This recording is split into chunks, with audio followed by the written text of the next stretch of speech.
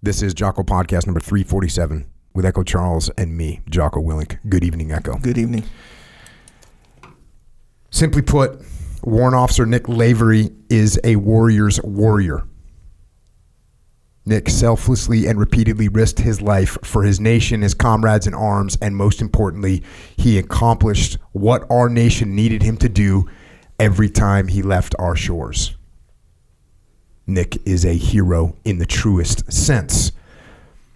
Nick's chosen profession requires an immersion into some of the nation's most difficult challenges, often in demanding, complex, and especially uncertain environments. To answer the nation's call, we seek men and women who have the tenacity to achieve the impossible and the resiliency to do it again and again. Nick Lavery's story is truly an exemplar of that. And that right there is an excerpt from a book. The book is called Objective Secure, and the book is actually written by Nick Lavery. And the words in that excerpt were spoken by Lieutenant General Francis Baudet, who is the commander of U.S. Army Special Operations.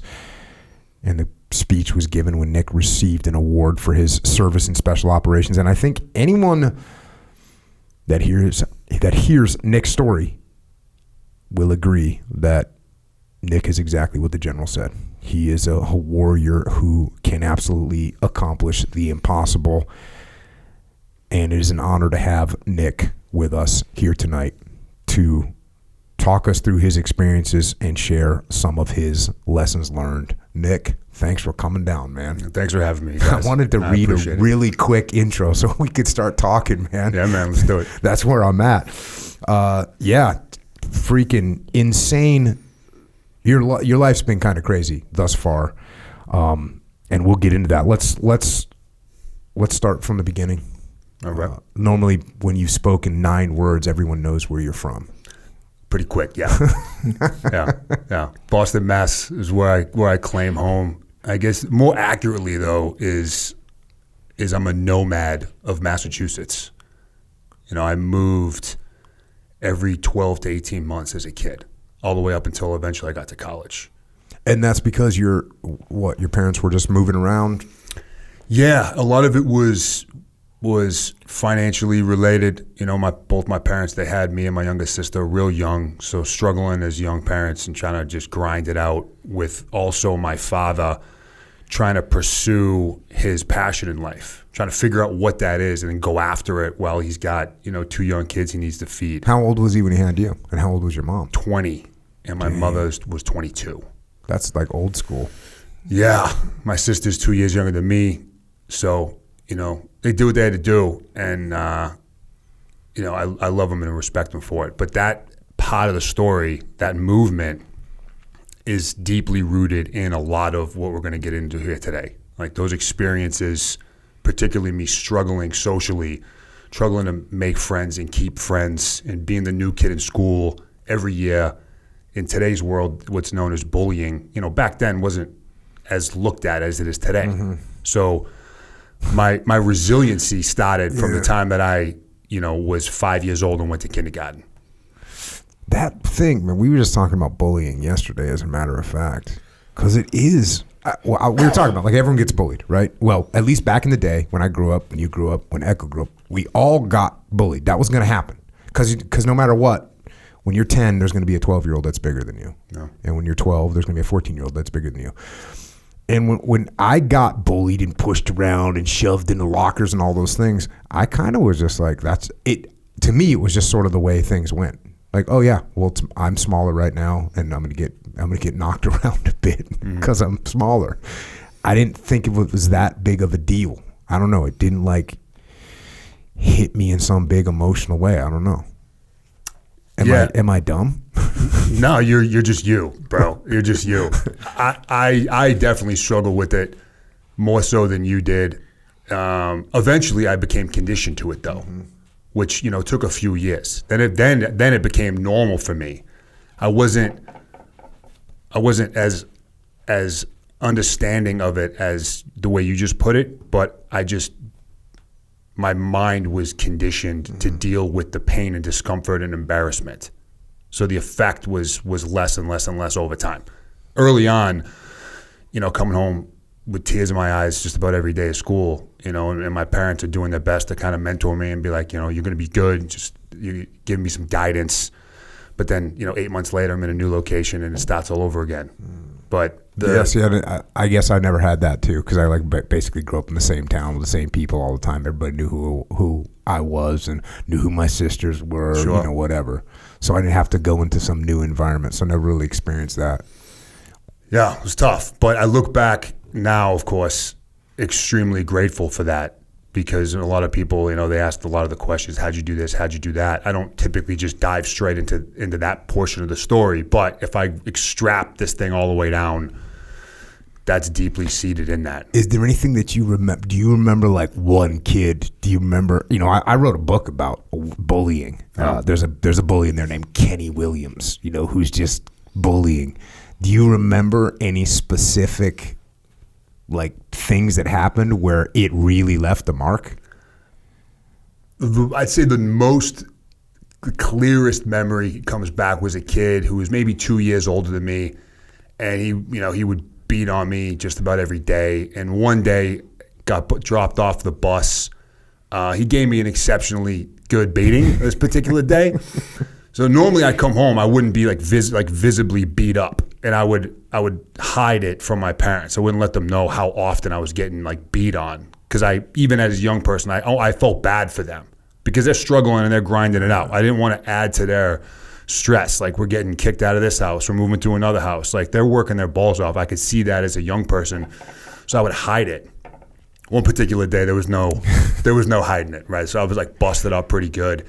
Walked in. And, my father got home from work a little later, and the kid lived just down the street from us. So he grabbed me and drugged me down the street, and I'm begging him no, let's not do this. You're going to make it worse. Let's not do this. I was in, third grade. So I was probably, 7 or 8-ish. I'm like, Dad, no. He's like, no, we're doing this. Knocks on the door. And this kid, his parents weren't all that put together. Father answers the door, hippie looking dude, but big, hairy, big mustache, shirtless, answers the door. And he and my father had some words where it almost went physical between the two of them right on this dude's doorstep, and the kid I was dealing with is behind his father, and he's yelling at me about how I'm going to get it worse. And I'm like, this is not working out for anybody. Ironically, though, however, I do remember that it did tone down after that. So it reached the precipice of confrontation, but it did kind of level things off a little bit. Yeah, that's a little bit crazy. That's what the dad wants to do, right? Oh yeah. Echo Charles, what? That was a real strong affirmative over there. Did your dad get into it? No. Back you up? No, but I don't know. I'm thinking every time I hear a bully story. Yeah, I have kids now. They're small. But if you imagine them coming home with visible damage, bro. Oh yeah, you want to go over there and kill everybody, whoever was even a part of it. We had a guy at this gym, and he worked here, and he did sales, but he's kind of like a loudmouth, always poking fun, always that kind of guy, and he did jiu-jitsu, he's a brown belt, and he used to roll with my son, and he would kind of bully my son. When my son was a little kid, he'd maybe slap him around a little bit on the mats, maybe give the noogies, right? The noogies. Yeah. And I remember one day when my kid was maybe 10 or 11 years old, we're leaving the gym, and I didn't pay any mind to it. He would just get abused or whatever, bullied, whatever, while I was training or something by, he's trying to train, and this guy would grab him and rough him up. And one day we're walking out, and my son goes, "Hey, Dad." And I go, "Hey, what's up?" And he goes, "Do you think that guy," he's like, "do you think he'll be here when I'm 20? And I was like, I don't know, but I could see he's plotting. Wow. I mean, he's plotting on this dude. So that guy doesn't work here anymore, so he's probably going to get away with it. But that's the kind of thing where you think that left a mark. Yeah. on my kid, like, oh, when the time comes, I'm going to train and I'm going to work and I'm going to be bigger and stronger than that guy. I'm going to come back when I'm 20. How old was he when it happened? It was probably like, I mean, this happened for years. I mean, we've had this gym since my son was like 5. Oh, wow. So this could have happened anywhere between the ages of 5 and 15, you know? So he was forecasting like a decade down the road. But this was when my son was like 10. He was thinking, hey, he was forecasting. By the time I'm 20, that guy's going to be old and I'm going to be ready. In my prime. Yeah. I think he is about 20 coming now. back. He's coming. Yeah. That clock is ticking. Mm-hmm. I'm going to go to the book here. Give you a little childhood background here. When I was around 9 years old, my parents bought me a dumbbell set.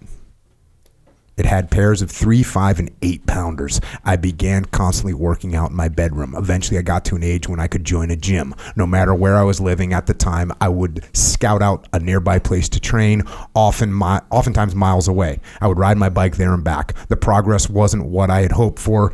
Neither did it have much of an effect on my social life. But the desire to be big and strong remained. I caught the bug. Mother Nature eventually blessed me with a growth spurt, shooting me up over 6'5", and my consistent work in the weight room paid off. I introduced different combat sports and martial arts into my life. I was no longer picked on. And as my social skills also developed, I was no longer without friends. So you started getting after it. Yeah, I made that connection. I don't know if that was a pre-planned segue with your son, but that's perfect because I didn't have a specific dude in mind that I was targeting a decade down the road. It was really everybody I was targeting, but the grind began then in order to build up the confidence that I wanted and needed. And so, when did you start wrestling? High school. Yeah, wrestled high school for my first 3 years up until my senior year, which is when football became the only sport that I would play. Our head football coach, was also the athletic director of the program. So I started getting looked at to play football my junior year by college scouts. So come senior year, he's like, no, all you're doing here in the weight room, it's football. You can run with the track team to help you with your speed and conditioning, but you are football 24/7. And you were down for the cause on that, right? Absolutely. Yeah. That became my primary sport earlier than high school. And then I saw it as a way to go to college because I was not an academic by any stretch. You want to talk about doing the bare minimum just to be able to stay eligible to play sports? That was me, man. So that was my only route to college. So I was cool with that adjustment. When did you grow? I was a peanut most of my life growing up. I was a massive baby. I was 12 pounds, 9 ounces as a baby. And my mother... That's not a baby, bro. No, that's like a small child. Yeah. I set the record at the hospital, which has since closed, so I own that forever. Nice. My mother's, she's a hippie, and she wanted to have this natural birth process, and the doctor's like, no, you don't understand. Like, we have to go in and remove this human from you because he will split you in half. So that's the route I took. And I was massive as a baby, and then I became really, really small. Like, I wrestled at 123, my freshman year. So little. I was maybe 5'5", 5'6", little guy. Damn. It wasn't until I think it was between my sophomore and junior year of high school that I hit this massive growth spurt, and I shot up like 6 inches over a summer. And my joints were all achy. Oh, yeah. I had Osgood's is what it was called. I'm not sure if it's still called that. Disease. Okay, so I had that going, and I was gangly and awkward because I had gotten so tall. Came back my junior year, and my football coach, all my coaches were like, "What do we even do with you now? Because you're growing so tall." But between that time and then the time I graduated, those 2 years was when I shot up, like over a foot over the course of 2 years. God, that's insane. It was wild, man. And it was stranger because my birthday is September 1st, which is coming up here pretty soon. I went to school early, so everyone in my class was a year ahead of me. So I started college, for example, at 17 years old, was my freshman year of college. So I was already like a year behind everybody in terms of my maturity and my puberty development. Mm-hmm. So even my buddies, once I had them, their voices are dropping, they're getting hair in new places, and I'm still this little squeaky mouse right? Trying to lift my 8-pound dumbbell set so I could stay, one of the cool kids. So I was real late to the game with all that stuff. Yeah, that's why parents hold their kids back. That's a big deal, man. Holding the kids back so they're little dominators. In wrestling, that's like the way. That's the way. At least in California, kids are like 23. Their senior year. It's like football in Texas. Oh yeah, it's the same thing. Freaking crazy. You see these seniors in high school with full blown beards, like men, right? These are not kids, man. These are men. Yeah. So you must have started to like just completely shine in football because you get huge. I didn't get huge, like body mass wise, until I was in college. So by the time I graduated my senior year, I was a strong safety, but I got so tall that the scouts started looking at me for linebacker in college. They're like, you're eventually going to fill out that frame. We just need to maintain your speed and stack on some muscle mass to go along with your now new height that you have.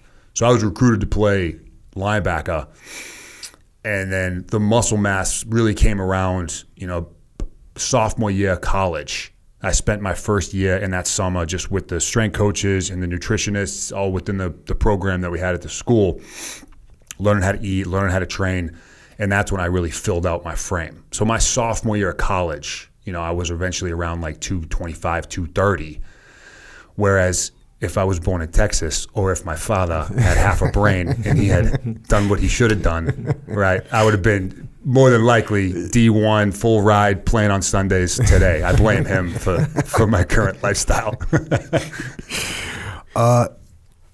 What did they put you on like a straight up just dirty bulk? Is that the proper term? One of them. Yeah. Dirty. I imagine if you showed up to me and you're a freshman in college and you weigh whatever 185 pounds, I'm like, cool. Deadlift, squat, and just eat. Did they put you on that? Like you said, nutritionist. I thought the nutritionist at that point would be Domino's. Just eat everything. Just eat everything. No, it wasn't. It was more dialed in. I had a regimented meal plan that I would just show up to the cafeteria and just give them my name, and then they would give me the food.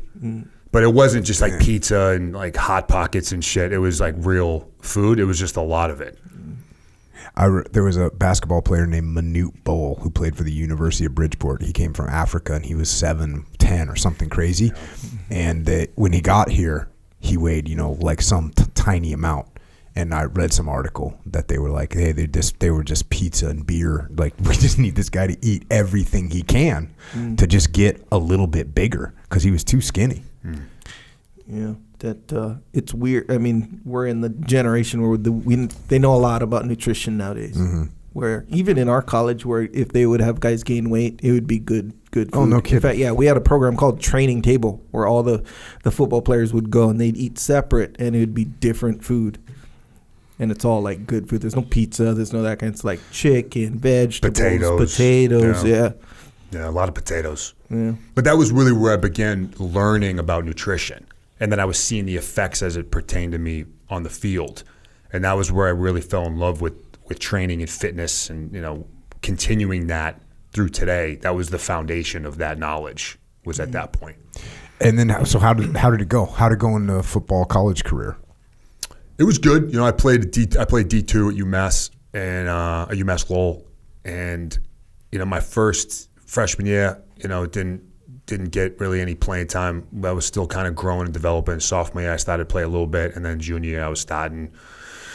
I say junior year because that's the way we normally break it down, but for me, it was like more like my sophomore year 2.0, because I wasn't in line with the credits I needed to stay on track to graduate in 4 years, right? So, but my second or third year of playing ball, my third year in college, was when I was on the field, and then my fourth year, I took a pretty nasty injury to my back, and that ended my season a little early. That was your senior year? Yeah. So what year was that? That would have been 2004, 2005. Oh, okay. So where were you and what were you doing when September 11th happened? That was my sophomore year. Yeah, sophomore year or my second year of school was 9/11. Were you? Is that what focused you? Maybe thinking about being in the military? Yeah, I mean that was certainly the tipping point for me. was that. I started looking at it in high school around my freshman, sophomore year. I had no direction. I skipped school one day. I went downtown Boston and met with a Marine Corps recruiter. And I said, I think I want to be a Marine. And he's like, perfect. Finish high school and come back and we got you, bro. I'm like, great. So I had like kind of an idea because I hated school. I liked athletics, but I was tiny. There was no future in that for me. I wanted to be respected. I wanted to be feared in a lot of ways because I lived my life in fear most of the time. And the Marine Corps was the route to give me what I needed. He's like, cool, graduate high school, come back. Did he take your number or anything? I don't think so. It might be too far outside their window because they got to get their quotas and all that. But at the same time, like when you walk in there, it's like going on to a car dealership. Like they're ready to take you. Yeah. But I guess if you were like 13, he's like, well, come back when you graduate. Yeah. I don't remember any exchange of information. The only thing that detracted me from going that route was football, was athletics. So went to college, kind of plan B. And then sophomore year that was 9/11. And then at that point, I struggled to stay in school because I was really angry and I wanted to be part of the response to that. I struggled to stay in school, listened to some, family and friends and mentors, and decided to stay in and grind out the rest of my degree and then look at options to come in. What'd you get your degree in? Criminology. And then you're graduating. What year did you say you graduated? 2005? I graduated in 2007. Oh, no kidding. So yeah, normally if you go to college for 7 years, they call you doctor. It's just Nick still. So a lot of different academic probations and having to redo semesters. It made it easy for me to be eligible for football because it's played in the fall. So all I needed to do was maintain, I think it was 9 credits, like 3 classes, and just not fail any of them.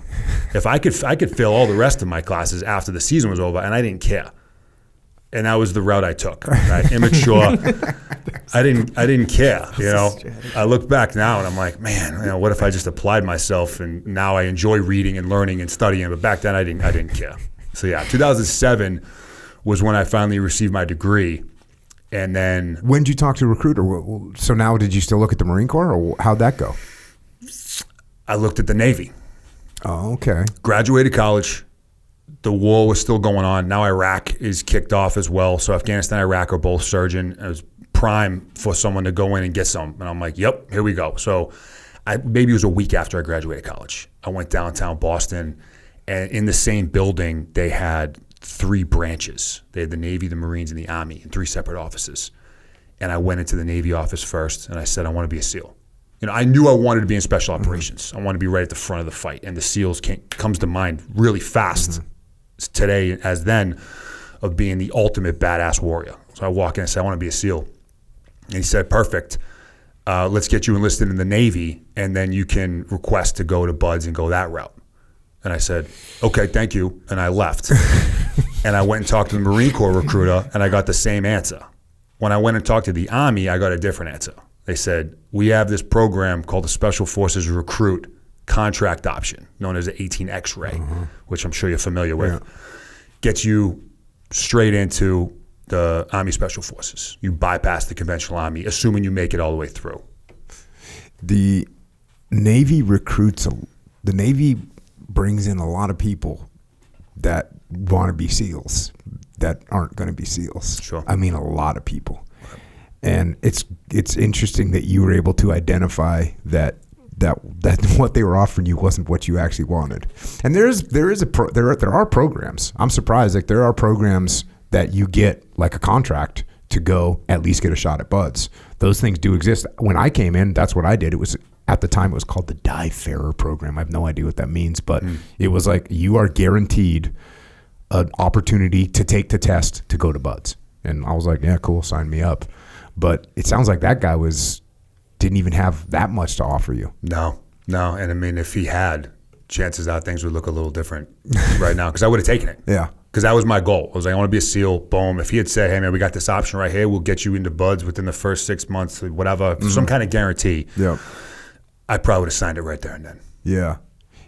That's weird. I wonder what was up with that. And then the Marine Corps, same thing.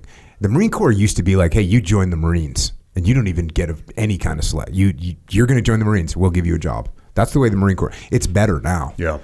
But the Army has had that 18 X-ray program has been freaking goldmine for them. Yeah. It kicked off, originally back in the day, and then it went away for a while, and they turned it back on in 2002. Post 9/11, when the ODA was getting requested to do a whole bunch of stuff. They're like, we need to get more quality candidates. Let's start this program back up again. Yeah, I don't know if you've heard some of the SOG guys. A lot of those SOG guys were off the street, straight into SF, and they'll defend the 18 X-ray. They're like, we're basically 18 X-ray, because they just came right in and went in and went to Nam and got after it. Yeah. So that's what happened. So you end up. Did you even think about an officer program, or was that just not happening? I mean, it sounds like your grades weren't stellar. Grades were not stellar. It was offered to me. It was brought up to me by my recruiter. But the 18 X-ray contract's not an option for officers. Mm-hmm. So it immediately wiped that off the table for me. Also, my interpretation of what officers do back then was a little off. There's some truth to it, but in my mind then, officers strictly sat behind a desk, and enlisted guys were the actual guys that worked. And I wanted to be a worker. I wanted to get my hands dirty and everything else dirty. I wanted to get into it. I don't want to be the guy telling the guy to do the thing. I want to be the guy doing the thing. And in soft, that's obviously not the case. But because the X-ray option didn't exist for O's, that automatically made it a non-option for me. What'd your parents think of this? My father essentially tried to ground me when I brought this to his attention. How old were you? I was 24. Right, 24, a lot of life experience. Graduated college, and I called him up. Because I had done my homework. I didn't sign the X-ray contract right there and then either. I went home. I said, thank you. I didn't know what Green Berets did. I'd seen, Rambo and John Wayne, but I didn't know what an SFODA does, what a Green Beret really does. So I did some homework. I was drawn to the mission. I was really attracted by the timeline. That's what ultimately made me pull the trigger. But once I did my homework, made my decision, I don't think I'd signed the contract yet, but I called my father and I said, hey, Dad, this is what I'm going to do. And he's like, no, you're not. And I'm like, listen, dude, I love you. You're my best friend in the world. I'm not asking you permission. I'm 24, But as a new father now, my kids are also young. I can put myself in his shoes, right? He sees the news, he sees what's going on, he knows where I'm trying to go, and he's just scared for me, which is fine. But they were both totally against it to begin with. Now, you described your mom as a hippie. Like, is that like classic definition of a hippie? She's a free spirit. Yeah, she's a free spirit. She's got her stones, and she's got some crystals in the bedroom. Got some crystals. She's got a dream catcher over the bed. Got some incense burning. Okay, she's in there. Yeah, man. She's in there. So she must have been really freaking out. Yeah, less than my father. My father's much more like rigid and objective and scientific. My mother was still kind of like, well, you need to choose your own journey, kind of thing. Oh, damn. Right, but I'd rather you not do that, but like you need to be who you need to be, kind of thing. Okay, we'll take it. I remember I just came home and told my parents, I just enlisted in the Navy, and my dad just looks at me, he goes, you're gonna hate it. He said, you hate authority and you don't listen to anybody. And I said, I'm gonna be in the SEAL teams. It's a team. You don't know nothing, old man. No. Do you come from a military family background? My grandfather was in the Army. My dad's dad was in the Army for 20 years. My dad got kicked out of ROTC, and he says that the military gene skips a generation because my dad's not a very militaristic dude. But I was a rebellious kid, so my dad was just looking, but they were both like, cool, get out of here. That's probably the best thing that could happen is you go in the military instead of staying around here causing trouble, being an idiot, which I was doing a good job of. Yeah. So rolled out, and that was that. But I just came home and told them I did it. So I think overall they were like, this is probably a really good thing that this idiot's getting out of here, getting off the payroll. Yeah. That's right. Let's jump back to the book here real quick. August 13th, 2007 was my first day in the United States Army. It began at the 30th Adjutant General Reception Battalion, located in Fort Benning, Georgia. This is the first location U.S. Army basic training recruits arrive prior to the actual start of basic training. Its purpose is to receive, prepare, and train personnel for what lies ahead. While I am sure we were given some classes, the only things that I recall during my time at the 30th AG were doing paperwork, eating our 3 meals a day, and waiting, a lot of waiting, most of which was spent standing in formation. We stood in formation for hours each day. While in formation, waiting for what seemed like an eternity, we would sound off with several mantras. The Soldier's Creed, the Army Song, and the Warrior Ethos are a few that come to mind. At any point, a drill sergeant, a member of the command, or any soldier in the formation would simply yell, "The Warrior Ethos." Then the entire formation of soldiers would sound off with that mantra. This served two purposes. One, it killed time, even if it was only 30 seconds of time. It gave us something to do. Two, it ingrained these mantras into our heads. Basic training is the Army's method to break down an individual into human clay in order to then be remolded into a soldier. The same goes for other branches of the military. The verbalization of mantras is part of that process. The Warrior Ethos was one of them. The Warrior Ethos has 4 tenets. 1, I will always place the mission first. 2, I will never accept defeat. 3, I will never quit. 4, I will never leave a fallen comrade. So it's welcome to boot camp. Mm-hmm. How'd you feel about boot camp when you got there?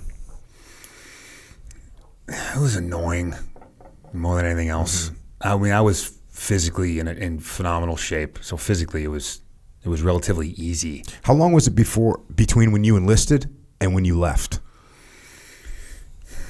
Maybe 3-4 months. Did you shift your training to be ready for? Oh yeah, drastically. Humping rocks and.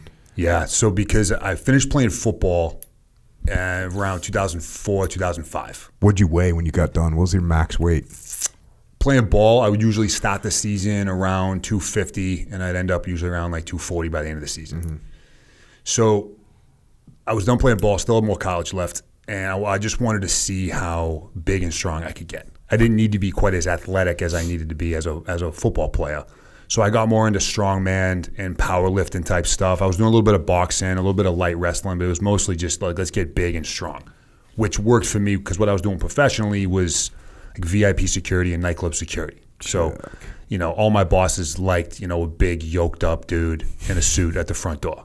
So, it helped me with what I was doing for work, and I enjoyed the training. So by the time I graduated college, decided I was going to enlist, I was close to 300 pounds. Damn.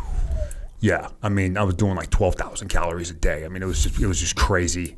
So there's no way I was in a condition to go to basic training. Does it take effort for you to eat 12,000 calories in a day? Yeah, it was hard. It's work. Yeah, I really disliked it.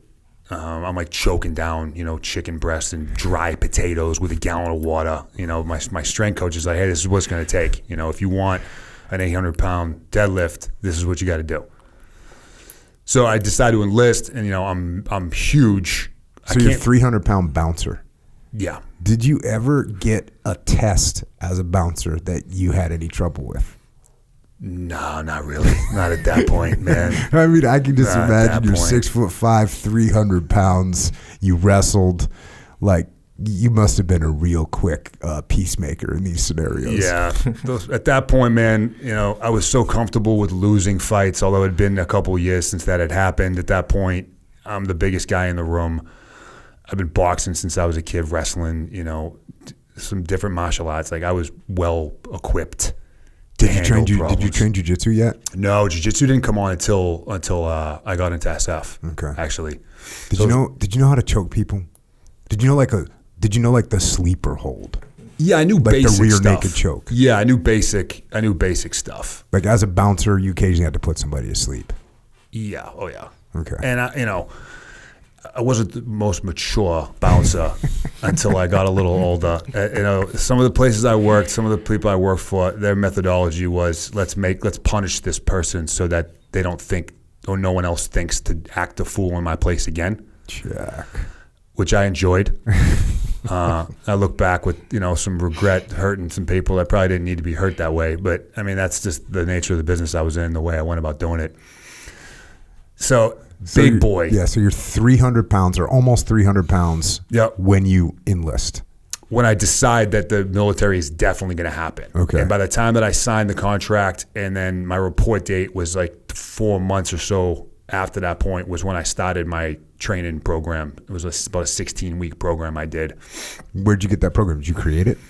I was working with a strength coach, same coach I work with today. Actually, one of them that I've been working with him now, close to 15 years. So he put it together for me. And obviously it was a wild shift from flipping tires and moving Atlas stones to, running, rucking, dynamic CrossFit style circuit training. So I sliced myself down over about 16 weeks from, 295 to about 245. About 50 pounds or so came off. Which 245, 6'5" is a big person, right? Yeah. But I was just diced because I had so much mass on that I just sliced everything off. So by the time I showed up day one, I don't think this is in the book. This is no shit. This is day one of boot camp? Of basic training. Yeah, you're just a savage. I'm a 24-year-old, 6'5", 240-pound diced dude. And I'm surrounded by a lot of, 17, 18-year-old children who have never left the house before. And, you get your ass smoked, right, of course, for the first several hours when you get there. After maybe 4 or 5 hours of just doing push-ups and flutter kicks and sit-ups, I'm like pumped up. My muscles are like full. And then they do their tattoo inspection, which they strip you down into your underwear and they just go person to person to person. And I don't think they're really searching for tattoos. I think they just want to see like your physique and like expose you and just make you feel uncomfortable. So all 3 drill sergeants are like surrounding you and you're standing there in your underwear. And they're just like looking you up and down and just like getting into your head. Well, the tattoos I have on me, this is Latin for strength and honor. I didn't have a lot of these other tats on me at the time. So these stuck out.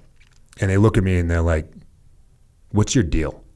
And I'm like, I don't know how to answer this question. Like, why are you here? And I thought they were messing with me. In retrospect, I talked to these guys years later. They're like, we thought you were like an actual like government project that was going on. Like you were created in a lab or something. Like they didn't know what my deal was. And then they asked me about the tattoos, and I say it says strength and honor. And then they look up at the wall, and it's engraved in the wall above the whiteboard. It says strength and honor. So now their wheels are really spinning, like I'm some kind of an implant. You're from the movie Soldier, bro. Yeah, and I didn't pick up on all this at the time. And eventually, our head drill instructor, later on that evening, came over to me, and he's like, "No, really, man. Like, did someone send you here?" And I'm like, I don't know what's happening right now, dude. I'm trying to play the game, but I don't know what game we're playing right now. So it was more. I say it was more annoying and frustrating because I was babysitting kids and I was put in charge of my platoon on day one. Like, you're the guy. We're all going to leave for the night. You're going to make sure that everyone that's in their beds right now are going to stay in their beds. So I was literally chasing kids like down the stairwell that were trying to just leave Fort Benning. Like, I don't know where they thought they were going to go, but I'm like dragging kids back to their beds. It wasn't very like tactful with my approach. It was very blunt. Like, get your ass back in your bed and stay there, or else. So that was like 16 or 17 weeks of pretty much that. Yeah, that's classic, dude. You're not a normal dude to be showing up to boot camp. That's friggin' awesome. So you go to basic, and then do you go straight to AIT after that? Well, for us, as an 18 X-ray, you do the infantry program, which is called one station unit training. So they go basic and AIT back to back without any break. Oh, okay. So it's boom, boom, right straight through. Are you just having fun this entire time? No, it wasn't fun at all. I was just like staring at the clock, like, get me out of here. Like the runs, like the workouts, they weren't all that like stimulating and difficult. I was trying to play the game. I did play the game. Yep. I wasn't like a rebel. I was like, Roger that. I was a good soldier. Yep. I was just like, I want to get to the real work, which I know is at Fort Bragg. So like, get me out of here. Mm-hmm. And then, so you make it through all this stuff. Did you go to airborne school too? Yeah, when you finish basic or AIT, and then you go straight down the street to airborne school. Get your airborne shuffle on for 3 weeks. Oh yeah. Do some PLFs in the sawdust. Mm-hmm. And then it's to where'd you go? SOPC? Did they have SOPC up and running at this point? Yeah. Then it was to SOPC. And that's to get you ready for selection, right? Correct. You were kind of ready for selection. Oh yeah. Yeah. Were you in worse shape now than you were when you entered, just from being in boot camp and stuff? Or were you able to maintain? No, I lost, 20, 25 pounds in basic training just because I wasn't getting the calories I needed. They were starving you. Yeah. The freaking government project Yeah. is freaking. They were trying to cut off you. They wanted to tear me back down and have me sent back to the lab for like a refit. So I would say I was in worse shape for selection specifically than I would have been if I had just gone straight to that without going to basic training. But it was okay because by the time I got to SOPSI or got to Bragg to start SOPSI, then I could eat like normal again, and I put some mass back on, so get back into more anaerobic stuff with some resistance to be ready for SOPSI. So I was good to go. And how's SOPSI when you get there? Is it starting to approach what you have in mind? Yeah, it definitely was. I mean, the way SOPSI was back then, I think it was 5 or 6 weeks, and you would stay at Fort Bragg, and then you'd go down to Fort Campbell on Monday, and you would train and be in SOPSI Monday through Friday, and then you would come back to Bragg for the weekend, and you would just do that for 6 weeks. And it was just a lot of PT, land nav, like knot tying, some SF history stuff, but it was mostly physical to get you ready for selection. Well, at the end of the first week, so it's Friday, week one is done, and now I'm feeling like I'm playing the game with the big boys. I got SF guys that are now my cadre. It's my first time being introduced to them. I'm surrounded by a bunch of X-rays. I'm like, okay, now I feel like I'm in the game. That first week ends, and our lead instructor comes down. He says, all right, check it out. The upcoming selection class has some open slots, so we're going to send volunteers, or we're going to just force those that are in the top 10% performance-wise to go. And it starts on Monday. I raised my hand immediately. I'm like, yep, I'm good. I'm ready to go. Like, let's go. My confidence was really high. So it gave me a weekend to just get my stuff ready, my equipment, make sure I had everything I needed, which I did because I was part of SOPSI. So my SOPSI experience was 5 days. And then I was in SFAS the following Monday. And how was that selection? Selection when I went through was 14 days long. Now it's back to 20 or so. It was 20, 21 for a long time, and then mine was the second class after they condensed it down into 14. I can't tell you why they did that, but you would think that meant they removed like 5 or 6 days worth of stuff, but they didn't. They just rammed it into a shorter window. So there was no like white space in between stuff. Everything was it was much more intense, because you still had to check all these blocks, but just in a week less of time. What percentage of attrition comes from that selection? Yeah, so the time I went, we started with around 300 or so candidates, and around 100 made it to the end, and then they selected around 40 or so. God, see, that seems like a freaking crazy roll of the dice if you're joining the Army to be an SF guy. That you can go through the training and they can just be like, yeah, you're not what we're looking for. Is that what it is? Yeah, I mean, I have some buddies that are selection cadre now, and some that have been and now are back to the unit. They make it as objective as I think they can, but it's open to subjectivity because there are human beings that are evaluating you. And if you're looking at purely physical capability, like how fast did you run 2 miles? That's objective. How many push-ups can you do? Pull-ups, whatever. But when you're evaluating people for leadership and their ability to work in a team dynamic, that gets subjective pretty quick. So it is a roll of the dice to a degree because you may just have a bad day or a bad week. You're a solid leader, you're a solid performer, you just didn't perform when you needed to, and that's what the cadre had to go off of. So, yeah, you didn't make this round, but come back and try again. How long do you have to wait before you can come back and try again?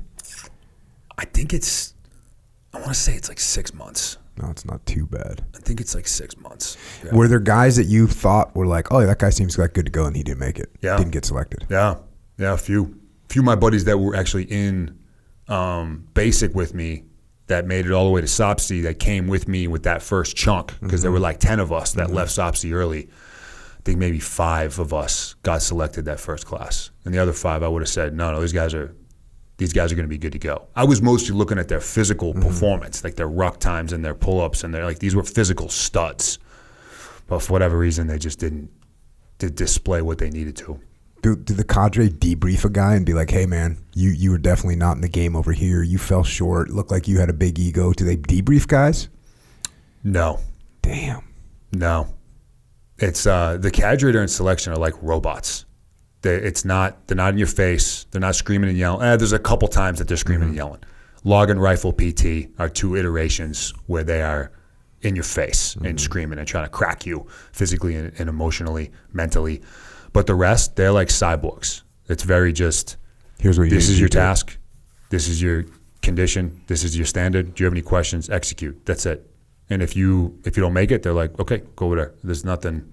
They're not trying to get you to quit. And they're also not there to tell you why you don't get picked up or why you failed an event. Yeah. They're like cyborgs. That's wild. Because it seems like in buds, really the whole first phase is to weed people out. But most of it happens the first, second, third, fourth week. The fourth or fifth week, depending, is hell week, And they'll get rid of so many people. But, that objectivity, I guess it happens a little bit different in buds. Like the instructors will see someone that's weak and they'll kind of like, they'll start working on them and they'll just break him. Yeah. And that'll be that. Was there anything that was a challenge for you in this stuff? Because you're like a freaking government experiment.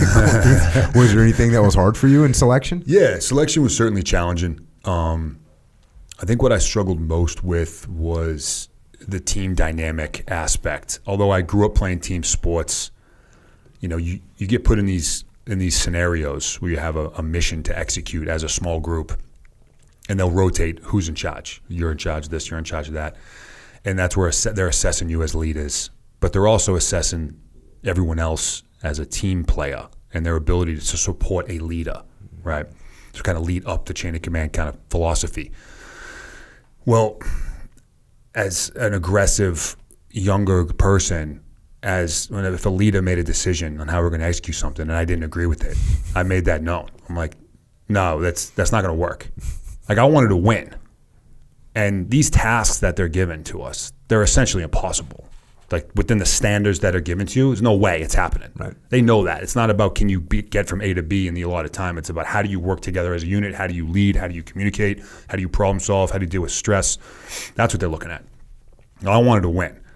And if homeboy came back with some like crazy, ridiculous strategy that I knew wouldn't work, I let him know that. I'm like, no, that's not going to work.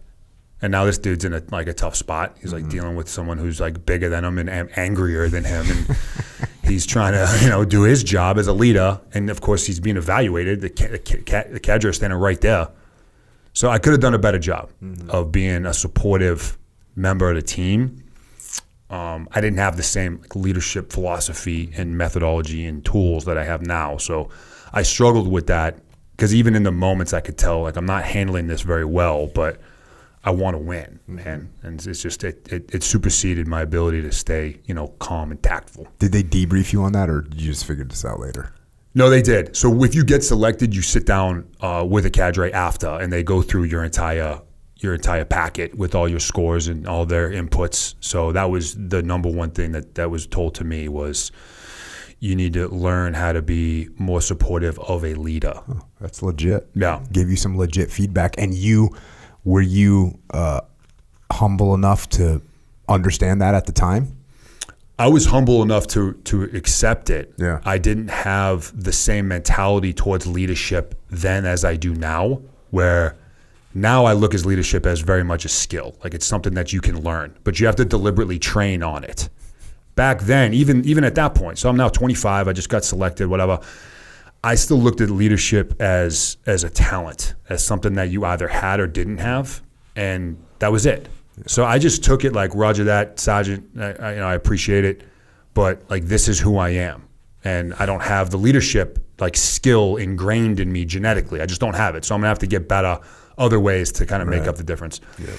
Now I look, my mentality towards it is wildly different. Yeah, no, that's a lot of people make that, or a lot of people have that attitude. And, we have a leadership consulting company, and explaining to people that they can actually learn skills just like, I guess the example I always use is playing guitar or shooting baskets in basketball. Like, you can't just pick up a basketball and think you can make free throws. It's like not happening. You can't pick up a guitar and just think you're going to be able to play. It's skill, and leadership is the same way. And are there some people that have a little bit of a tendency that have better hand-eye coordination, that they're going to be able to pick up basketball a little bit quicker? Yeah. Are there people that have a certain ability to recognize different notes when they hear them? Yeah, that's an actual thing you can be born with. But regardless, you still need to learn the skills in order to get good at it. And leadership's the same way. You're going to have some natural propensity for it. There's going to be some parts of it you'll be good at. There's going to be some parts you'll suck at. You take advantage of the ones you're good at. You work on the ones you're not. But it's definitely, everyone can get better unless they're a person that says, I already know everything. Right. And then they're going to be a problem. So then it's off to Q course after that? Yep. Get selected, go into Q course. And back then, it's different today, but back then, you go through these different phases, phase 1, 2, 3, 4. And in between those, you would just be waiting at Fort Bragg for there to be enough students that they could lump together to start the next phase. So a lot of white space in between. Mm-hmm. Phase 1, you go down to Camp McCall, you're there for 3 weeks, 7 weeks, whatever. Come back to Bragg and reset. Well, sometimes those breaks could be a month or 3 months, right? What do you do during those breaks? Just working out? PT, formations. They do like some LPD stuff with some of the TACs that were back there at Bragg, the guys that were like in charge of us, keeping accountability. So we do some like leadership type classes. But you were mostly just hanging out, waiting, trying to stay out of trouble. And that's where actually a lot of guys, that's the reason why they're not Green Berets today, is because of that downtime. There's plenty of distractions in Fayetteville, North Carolina. God. Plenty. There's plenty. They're all there. All of the vices and distractions that you could want or hope didn't exist, they're all there. Girls, drugs, booze, nightlife, fights. Yeah. That is what got a lot of guys removed from the program because they just couldn't stay focused for that amount of time. Because it took me, just the Q course alone, about 18 months. Oh, no kidding. To get through it. Yeah. And how much of that time was it? I mean, just actually a guess. Training? Yeah, how much was actually training? Maybe 12. Wow. Yeah. Well, when you were going through that, was there anything that was trouble for you in there? Language school. Real hard. Yeah, language school is hard. What language did you learn? I learned Russian in the Q course, which was 6 months long. Do they have R's in Russian? They have the R sound in Russian? Because they do, but I don't passing shit. You talk about a confusing accent. You mix Russian and Boston together. Literally, no one knows what I'm saying, including me. So everyone's left lost. What did you just say? I'm like, I don't think I even know.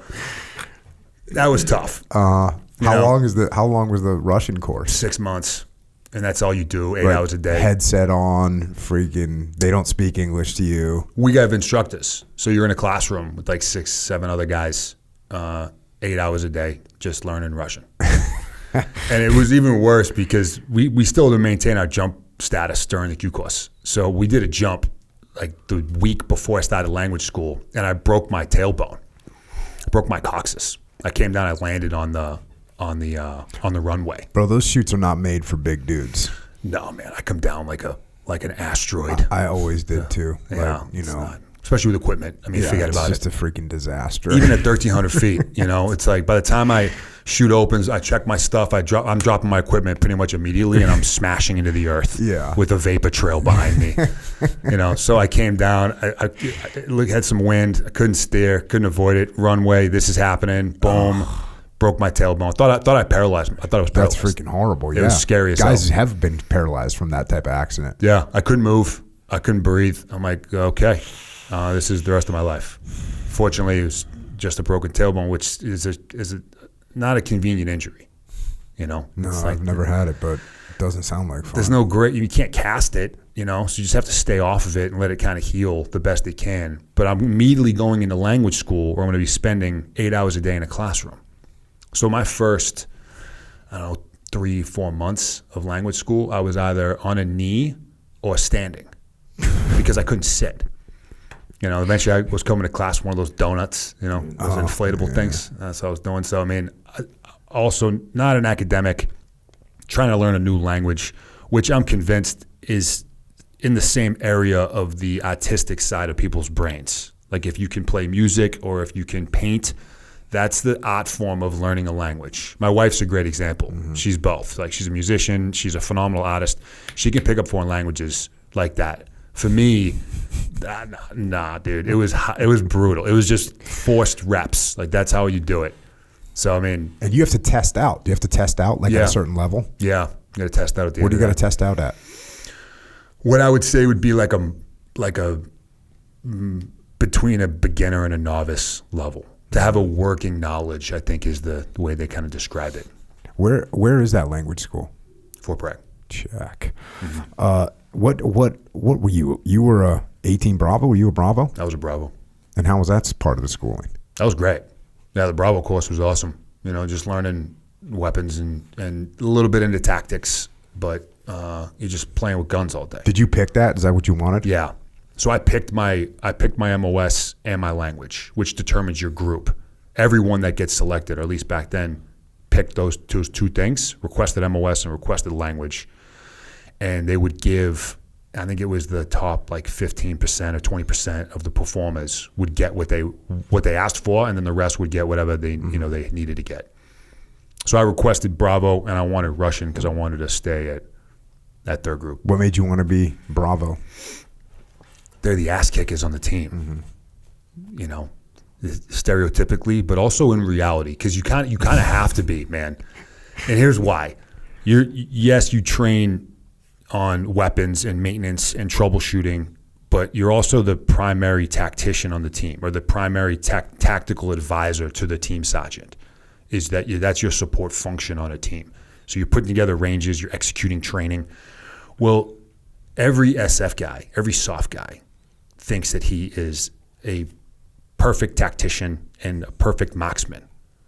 The other skill sets, medics, commo, demo, those are much easier for those guys to teach their teammates because they don't have the pride associated with not knowing medicine. I don't have the pride associated with not knowing how to use this radio. You walk up to a guy and say, you don't know how to use your rifle? That they don't take that very well. So you have to have an aggressive, dominant personality to be able to break through that barrier that your teammates have to be able to do your job. Yeah, they're going to take that very personally. They don't like that. You know, they don't like that.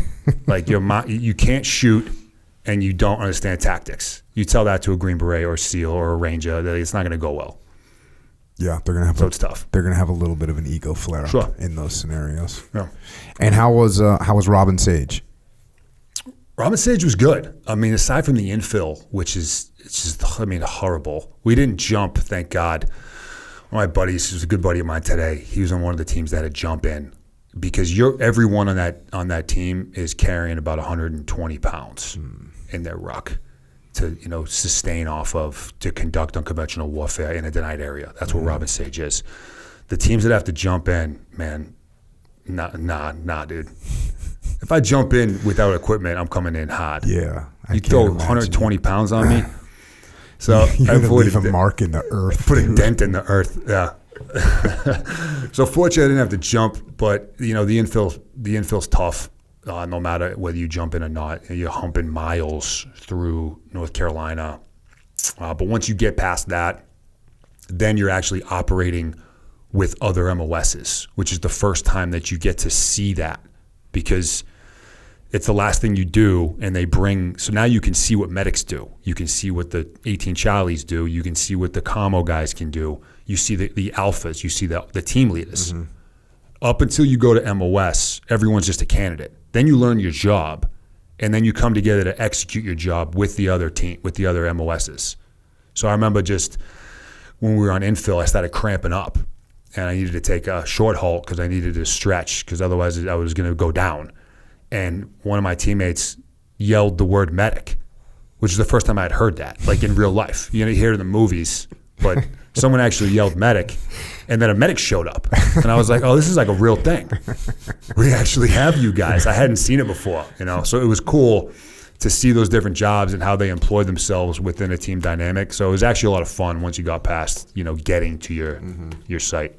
How long is the freaking infill? Usually takes, like 2 to 3 days. Oh, damn. To get in. Yeah. I mean, every route's different, It's trains, planes, and automobiles, and a lot of walking. So, horse trailer from here to here. You get there, you walk, 12 miles through the wood line, link up over here, jump on a boat, move down this river. It's like a full-on infill, as if you were going into actual denied area. That's what they try to replicate. You get done with that, and that's it, right? That's when you get your designation, your Green Beret. That's it, yeah.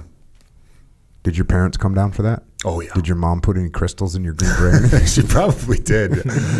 She blew some incense on me. Do you have like one Green Beret that you got that one time? And that's the one that you get and the one that you keep? The actual headgear? Yeah.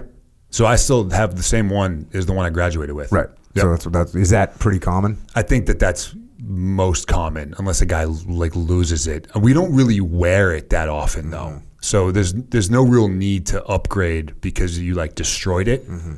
It's kind of funny, man. You spend all this time thinking about becoming one, and you want to earn this little green hat more than anything. It's on the top of this mountain. It means everything to you. You want to put it all on the line, and then you get it, and then you never want to wear it because it's just a pain in the ass to put on your head.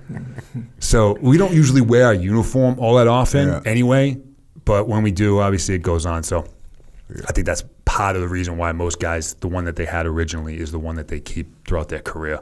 Yeah. No, uniform is always not fun. I remember I always thought to myself, man, I'm like a 30, 35, 38-year-old dude. I go to work all day. I don't have to wear a shirt, man. This is the life. Yeah, man. Freaking good to go. Yeah. But your parents came down to graduation and all that? Absolutely.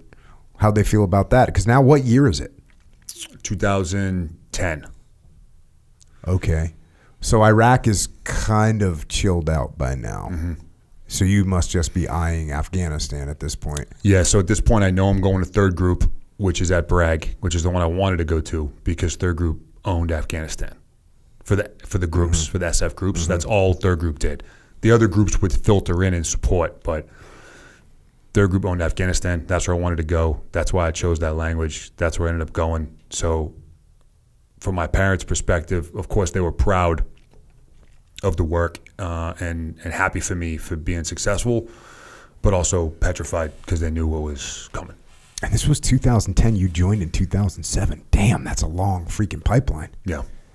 Yeah. That's a long pipeline. Now it's much more streamlined. So the current Q course, they've cut that white space in between. So they give guys, maybe it's a week or two or so off.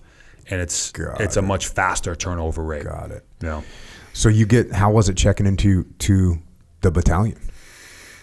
It was, I showed up never having been in a real unit before, other than as a student. And you don't get a whole lot of guidance. It's report to third group on this day. It's over there somewhere. I'm like, okay. So you find it, right? And then I walk into group headquarters building, and there's some E5 working the CQ desk. And I'm like, hi, I'm here to report to 1st Battalion. He's like, okay, it's over there. I'm like, all right, roger that. So I meander over there. And the funny story is I'm walking around the battalion trying to get all these little boxes checked off, right? Check in with S1, which is your admin section. Check in with S2, your intel section. Get yourself administratively within the unit. I've never heard of S4. I don't even know what it is. Okay, it's over here. I find it. What do I need from you guys? Classic. So I'm meandering around pretty lost. Clearly I was lost because a dude comes up to me in PTs and he's like, you need help finding something?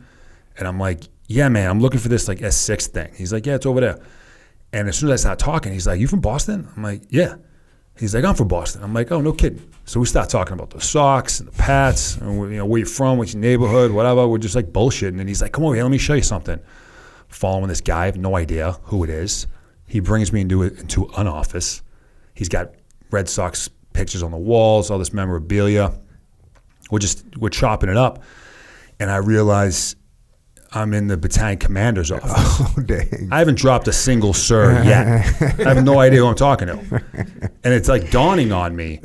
And I'm like, all right, but I'm just going to keep going with this because he seems cool with it. Maybe this is just the way it is. I don't know. It's my first day in the unit. And then I just hear this bellowing voice from the office next to it. And this was Sergeant Major Spratt. Command Sergeant Major Spratt, who had just left SWIC which is where the Q course and selection is, and came back to third group. And he had some specific language about, asking very politely who was talking to the battalion commander that way. And he walks in the office, and he's an old school SF guy, man. Old school, like big mustache, big chest, right? Walks in, yelling at me. I look over at the battalion commander, like, are you gonna step in here? And he's just laughing. I thought we were boys. I thought we were buddies, He hangs me out to dry completely. So Sprat's like, looking at my name. He's like, I heard of you. He's like, you're one of those combatives guys, right? You're one of those like MMA fighter type dudes. And I was like, I don't know if I should say yes to this. I feel like you may want to challenge me out back, and I don't know how that will go. I'm like, yes, yeah, that is me. And he's like, okay, well, basically, don't ever talk to the boss like that again, and like get out of here and like go find your company. What gave you that reputation as being an MMA guy? Just because you wrestled, or did you pick up jiu-jitsu and stuff along the way? So I ended up getting MACP, which is the Army Combatives Program, Cert 1 and 2 during basic training that they offered to just like guys that were proficient with combat sports. Mm-hmm. So I showed up to the unit with that, and then during the Q course. And then actually, when I was in Robin Sage, Alan Shabaro, who's a jiu-jitsu black belt, former third group SF guy, he was a cadre for a different field team out in Robin Sage. And he came over one night randomly and was like, hey, I heard you're into like combatives and stuff like that. Come check out my gym once you get out of here and you graduate and whatnot. That was my intro into jiu-jitsu. Oh my God. So I've been training with him a little bit before I actually showed up on day one. I just think maybe word kind of just traveled kind of quick, or whatever. But so that's your welcome aboard. You freaking bro out with the battalion commander and then get your ass chewed. Yeah, that was it. Stay. And how long does it take for you before you get into like an ODA? I was on my first team probably a week or two after that, because the timing was interesting. My entire company was forward in Afghanistan, but they only had about a month left before they were coming back. Every team except for one of them was forward, and there was a team that was that deployed offset from the rest of the company and the battalion because it was a specialized team. Mm-hmm. So it took my company sergeant major a little bit of time, a couple days, to think about where to put me, because I met him that day, my very first day. I made my way over to the company, met the sergeant major, introduced himself. He said, cool, man, like, what are your goals? I said, I want to get in Afghanistan, like, now.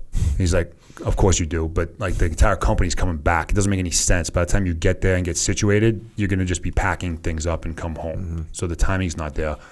But I do have this team that's set to go forward in a few months. I'm like, cool, can I go to that one? He's like, well, it's a different type of team. So, like, let me think about it. He did. Eventually I sat down with the team sergeant of that team, and this team focused on preparation of the environment is the task that we were assigned. So kind of like left of bang type stuff, which isn't exactly what I wanted to do. I wanted to go kick down doors and shoot bad guys in the face. This team was not designed to do that. But it's more designed to find the bad guys so that someone can go kick them in the face. It's designed to facilitate the door kickers to get to the guy or get to the area, right? So I mean, that it was that type of work. And it was a very senior team, because most guys would go spend, a few years on a standard ODA, and then they would migrate over into this type of stuff. So senior dudes. But eventually that's the route that I went. And I was on that team within a couple weeks of getting a group. I mean, I'm just going to say, like, you're a new guy, you're checking in, you get a chance to go to Afghanistan in a more rapid manner. They could probably told you, like, hey, we need a cook to go to Afghanistan in a month. You'd have been like, I'm in. Roger that. At least I know I would have been. Yep. I'm like, cool. Yep. Where's the freaking spatula Where's the ladle? yeah. Let's do this. Did you have any time to, like, prep?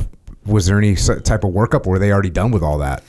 No, there was a workup. I think maybe, like I said, I think I was on the team about 4 months before we infilled. So I went and I learned Dari, which is a prominent language of Afghanistan. So I spent 6 months in the Q course getting my ass kicked learning Russian. Show it to my group, and they're like, welcome, go learn Dari. I'm like, you kidding me? I can't get away from this language thing, man, which I understand the value of it now, actually, even once I was able to employ it.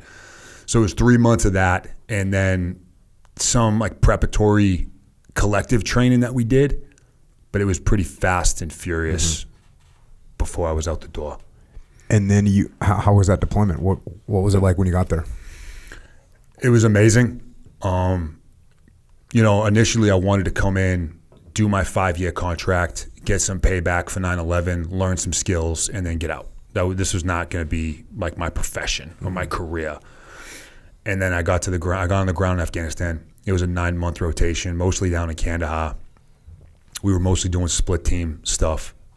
So one team was on the Paki border and the other team was in like downtown Kandahar. So I was getting a chance to see more rural and an urban environment. And because of the team I was on, I was seeing the more overt stuff where we get in like mounted gun trucks to go support a particular op, to being in a soft-skinned Corolla driving through downtown Kandahar in civilian clothes.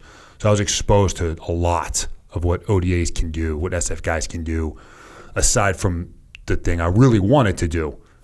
So we did end up getting into a couple little things somewhat by accident, but it was in that deployment that I couldn't imagine doing anything else. I decided, like, this is what I'm going to do for my career. And I re-enlisted, actually, in Afghanistan for like another 6, I think it was, beyond my current contract I was on. So it was great, man. So was the op tempo good where you were working all the time? Busy.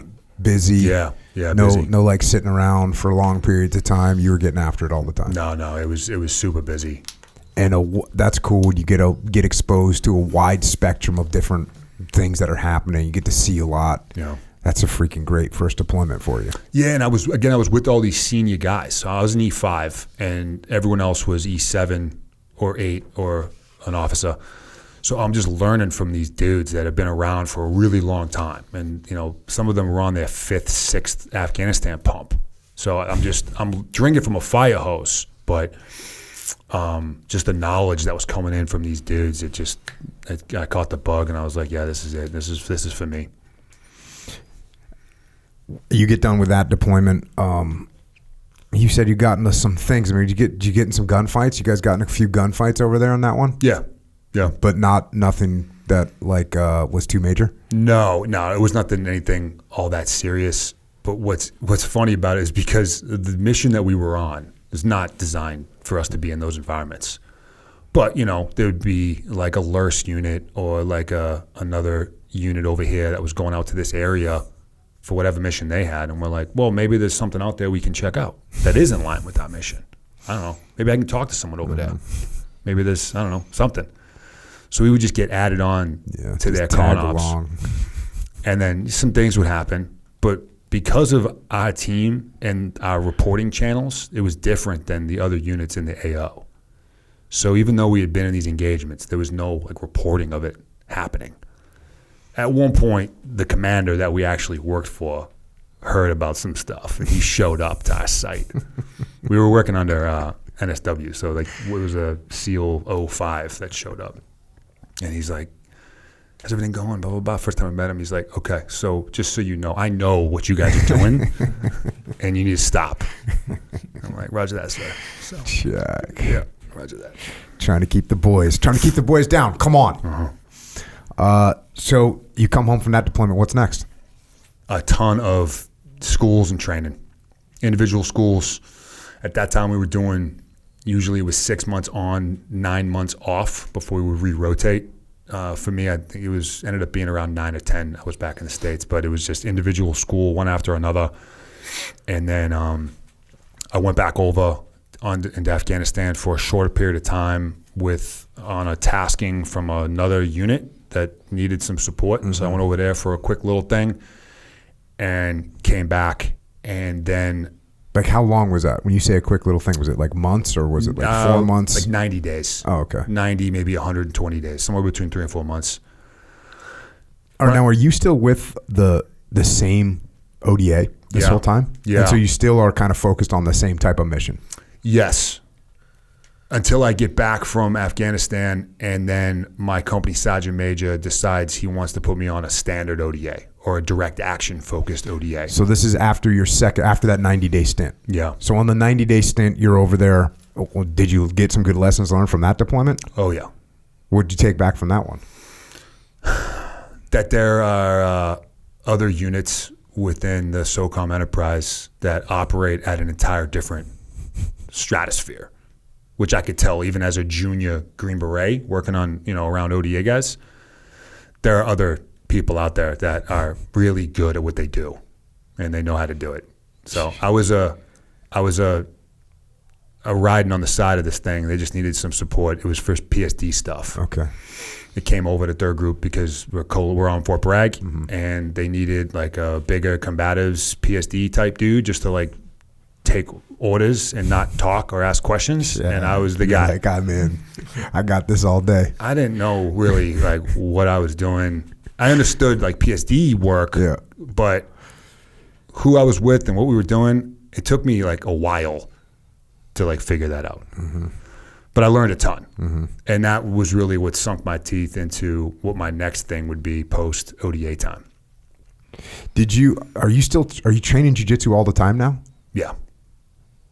So when you got back, and what about when you're on deployment, are you training at all? Do you have time? Oh yeah. You're like, hell yeah. Make time. Yeah. Every trip I've been on, I've built a little fight house. Yeah. Even into like austere stuff. We'll get into the next actual rotation. We're in the mountains doing VSO, and I built us a fight house up there. So you come back from the 90-day stint where you're doing PSD type work. Yep. And then you get put in. Now this one you getting put into like a DA type ODA. Yeah. I get back, and my deal was I would do 2 rotations on the first team I was on, and I committed to that because there's a lot of time they spend in training. How to do certain stuff. So I was like, yeah, that's no problem. Sergeant Major came in right after I got back, and he's like, hey man, I'm going to talk to your team sergeant, but I think you need to be on like a DA team. You're like, you don't fit in this team you're on now. You don't blend. You're like anywhere. You're the worst low visibility guy in the history of freaking special forces. Yeah, man. So it didn't make sense from that lens, and I was young and hungry, and he wanted to maximize on that, leverage that, get me into the fight in a more traditional sense. So he met with my team sergeant. Team sergeant was like, cool, man, this is what he wants. This is what's best for him. Roger that. So he let me go. And then I went to a DA team. This is now in like early 2012. And I was with them just in time to go through a full train up of that type of work before we went in on what was my second actual combat rotation in the fall of 2012. And so how's that working out? It was night and day, man. My first pump, doing what we were doing, we were living cush.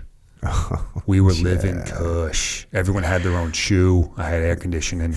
I had a full-size bed. I had a plasma TV in my room. Damn. 2 different chow halls, 2 different gyms, full-blown fight house. Because one of our camps was like on the back end of a bigger fob. So we had all the fob stuff, but then we had our own stuff. OGA camp was right next to us. They had a whole bunch of good, cool stuff. So but that was just the way it was for me. Yep. It was my first trip. Yeah. Like this isn't living off the land. Are you kidding me? I haven't had to kill a single snake yet. These snake eaters. I got 2 chow halls to choose from. When I switched teams and went to the DA team, we went in to do VSO, which is Village Stability Operations. And that by design is very austere. You actually have limitations on what you can do to build up your physical infrastructure to keep it within line with what your partner force or those within that area, with how they live. Like we assimilate to them, which is exactly the mission we wanted. But when you get dropped off on a mountaintop helicopter to 03 and you're the first team that's occupied this site, there's nothing. And it was like, oh, this is what ODAs do. This is what this. So it was a night and day shift from my first trip to my second. So now you're out in the middle of, where are you? Wardak. You're in Wardak, just your ODA team in the middle of nowhere. So there were 3 teams that they inserted into Wardak along the Chalk Valley, 2 on one side, 1 on the other. But it was really just us to mutually support each other. And you are starting from scratch, building out what you're going to build out. Because there's no pre-existing team there at all? There's no turnover or nothing? There was a turnover only because the team that was on the ground when we got there, they had closed down their site, which is where we were originally planning on going. But as things changed operationally, they shut that site down. They packed up all their stuff. They moved to this secondary location, they were on the ground for 24 hours before we landed. Okay. So there's nothing there. There's nothing there. There was a team there, but they hadn't been working out of that site. Right. So then you guys start building out. Do you have a partner force that's there? Yeah, so they handed over their partner force to us, which was an ANA SF team. Mm-hmm. So the regiment, the Army Special Forces, had created an Afghan National Army Special Forces unit, and they looked structurally the same way as us. Same MOSs, same breakdown. And they had 12 guys or whatever. 12 guys. 12 guys, just like ours. Yep. So you show up there, you get settled in, and is the AO, how hot is the AO? It was busy. It was hot. We got our footprint, we're like patrol-based activities for the first 48 until we got some semblance of some Force Pro going. And then on maybe day 3 or 4, we went to drive down the street to an Afghan local police checkpoint, which you could see from our camp. Mm-hmm. It was maybe 400 meters down the road. I think we had a 4-vehicle convoy. I was in the trail vehicle working out of a hatch. And by the time our second vehicle got on the road, we were ambushed. So at this point, we've got like some ratty chain link fence and some half-filled HESCO as like Force Pro. There's nothing, other than guys that are up there with 240s. Mm-hmm. So ting, ting, ting, ting. And I'm like, what? I don't know what's happening. What kind of vehicles? We were in MAT Vs and then RG-33, RG-31. So I'm up armored. They're legit. Yeah. But even though I had been around a couple, engagements prior, it was nothing like this. Like we were like ambushed. This wasn't some, moron who got creative with an AK-47 who wanted to get his jihad on for a second and then drop his gun and run away. This was like a no shit, we're going to fight right now. So you're not even all the way out of the gate. No. It's all right there. So they dropped us off into a hornet's nest, which we kind of knew, although we were prepping for location A. We ended up at location B, but they were relatively close where a lot of our intel and prep in terms of personalities and leadership and cells and who we would be targeting was still considered the same. I didn't realize it was going to be quite that level of beehive. Mm-hmm. So 0 white space, which became our primary mission, was just to open that up. Mm-hmm. So every day or every other day, whenever we rolled, it was just like move to contact. Like that's the mission for today. That's what we're doing. Let's go find the ambush and like set it off. And you're going out with your team plus the Afghan SF team. So you got like 20, 25 guys. So we also had an infantry squad that was there as an uplift. So about 22, maybe about 15 dudes, all super young, minus their squad leader. Most of them were just fresh out of basic. Right on. Young and hungry though.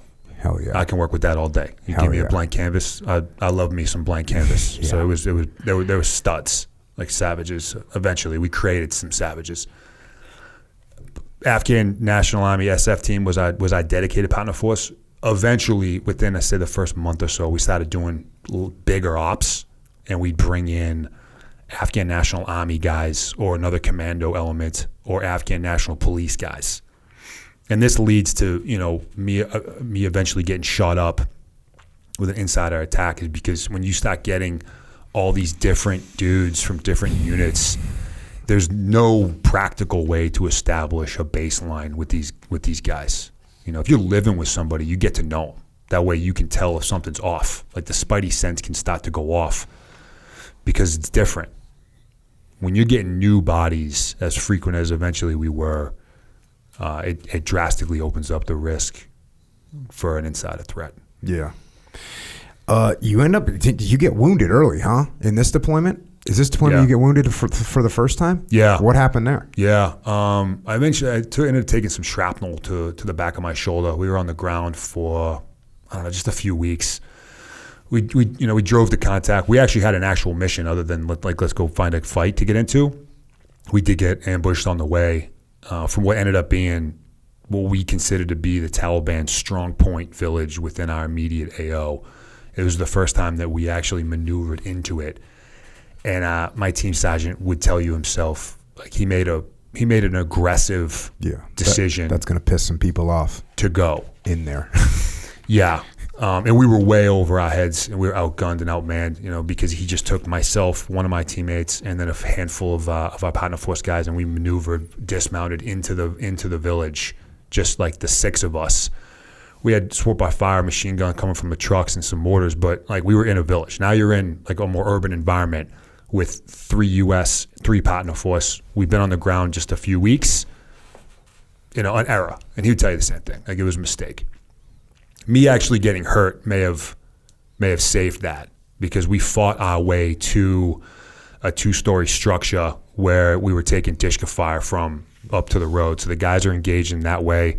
There's some other dudes on some rooftops, and there's 6 of us maneuvering through an urban environment, an Afghanistan urban environment, different than like Iraq, but you're still dealing with buildings and multiple leveled structures and windows and doors and all the hallways and alleyways, all the things, right? So I even noticed at one point, I'm like, we shouldn't be here right now.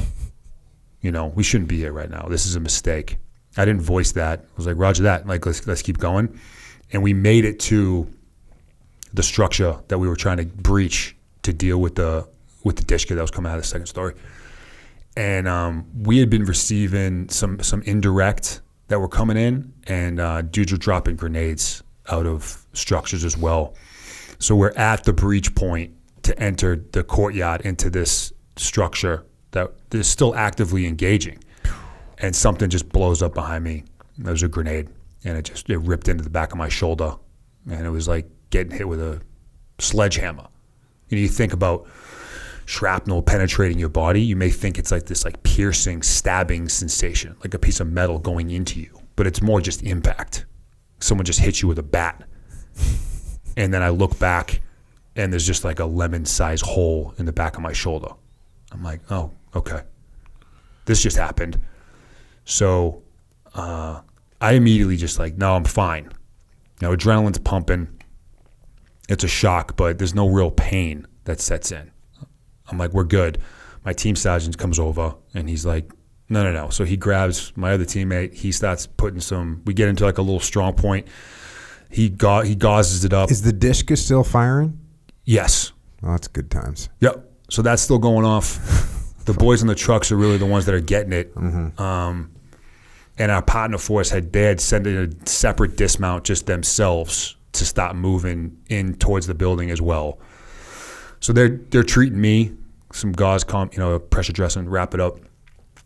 And my team sergeant's like, we're aborting this mission right now. We're getting back to the trucks. And I'm like, no, I'm fine. Like, let's go. We just fought our way all the way to this door that we're in front of now. Like, let's get in there. He's like, no. We're in over our heads. So that was the trigger for him to be like, yep, let's detach and take a look at what I'm doing. So in a lot of ways, I think I'm grateful, because I don't know what was on the other side of that door, but those guys were still getting it, and it could have been a lot of different things. Yeah. Yeah. I sometimes the things just pile up where, I used to joke, you have the no-go criteria. Like, hey, this is no-go criteria. We don't have aircraft, or we don't have this, or we don't have that. And I used to joke and say, hey, we just have go-go criteria because we're fucking going. Like, that was like, my attitude. But then this thing would happen, something else would happen, and it would be like, this is a sign. Like, one sign I can overlook, 2 signs maybe I'll ignore, but now we got 3, 4 things that are going on that don't seem right. It's like, hey, we're getting out of here. This is a bad call. Yeah. And it sounds like he came to that conclusion, yeah. Which, you got 1 wounded guy, you got a bunkered freaking Dishka, elements maneuvering through the city. Yeah. Could go sideways real quick. I mean, yeah. How much different does that impact? Does that shrapnel have to hit you where all of a sudden you're not just a wounded guy, you're a dead guy, or you're a severely wounded guy? Yeah. I mean, 2 inches. Freaking, it's ridiculous how those little things can change the whole scenario. So how bad were you actually hurt once you guys pulled out? It wasn't bad. I get back to the trucks, and we ITB, and my medic takes a look at it, and he's like, dude, you're good, but there's like a pretty good hole here, man. So this was the first time anyone had been wounded. We'd been on the ground maybe just like a few weeks, like I said. And so he gets me medevaced out, and I throw a temper tantrum at the camp. I'm like, I'm not going anywhere. And my team sergeant's like, yes, you are. I'm like, so I think I'm going to Germany. I think I'm going home. Like, we just got here. This is where I need to be. I'm really childish in my response to that. But I do, and I get back to, they send me to one of the outstations where there actually was a forward surgical team, and they treated it.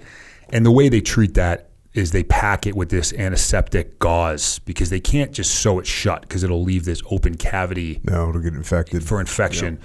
So they pack it, and then you just change that dressing out, 3-4 times a day so it closes from the inside out.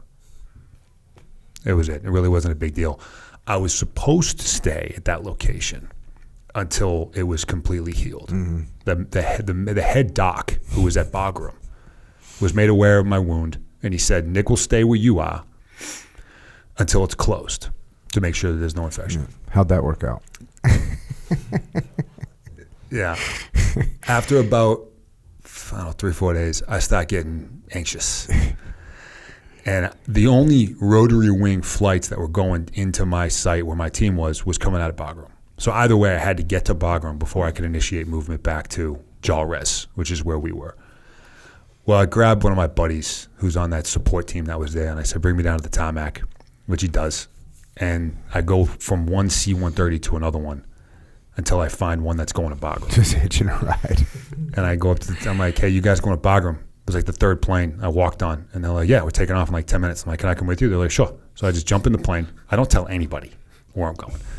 Land at Bagram. I had been to Bagram before. That's where we originally landed when we got there. But I was only on Bagram for like a day until we just got all our stuff together. And then we flew out to our site. So I wasn't familiar with Bagram at all, which back then it was like a city. I mean, Bagram's huge. So I land. I have no idea really where I am. I know that the special ops camp is in the vicinity of this. So I find my way over there and I walk into the jock, and it was my first time actually being in like a real jock. I hadn't seen one before with all the TVs and all the different staff sections, and they're all wired in. It was like, this is kind of cool. I hadn't seen it before. And I walk in, and the SOTIF commander, who's my battalion level command team, they're the ones that are running the SOTIF, Special Operations Task Force. He's like, hey, what are you doing here?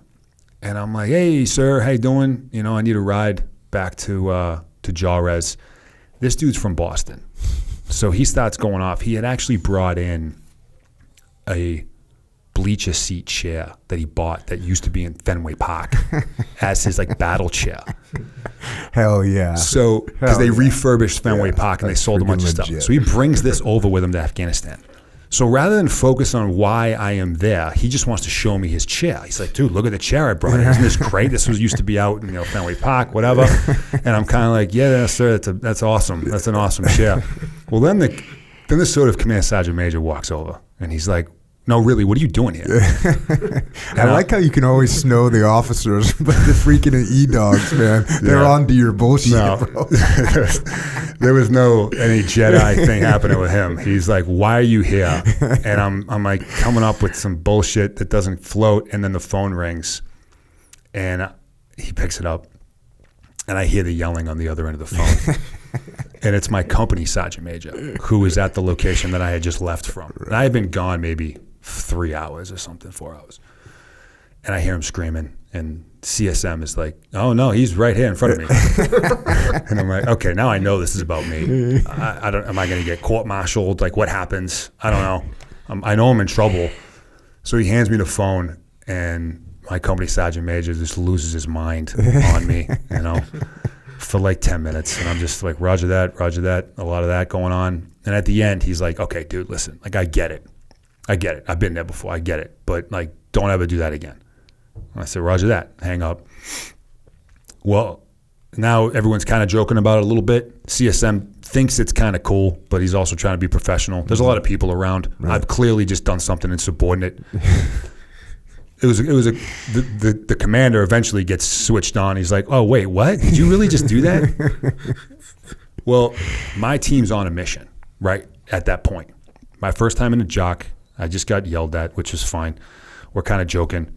And I look up, red lights that's going off, essential personnel only inside the jock. People are leaving, people are coming in, people are getting spun up. I can tell something's going on. And it's my team on an op, and my team sergeant takes a round to the abdomen. And I'm watching this for the first time through the lens of, an ISR feed. I'd never seen it before. And it takes me a minute to realize what's happening. And I put two and two together, and I have, an emotional breakdown of like rage. And I'm like throwing chairs, immature, completely emotionally charged response or reaction. And I'm like, you guys need to give me a ride now. I'm going back.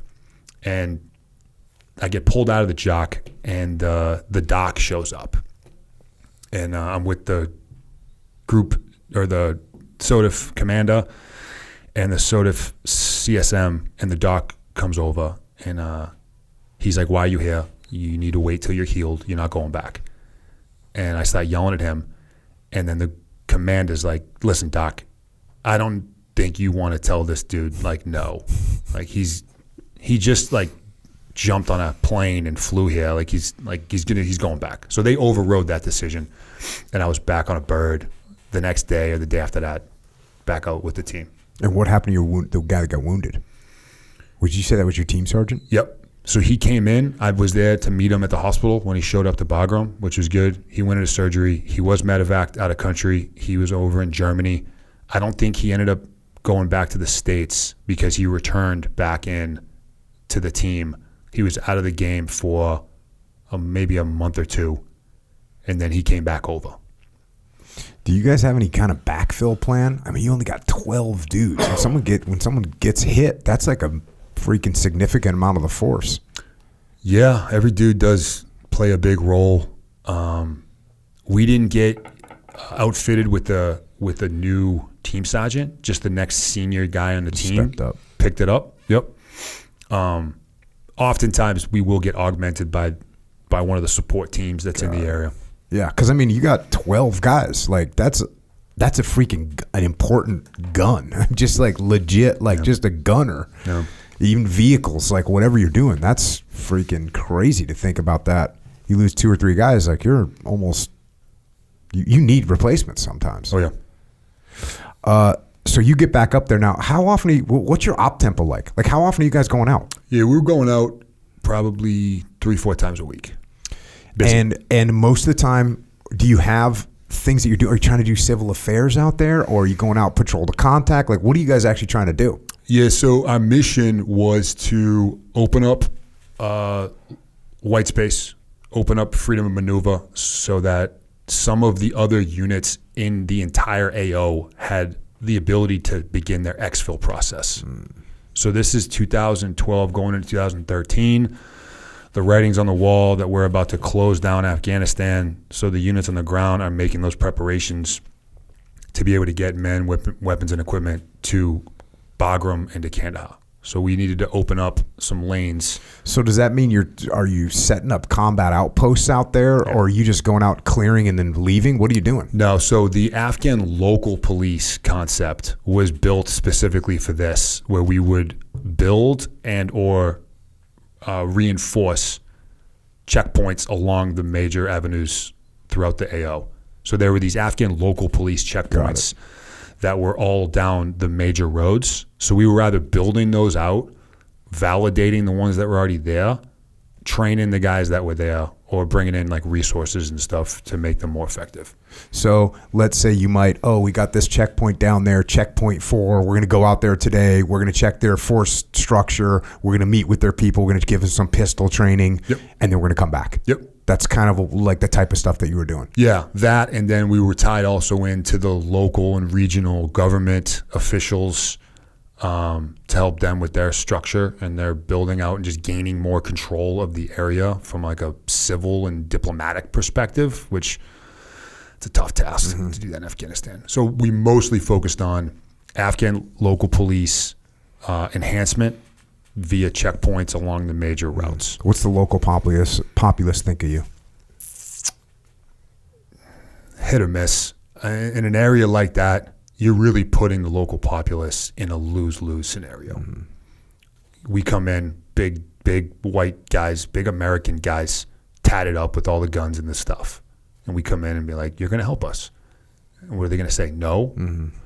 Well, the problem is when they say yes, the actual dudes that run the show in that whole area, they're going to come back. Mm-hmm.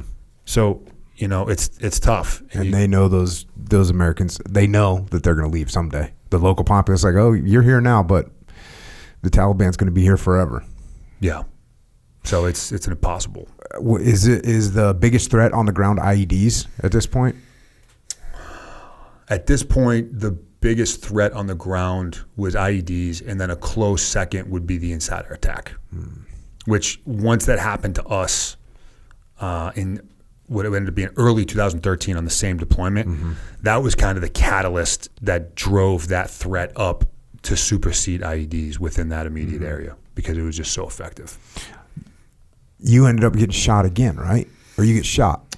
Yeah. In the face? In the face.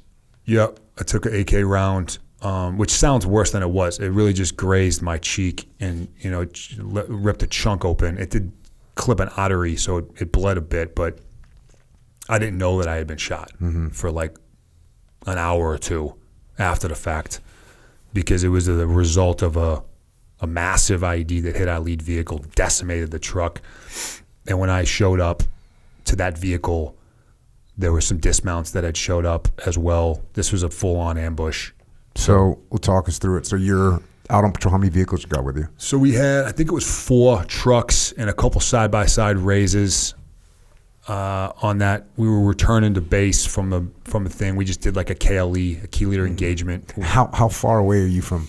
Like, what are these? Are these like 4 mile, 5 mile transits? Or are they shorter than that? This one was a little longer. This one we drove out along the main road, maybe 9 miles, 10 miles, and we were on the way back when we hit this. And we had driven down this road multiple times before, and this thing had been in place before all that. They never set it off. Lead vehicle, which has my team leader in it, he that vehicle gets just decimated. What vehicle are you in? I'm in vehicle 4, working out of a hatch, and I see it go off in front of me. And we had hit a bunch of smaller IEDs before, so I was familiar with it. But this thing was the biggest and the most accurately timed. It just boom, it was perfect. Picks up the truck and just launches it off the side of the road, down into this apple orchard off to the side, and it was down this little ravine off the side of the road. And that was the initiation of a complex ambush. So PKM, RPG, some indirect are all coming in.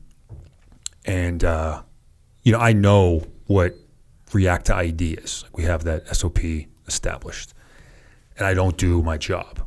This is an important note. Instead, I jump out of this hatch, the vehicle's still moving, and I take off on foot towards the truck, which was, a couple 100 meters away from me. Not a tactical movement by me, like rifle in hand, and I'm just at a dead sprint to the vehicle. And I slide down off the side of the road into this orchard. And I know you're everyone. Solo? This is a solo? Yeah, I'm just going by myself. I know everyone's dead. Right? Yeah. There's no way anyone survived that level of destruction. The truck is on its side, so driver's side door is pinned against the ground. Passenger side door would be facing the sky. And I slid off the road and I trip and fall. And what I had tripped over was my teammate who was in the turret of that truck, who was ejected and landed about 30 meters from the vehicle. I didn't see him. I trip over him, look back, and it's him. And he's alive. And I can't believe it. His leg snapped in half just below his knee. He's got a whole bunch of other lacerations on his face. But he's alive. He's suffering from immediate blast injury for sure. He's incoherent, but he's alive. He's breathing. He's not bleeding from anywhere profusely. So I do a quick assessment of him, and then I start hearing different rounds impacting the truck, which was behind me about 30 meters, and some dismounts had showed up, and they were just kind of randomly shooting at the vehicle. They're shooting at the blown up vehicle? Yeah. So just ting, ting, ting. I turn around. There's 3 of them. So I smoked 2. The third one takes off running. And this is an apple orchard, but it's in October or it's in November. So there's not a lot of vegetation. There's just mostly trees and branches. So I can see kind of, but there's just a lot of, so I'm maneuvering through this He's running away from me on an angle with his AK over his shoulder, firing in my general direction while running away. And next thing you know, I'm looking up at the sky. Boom. I felt an impact. I'm looking up at the sky. And I thought that I had run into a branch from a tree, and it just knocked me over. So I pop up, and I like kind of look around, and I'm fine. And I go to re-engage on this dude, and I notice the vehicle is on fire. And I hadn't checked the vehicle. I've only seen one of my buddies.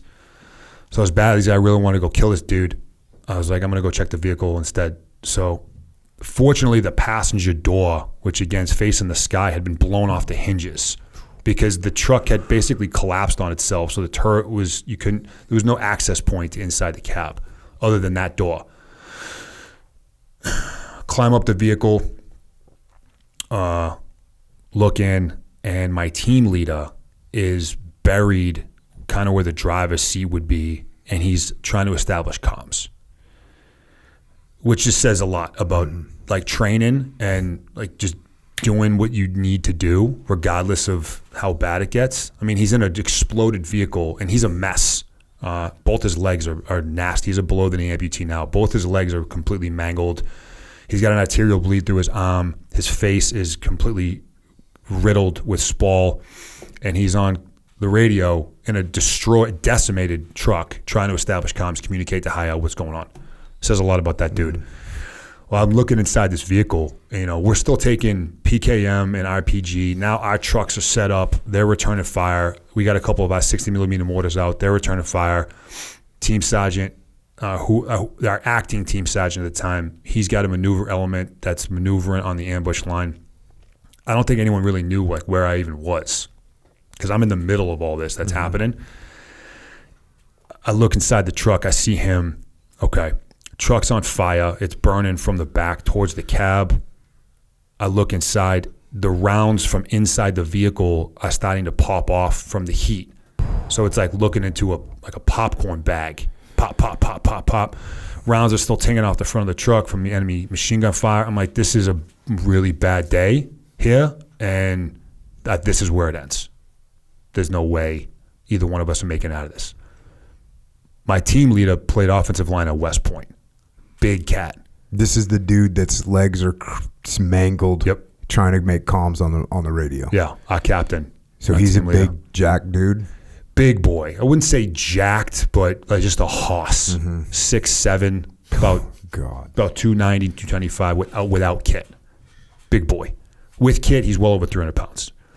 And we used to joke about this, which is kind of ironic that he and I can never be in the same vehicle because we were the only ones big enough to move the other guy if we needed to, which is what played out. So I see him in there, big dude wedged in a pile of metal that's on fire, rounds outside the vehicle, rounds inside the vehicle. Anyone else inside the vehicle? No. How is that? So it seemed like 2 got ejected, or 3 got ejected. There were 2 in the back, the guy in the turret, and then the driver managed to, I think, scamper out of that doorway before I got there. Were they Afghans or Americans? Was it all Americans? All Americans except for one of our terps. God. One of our interpreters was in that truck. God, I can't believe these guys made it out of there. Yeah. That's freaking crazy. It is crazy because I assume they all lived, but I assumed that everyone would be dead based on the level of damage. So I jump in the truck and I kind of just wedge him up a little bit out of the area where he was, kind of pressed him into the dash, and then I climbed myself back out and then just grabbed his kit and just like deadlifted him out of this thing and just chucked him over the side of the truck. And at this point, some of our partner force guys had showed up. A couple of my teammates had showed up, so they took him, busted out a litter, began moving him. The truck pretty much burnt up completely, within like a minute or so after we were both out. And then we just circled around to scoop up all the rest of the guys that were just in like random areas around, set up a CCP, and then, finished the fight and then went to, our med course of action. How far back was it to get back to base? We were maybe 3-4 miles out. So did you go back before you Casevac the guys? No, we set up an HLZ right there. Right there. Bird came in. We pushed out the dudes. They did launch a ground QRF element from one of the sister teams that was in the valley with us. They showed up on the ground. We medevaced the 5 or 6 guys that were in that truck right from there. And then eventually I got medevaced out after. Did you guys blow that freaking truck in place, or did it burn so much that you didn't even have to do anything? They strapped a couple charges to it, but it was pretty much destroyed. Anyway, they recovered some of the commo stuff and then bipped like the rest. But I was treating one of the guys in the vehicle once we established the CCP. His one of our attachments, one of our nerdier attachments, although important, his eye had come out of his head. So his eye was like dangling down where his cheek is. So I was treating him, put the eye back in the socket, and I'm wrapping it up with gauze. And one of my teammates comes over and just slaps some gauze against the side of my face. And this is like 90 minutes after initial contact. And I'm looking up at him like, what are you doing? And he's like, bro, you're like gushing blood. I'm like, really? I'm like, all right. So he's holding this thing against my face. I'm putting this guy's eye back in his head. And then I, stand up. I take a look at it. I didn't take a look at it. I'm talking to him, and my medic was like, "Yeah, I think we're gonna need to get you out of here to get that looked at."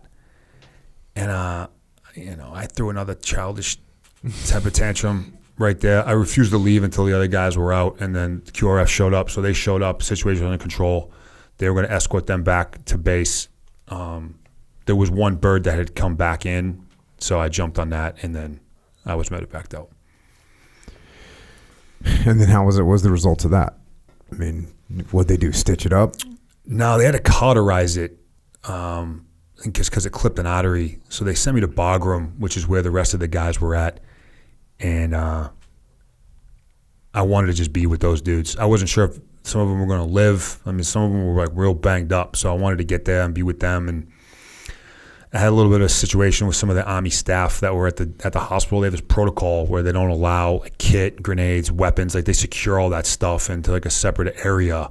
I had never been in a hospital like this before, and I just come blasting in the front door, angry, looking for my teammates, and 2 or 3 of these little like E3 med kids were like stop physically like getting in my way to try to take my weapons and kit from me, and I did not appreciate that at all. Fortunately, another SF guy that was there came over and grabbed me and pulled me in real tight and was like, "You need to calm down, man."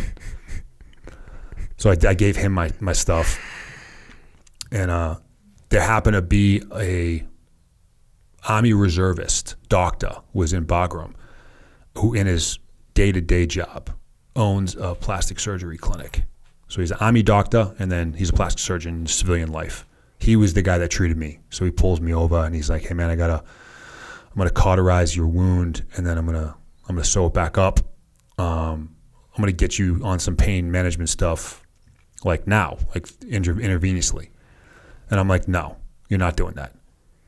And he's like, "Nah, it's gonna be unpleasant." I'm like, "Dude, doc, listen, doc, like, hit me with some lidocaine if you want. That's fine. Some like numb it up, but you're not going to put me out of my mind. I'm not going to be stoned and drifting around this place in Pixie Land. 2 of my teammates are in surgery. 3 other ones are bedside right there. You need to hurry up and do whatever this is so I can go do my job, which is to be next to those guys right now." So the sort of commander had showed up because there's 6 or now I think 7 of us wounded. He shows up and the doctor looks over at him, and sort of commander's like, just go ahead and do it. So I'm laying down on my side, and it's this little medical welder that goes in and, he like burns it back together and then sews it shut. And, it sucked. But I was so angry and filled with just rage and concern that it really wasn't that big of a deal. Mm-hmm.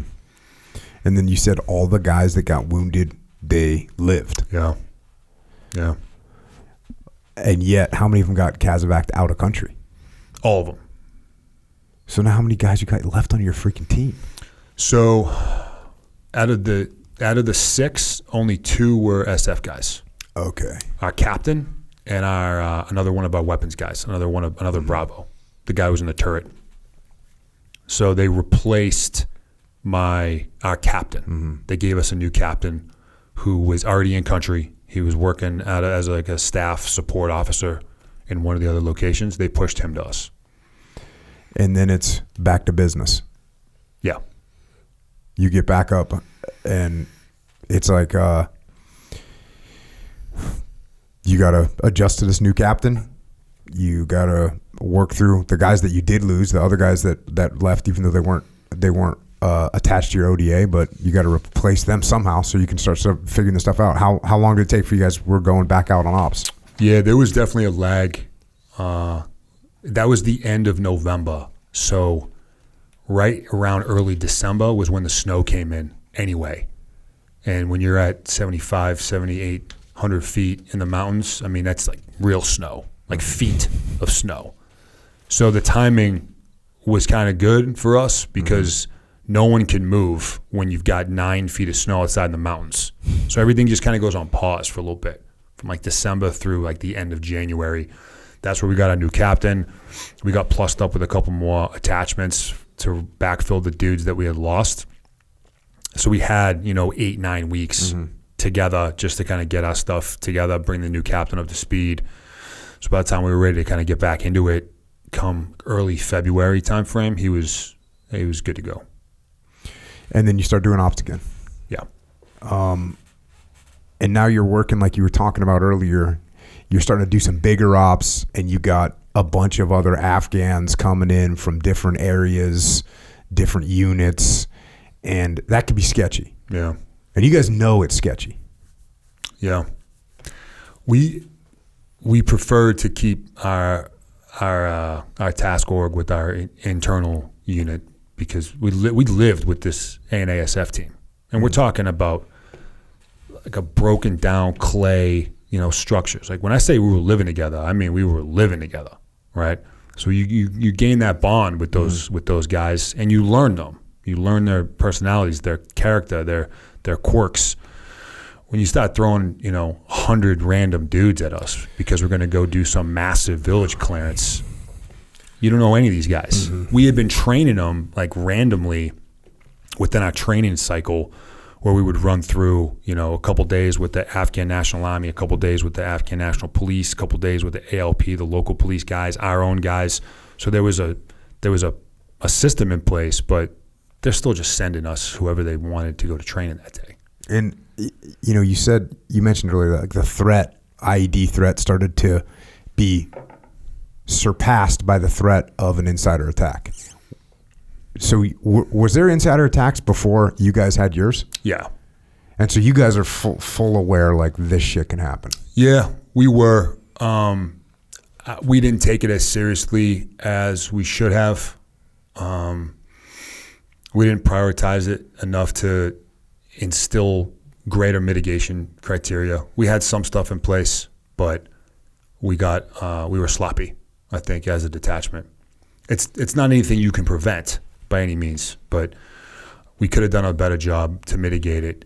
And a lot of the lessons that have gone out from the event with us, which is still considered the most catastrophic insider attack since 9/11, is the lessons learned from that are being employed now really much as pretty much a baseline for all the guys that work with Indige. All right, so let's get there. It's March 11th, 2013, and you guys are getting ready for some kind of a big operation. What were you doing, a clearance? What were you planning to do? Yeah, we were doing a larger village clearance. I believe my memory is terrible during this whole time frame because of me getting banged up that day. But I believe we were going to do like a 48-hour clearance with Iran, and we would sit tight. I think it was more of an ALP checkpoint establishment mission to begin building something from nothing. And so this is one of those ops where you have a bunch of other Afghans that you don't know. Maybe you've seen them sporadically, but I mean, look, you get freaking a group of 100 Afghans that you saw 3 months ago, like who knows who these They guys are. might as well have just been Right. anyone random. So you guys had some standard operating procedures as far as how you would conduct these operations, because you know it is a threat. You know that an insider attack there's some level of threat to it. So you have some standard operating procedures about how you're treating the Afghans. Correct. And keeping some kind of distance. And so what is basically like you would only allow the leadership into the compound. That was kind of the standard operating procedure. Yeah, so our compound had 2 layers to it. Internal, which is where we lived and where our ops center was. And then we had outside that perimeter was where our motor pool was. So we kept our vehicles, fuel, weapons, or not weapons, but other storage. Mm-hmm. So our SOP was for an op, the units would show up. They would stay outside of our entire perimeter. The leadership would come into our motor pool area, so we could brief them on what we were doing. Mm-hmm. Standard practice is you want to keep that window where you notify your partner force where you're going as narrow as you can, because they talk. Mm-hmm. So in an attempt to reduce that word getting out, we would just tell them right there and then we would roll. And that worked for us, and the Bravo section, 18 Bravo section, is responsible for base defense, right? So my team and I, or my section and I, we're the ones that put this together. Team Sergeant obviously is the one that says yes. Mm-hmm. That's what we roll with, and it worked that entire time. On this particular day, leadership comes in, and a Ford Ranger pickup truck rolls in.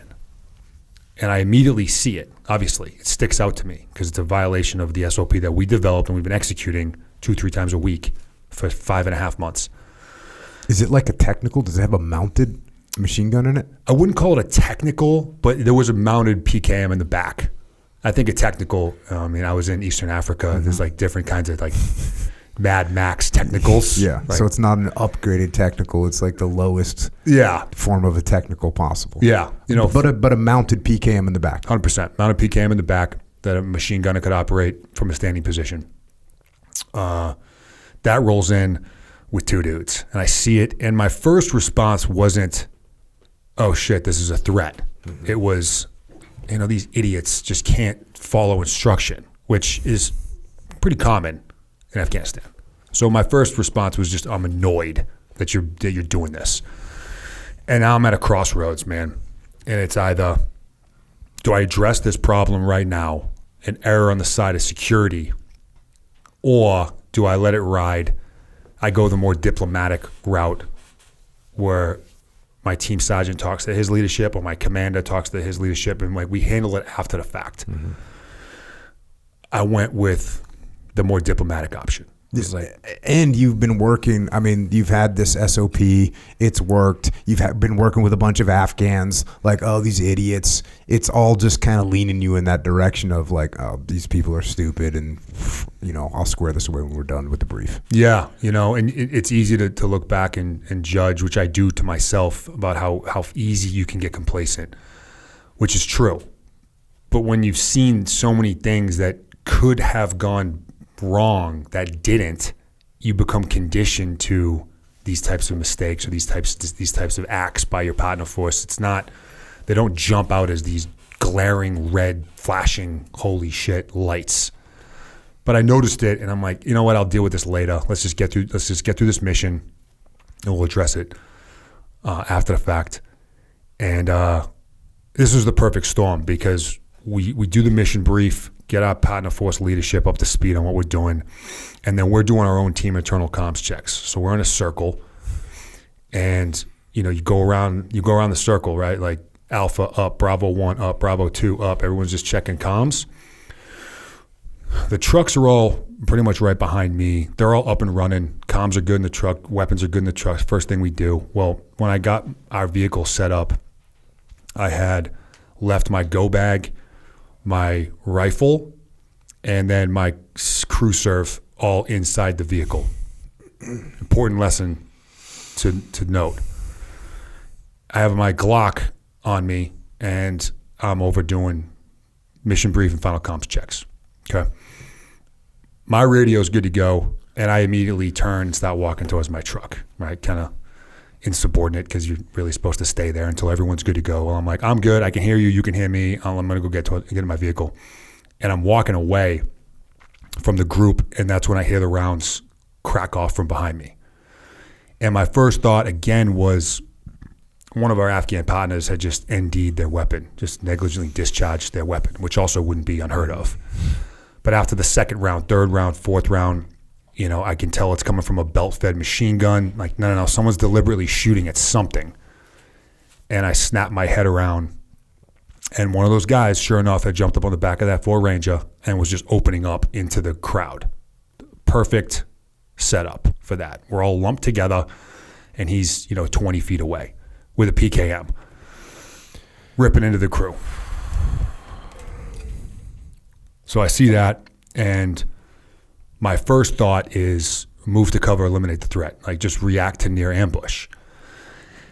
And although I've played this game now, I don't know, infinite amount of times in my mind, I wonder if I had had my primary weapon system on me, would I have done what I am supposed to do? Because I had cover right there. There were 4 or 5 armored trucks right next to me.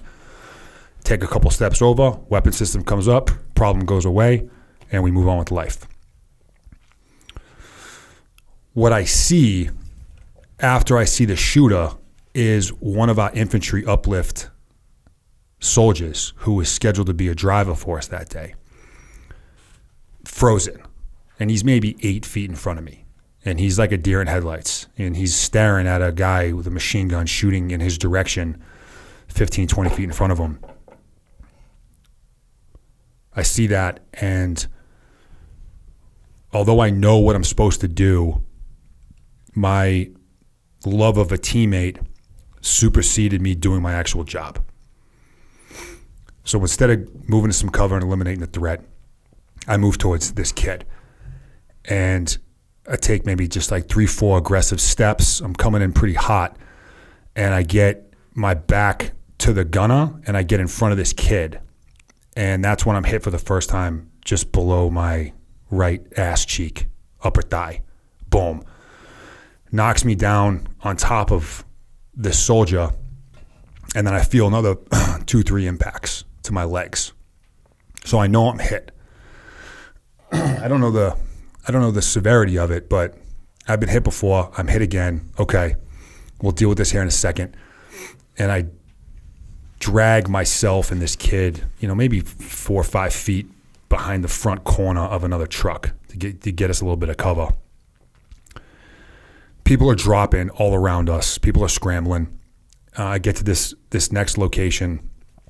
I don't have my rifle on me.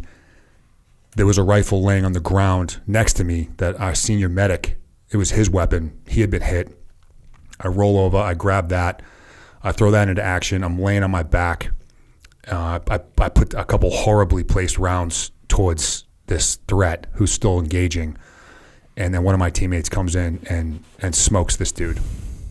This was the initiation of a complex ambush. So we start taking machine gun fire and rockets from outside of the camp. So immediate threat's been removed. I can tell that we're in a firefight, but I'm in no position to address any of those problems. So I go to my next course of action, and I check this soldier who I'm still kind of laying on top of, who's just in shock, but there's no holes in him, and he can breathe. So no massive hemorrhaging. He got an airway. Okay, we're good. I now look to see how bad my damage is. So I rip my pant leg open, and my right leg is just mangled. Right? Docs estimated it was probably 4 or 5 rounds I took to that leg. I took one to my lower left leg, which I didn't even know about for like weeks later. The right leg was definitely the problem. And the river of blood that was flowing from me to where I had initially been hit was substantial. So I know my femoral artery has been clipped.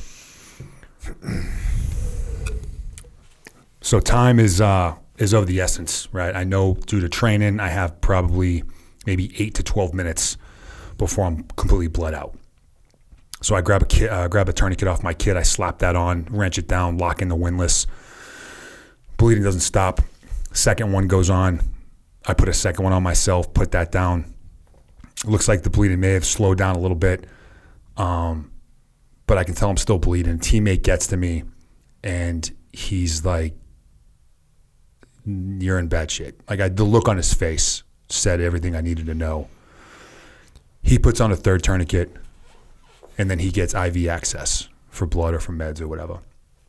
And I was trying to like get him away from me originally.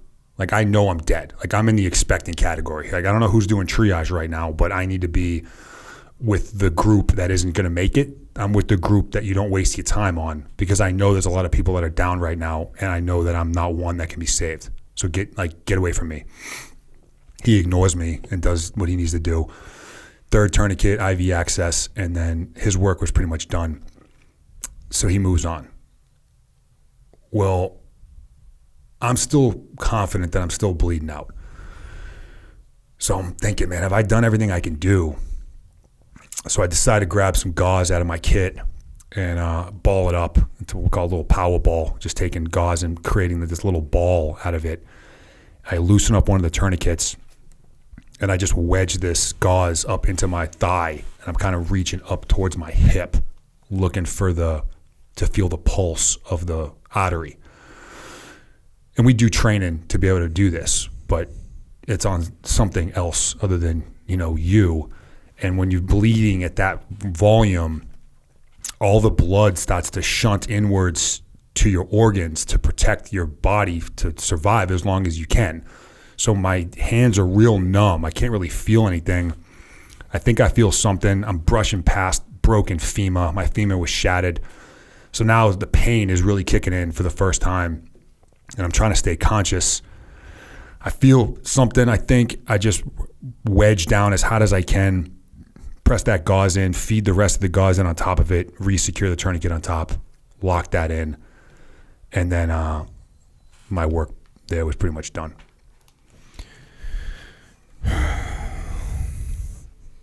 You cover that in the book. You say, this is going to hurt. I ram the power ball into my leg, reaching up toward my hip. It hurts. I'm feeling for the femoral artery. It needs direct pressure to pinch the bleeding off. The problem is the remaining blood in my system is shunting away from my extremities to protect my vital organs. My hands feel like meat mittens. Zero dexterity or fine motor skills in my fingers. The only way I can tell I'm brushing past my shattered femur is the shearing shock wave it sends through my body. Going unconscious seems inevitable. There it is. I think I feel a pulse inside my leg. No way to be sure, but the clock is ticking. Only a matter of minutes, if that, until I am completely bled out. And only a matter of seconds before I pass out. I ram the power ball down as hard as I can. The pain rips through my body, attempting to eject from my eyeballs. I feed more gauze on top of the power ball, just as our medics taught us. I re-secure the tourniquet on top of it, tighten the strap, twist the windlass, lock it in, and pass out. I wake up what I think is just a few moments later. I wasn't out for long. I look at my leg and determine my work here is done. All right, that's enough sleeping on the job. Get back to work. Be there for your brothers. I drag myself maybe 6 feet to a teammate. He is taken around through the calf. Nothing life-threatening, although certainly painful. The guys have applied some interventions already, including a tourniquet, which seems to have stopped the bleeding, but he's in severe pain. Note, tourniquets save lives, an essential tool, but that comes with some impressive pain for the patient. I do what I can to distract him, provide some verbal relief. My efforts create minimal effects, but it is what I feel to be the best use of whatever time I have left, which I am certain is not long. At some point, I go unconscious again. When I come to, I'm being carried out on a stretcher. Seems like they are preparing me for medevac. I am right. How long has it been? How long was I unconscious? It doesn't matter. I'm still alive. Still in the fight. The bird touches down. My teammates load me on. One of them grabs my face, looks me in the eyes, and says, "I love you, brother." My heart is full. What an honor to have served with such men. What an honor to die alongside such warriors.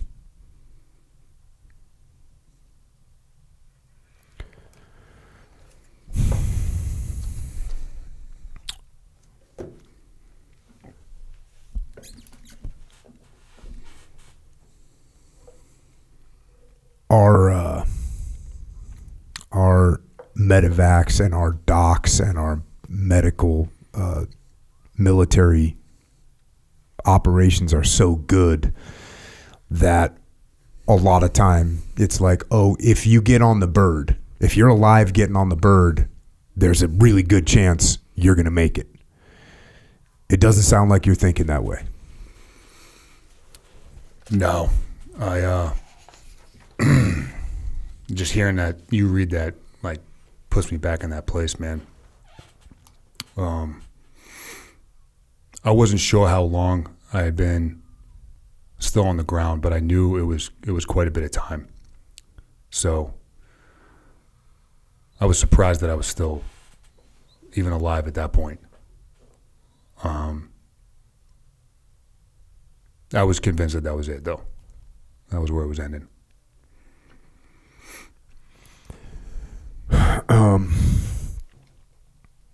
Your boys put casts all over that valley, by the way, and drop all kinds of bombs. You're on the first medevac bird out, obviously. You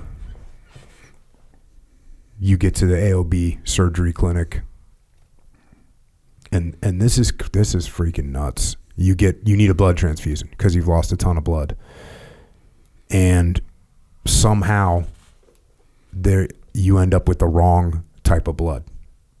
Yeah. Wrong type of blood transfusion, which is horrible. Do you remember any of that? You're not conscious at this point, are you? I remember being at that aid station. It's spotty, but I do remember getting pulled off the bird and getting thrown on the table, and then just the med staff scrambling to work on me. So they get you stable enough, or at least they think they get you stable enough to get you from the aid station to Bagram. They don't know what the problem is with me other than I'm crashing hard. So they put me on a helicopter to send me to Bagram, where there's a full-scale hospital. At this location that I was at first was a forward surgical team that certainly has medical capability. But once they put me on that transfusion, everything began shutting down. They didn't know why, but they knew I needed to get to Bagram immediately.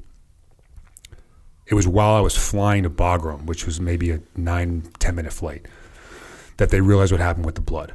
Because they were giving my teammate my blood type, and they were giving me his. We have very similar last names. They both begins with L.A., so they just switched up the names. Well, they're pumping him full of O positive, which is my blood type, which is I'm a universal donor. I can give blood to anybody, so he's fine. But when they looked to see what they were giving him, they were like, wait a minute. And they looked to check to see what they just gave me, and it was like 8 units. I mean, it was a ton. That's when they realized what happened. So I'm airborne, and they call Bagram and they say, we just pumped Nick full of AB negative. There's no way he survives this flight. I was already in like critical condition to begin with. There's no way he survives the flight. Just be prepared to receive his body when he gets there. And in a lot of ways, they were right. I mean, I coded on that flight, and to your point, the flight medics were getting real creative with keeping me alive. So panels and the whole thing is out. I think they were hitting me with like shots of adrenaline and just like whatever tools they had to keep me clinging on. Pull me off the bird, get me into surgery. They take my foot off immediately. Really, I mean, it was probably dead at that point, because now we're talking 90 minutes, close to 2 hours since the point of injury. But really, it was just try to minimize how much damage my body was trying to recover from. And then intubated, dialysis, transfusion machines are just keeping me alive, at this point. And that was the case for like 3 or 4 days at Bagram. What's the first thing that you remember when you come back, where are you? I remember coming to at Bagram a couple times, and I was restrained to the bed because I had been trying to rip the breathing tube out when I would wake up. When you're intubated, a machine is breathing for you, but when you try to breathe yourself against that, it can throw off the timing of the machine, so it feels like you're like suffocating. It's a horrible feeling. So I was trying to get this tube out of my mouth when I would come to. I don't remember doing that, but I just remember coming to and being like restrained to a bed and wanting for someone to put me out of my misery. And then when do you come to again? Like, what's your next memory? When's your first full?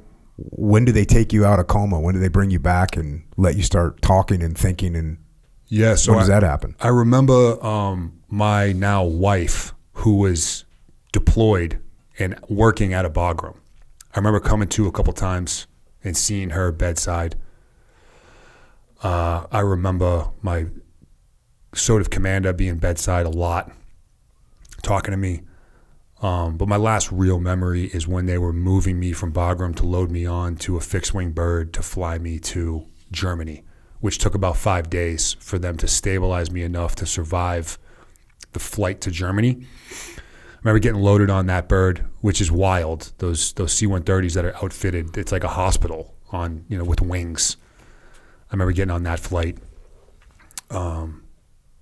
I don't remember much from Germany. I was only there a day. Do you know you lost your leg at this point? No. Or your foot? No. Nope. No recollection of that. No knowledge of that. They took my leg up to the knee at Germany, and then they flew me from there to Walter Reed the next day. And I get to Walter Reed, and my father was there. My mother was there. I went straight into the intensive care unit, which is where I spent the next 6 weeks because it was still real touch and go. And it was at that point that I realized my leg was gone, or at least a part of it was gone. Mm-hmm. Did you think you were going to be, was it, when you realized you had lost your leg, was it above the knee or below the knee? By the time I realized it was already above the knee. They had taken it above the knee at Walter Reed, and the chief of ortho came in to the intensive care unit, and he looks at me, and I'm whacked out. I'm on ketamine and Dilaudid. I'm on a high cocktail of pain management meds. But he looks at me, and he's like, "Hey, man, I'm Dr. So-and-so, chief of ortho. Here's the situation. You've been here about 3 or 4 days. Most of your leg is gone. What's left of it is riddled with bacteria and infection. Any one of these things could kill you. So my staff wants to take you into surgery right now and amputate your leg at the hip and just get rid of this problem that could kill you and just get you on with life. But I think I can save more of your leg. It's just going to be a street fight, and I need you in the fight with me." And I just met this guy, he's telling me that this problem could kill me at any moment, but he wants to slug it out with me. And I don't think I really processed medically what he was saying. I just heard, let's get into a fight together. Do you want to do that? And I was like, yes. Whose car we taking? Yeah, right. Whose car we taking? We're going to hurt some people, and you can never ask me about it again. Whose car we taking? That was it. I think I just heard that, and I said, let's do that. And he said, okay. So that began my regimen of surgeries 3 or 4 times a week. And they were just going in and amputating more and more and more, cutting out dead tissue, cutting out more bone. Monday, Wednesday, Friday was kind of my typical routine, and then flushing me with antibiotics, hoping that the infection would get taken care of. And then it was just rinse and repeat like that for a month or so, 5 weeks, 6 weeks, something like that, until the infection eventually stopped, which left me with pretty much what I have today. Mm-hmm. Yeah, let's do it. You got a section in here where you're talking about as you begin rehab. So You get right into it. It says, on one particular day, I was walking my laps around the track. So I'm fast forwarding a little bit, right? Obviously, and when you get the book, you can get some of these other details. I'm fast forwarding a little bit. One particular day, I was walking my laps around the track one step at a time.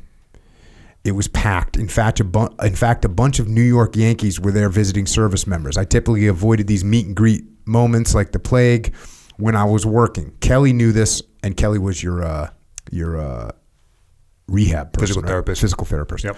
Kelly knew this and did an amazing job of shielding me from unnecessary distractions. I'm pretty sure she literally hissed at a dude one time like an angry cat. Given that on this day it was the Yankees, I was even less interested. Go Sox. I was in a good stride. My prosthetic had a solid fit that day, and I needed to push it. I decided to hold a 90-pound barbell straight overhead in order to increase the difficulty. Off I went, shoulders burning, core burning, glutes burning, perfect. We were working. I picked up speed. I didn't have a set number of laps in mind. I just planned on going until I couldn't go anymore. My body began to twitch uncontrollably. Fatigue set in. I was right at muscle failure. I got one more lap in me. Let's go. I rounded the corner of the track and lost my balance. I already knew how this was going to play out. My wipeout was of epic proportions. The barbell went one way, my body the other, and my prosthetic detached completely. It was a total yard sale. The barbell slammed on the floor, clanging around, looking for a target. It found the legs of a physical therapist who was coaching a patient through a stationary bike workout. The therapist fell on her back with a thud, knocking the wind out of her. My body went flailing into a rack of medicine balls neatly organized according to weight, the heavier ones at the bottom, the lighter ones at top, all of which were now bouncing or rolling in all directions through the facility. The photo op with the Yankees stopped. The stretches stopped. All conversation stopped. Everything stopped. As I lay on the ground, I conducted a quick damage assessment. Fingers, arms, leg, head, everything seemed to be functioning. The therapist I knocked over regained her breathing ability. I asked if she was all right.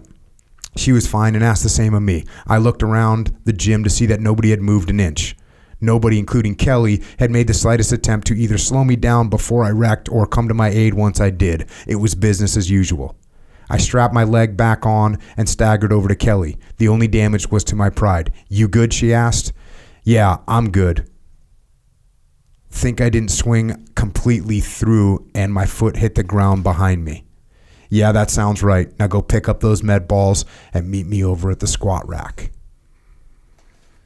So you're freaking how long was it that you were like laid up, you were getting the surgeries before you got fitted for a prosthetic and all that? Yeah, I got fitted for my first prosthetic probably 10, 12 weeks after getting there, which is, a monumental step in the process. Mm-hmm.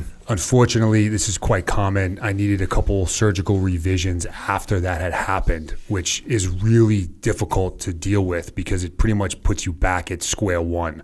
Your leg changes shape. The swelling sets in. You have to wait until you can get recasted for another prosthetic. It kind of starts that clock all over again. I had to go through that twice, and those setbacks, and I talk about this often, like that's what separates those that can continue to make the strides, and oftentimes is what just derails people. They just can't deal with that setback. How long of it? Is this like a 5-week, 8-week setback? Yeah, no, I'd say maybe around 3 or 4. Okay. Still, man, that's freaking... Yeah, it's tough because you're making that. You can see the progress you're making, and then boom, you're back to where you were. And this is like a revision. They do surgery, they fit you with a prosthetic. You start walking on, all of a sudden, like the way your bone is jacked up or it's sticking out or something, and they got to go in there and shave that thing down. Yep, exactly that. And then you got to get all healed up and start again. Yeah. So what you just read was probably around July timeframe where I was done with surgeries and I was really making substantial progress working with my prosthetic. I got to the hospital in March. So, a few months after that was when I was done with surgeries completely, and I was really getting after it. Freaking walking around with a prosthetic with 90-pound barbell over your head. Yeah. Dude, you were going freaking hard. My level of obsession, because I could already see where I was going. Like I knew what was in front of me was getting back to the team. That happened in the hospital. Mm-hmm. Even before I was on a prosthetic, I was like, I'm going back to my lifestyle and my profession. So these training sessions, this was my life. Yeah, you immediately knew you're going to go back to an ODA. 100%. Which, by the way, in case this wasn't clear, you have no leg. Right. And you're saying, I'm going back to an ODA. Right. People are actually trying to get you to freaking chill out and trying to, that's kind of a funny way of saying it, but people are actually trying to get you to adjust your expectations for your life. Yeah. And you have a section in here where it's one of those scenarios. April 2013, my father tells this story better than I do, as I heard it only secondhand. But on one particular day, a psych came in to visit me, and I had just been wheeled out for surgery. My father told the doc the deal, and they began talking a bit. The psych explained to my father that I was continuously talking about returning to my job on an SF detachment, doing the same things I had done before, etc. He further explained to my father that he felt I was perhaps in a state of shock or denial, simply due to the drugs, not yet aware of the severity of my situation. He essentially warned my father that at some point I would be made aware of how badly I was injured and that the likelihood of me doing what I intended to do was extraordinarily unlikely, perhaps impossible. He simply wanted my father to be prepared to deal with what could potentially be a dramatic, severe fall into depression. In hindsight, I may have had the same thoughts and concerns as he did. After all, I was on an enormous amount of medication. I was in surgery 3 times a week, and I had expressed my intentions were unprecedented. Additionally, I am positive he had seen this cause and effect happen throughout his medical career. So I get it. No hard feelings, Doc. My father expressed his appreciation for the information and analysis before telling the psych that he didn't see that as likely to happen. My father explained that he felt I knew what was going on. I had amazingly accepted the reality of my situation and just as quickly had already focused on the next evolution. He told the doc, this is just who Nick is. My father knows me as well as anybody. He's my best friend in this world. He knew that I knew my current situation and that even while doped up with enough painkillers and anesthesia to kill a horse, I was already formulating a plan. Freaking ready to rock, man.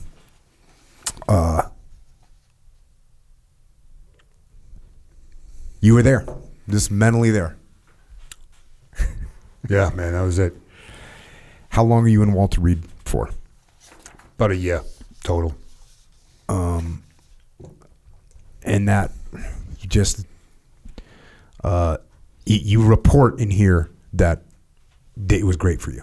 Like the medical support that you got, the people there, the people that were training you were just freaking good to go. Amazing. How is it happening? How does it progress? Like what happens when the chain of command hears that you want to come back? What are they saying? So, I mean, I was in communication with them while I was in the hospital, and they come visit me every now and then, and we maintain comms, but it wasn't so much about tell me what your goals are when you get back. It was just how you doing? Do you need anything? How's your family? Right? That was the focus. When I left Walter Reed and got back to Bragg, reported back over to 3rd Group, and I met with the group command team the first day in their office, and of course they're like, welcome back, you look great. I'm still early on in the process. I've been an amputee for about a year, so I'm no physical specimen. I'm still hobbling, I'm still limping. I'm still trying to figure out how to live life with one leg, and I'm sitting in their office, and they eventually asked me, so like, what are your goals? What are you looking to do? And I told them that, I was like, I'm going back to the team. And they just said, okay, is that something that you think you can do now? And I said, no. I have a lot of work I still need to do, but that's where things are going. In the interim, I need a job. I need to provide value here. So I requested to go to the combatives committee to work as an instructor, which was a great fit, long time like combatives dude. And they granted that request. I haven't talked to these guys, years later about this exact moment. They'll have all told me Like we had to do everything in our power to hold back like the crazy one-eyed look, like, what did you just say? Or go down the expectation management kind of brief that I was getting quite a bit at the hospital. They had to fight the urge to do both of those things and just stay kind of cool and neutral because they wanted to be supportive of me, right? But as a leader, right, like you also want to be practical to a degree. So, you know, I understand that. They didn't think that what I intended to do was possible. They didn't think that was going to happen. But they did grant me the request to work as an instructor, and that's when the game really like went up significantly. Because as amazing as the staff is at Walter Reed, their job is to keep you alive and then get you as functional as you can be to live the rest of your life with whatever condition you're dealing with. They're not there to train someone to go back to an ODA. That's not their job. The guys in my unit, that is their job. So I knew I needed to get back to Bragg ASAP to begin training with those guys and gals. First I needed a job, which my unit gave me, and then I knew I needed to fight this thing administratively, which I didn't know what that looked like, but I knew it was going to trigger a medical evaluation board, which I refer to as a military eviction board, because that's really what they're like programmed to do. And in their defense, most of the guys or gals or service members that they see are looking to transition out. So they do place a lot of emphasis on, let's make sure we get your VA rating where it needs to be, all the documentation, get you maybe an internship for what life looks like as a civilian. Like that's what they're there to do. And I walked in and I'm like, I'm going back to the team. And the first person I got linked up with that kind of quarterbacks you through that process just didn't get it. He just didn't get it. And I fired that guy, which I didn't know I could do. But I threw enough of a temper tantrum and talked to his boss. And I was like, you either need to get me someone who's on the same page as me, or I'm just going to do this myself. So he was cool. He linked me up with this girl who was amazing. Her name was Rachel. And she had worked with some SF guys that remained on active duty. So she became my girl, and she was on the same page as me. So the admin fight happened at that point, which took about 8 months of time. So I'm working as an instructor day to day. And I've really just taken the same mentality I had at Walter Reed, which is, in a lot of ways is easier to maintain this because you're living in this bubble where your only job is to go to these appointments and you're like living at Walter Reed. Once you get home, you got, your friends. In my instance, I had my girl who I moved in with. Like there's these other factors that are part of your life that can distract you or detract from the mission. So I had to take the same mentality I had in the hospital and apply that to a normal living environment. And within the first week of being home, I had to make some real hard choices and eliminate anything that didn't need to be there. Complete and total reevaluation of how I spend every single minute of my day. And if it didn't need to be there, both tasks and people, it was removed. And with tasks, I think it's easier to say, I'm not going to watch Netflix anymore. But when you start talking about removing relationships from your life, that can be real difficult to do. And I sat down with my now wife, and this is like the courting phase of our relationship, right? Like she was in Afghanistan when I got banged up. And what was she doing in Afghanistan? What was her job? She's active duty. At the time, she was doing psychological operations. Got it. But we hadn't spent any like real time together, And then I move in with her, and within the first week, I sit down with her. I said, "Hey, babe, here's the deal. I'm going all in." Hey, just real quick, when you're communicating with your significant other, a good way to not start this conversation is, "Hey, look, here's the deal." So we're getting off to a good start, bro. Yeah. All right, here's the deal. It was the truth, though. Yep. Like there was no alternative. This is the deal. This isn't like a course of action. This is the way it's going to be. I just wanted to be transparent. I'm going all in on this, like complete and total burn the boats. Like I'm either going to be successful or I'm going to die trying. That's it. Non-negotiable. I have to do this. And what that means on the tactical level is that there are no dinners. There's no, we're going to go to this wedding. There's no, like, nothing. Everything gone. It's eat, sleep, train, repeat until I get successful or they kick me out of the Army. That's it. And I look back at that conversation now with the family we have. We're married now 6 years, 2 young kids. The highlight of my life, most important thing in my life by a mile. And all that could have very easily just non-existed if she didn't have the strength to be okay with the somewhat craziness that I was communicating to her. So I'm incredibly grateful that happened. You know, it's like, it can be tough to talk about because it could have just not been a thing. She was like, okay, roger that, you know? And I think what enabled that was she was also aggressively pursuing kind of her next echelon, her next evolution in her career. So she was really dialed in professionally as well. So we were both kind of going down in parallel these hyper-focused roads towards our professional ambitions at the same time, which helped because, you know, she had stuff that she needed to do, I had stuff I needed to do. We'd come together when we could, but it was an interesting, you know, introduction to our relationship as all this was going on. So 8-month process of a med board. I'm working as an instructor and I'm living just this completely and total dialed in, you know, minute to minute, hour to hour lifestyle. Obviously a lot of physical training was involved. And, you know, after about 8 months, med board complete, the Army allowed me to stay in on active duty. Then that that box was checked, and then it was, okay, now I need to get back to the team. And now I need to figure out how to go about doing that. And it sounds like there's a really specific list of things that you needed to be able to do. Like is it some kind of test, like a fit for duty test? Is that like there was certain tasks you had to be able to do? And where's that list come from? It was created in real time by my chain of command. Check. There wasn't this laid out pipeline.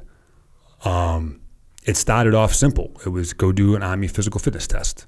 Okay, you did that, and then they threw every Army physical fitness program of record at me. And once I checked all those blocks, then they started just throwing other stuff at me. So they had me, I was getting evaluated cognitively, proficiency. They ran me back over to the 18 Bravo committee, which is where I learned how to be an 18 Bravo. They threw me back over there for like a 1 week, 2 week train up evaluation to see if I could still do my job as a Bravo.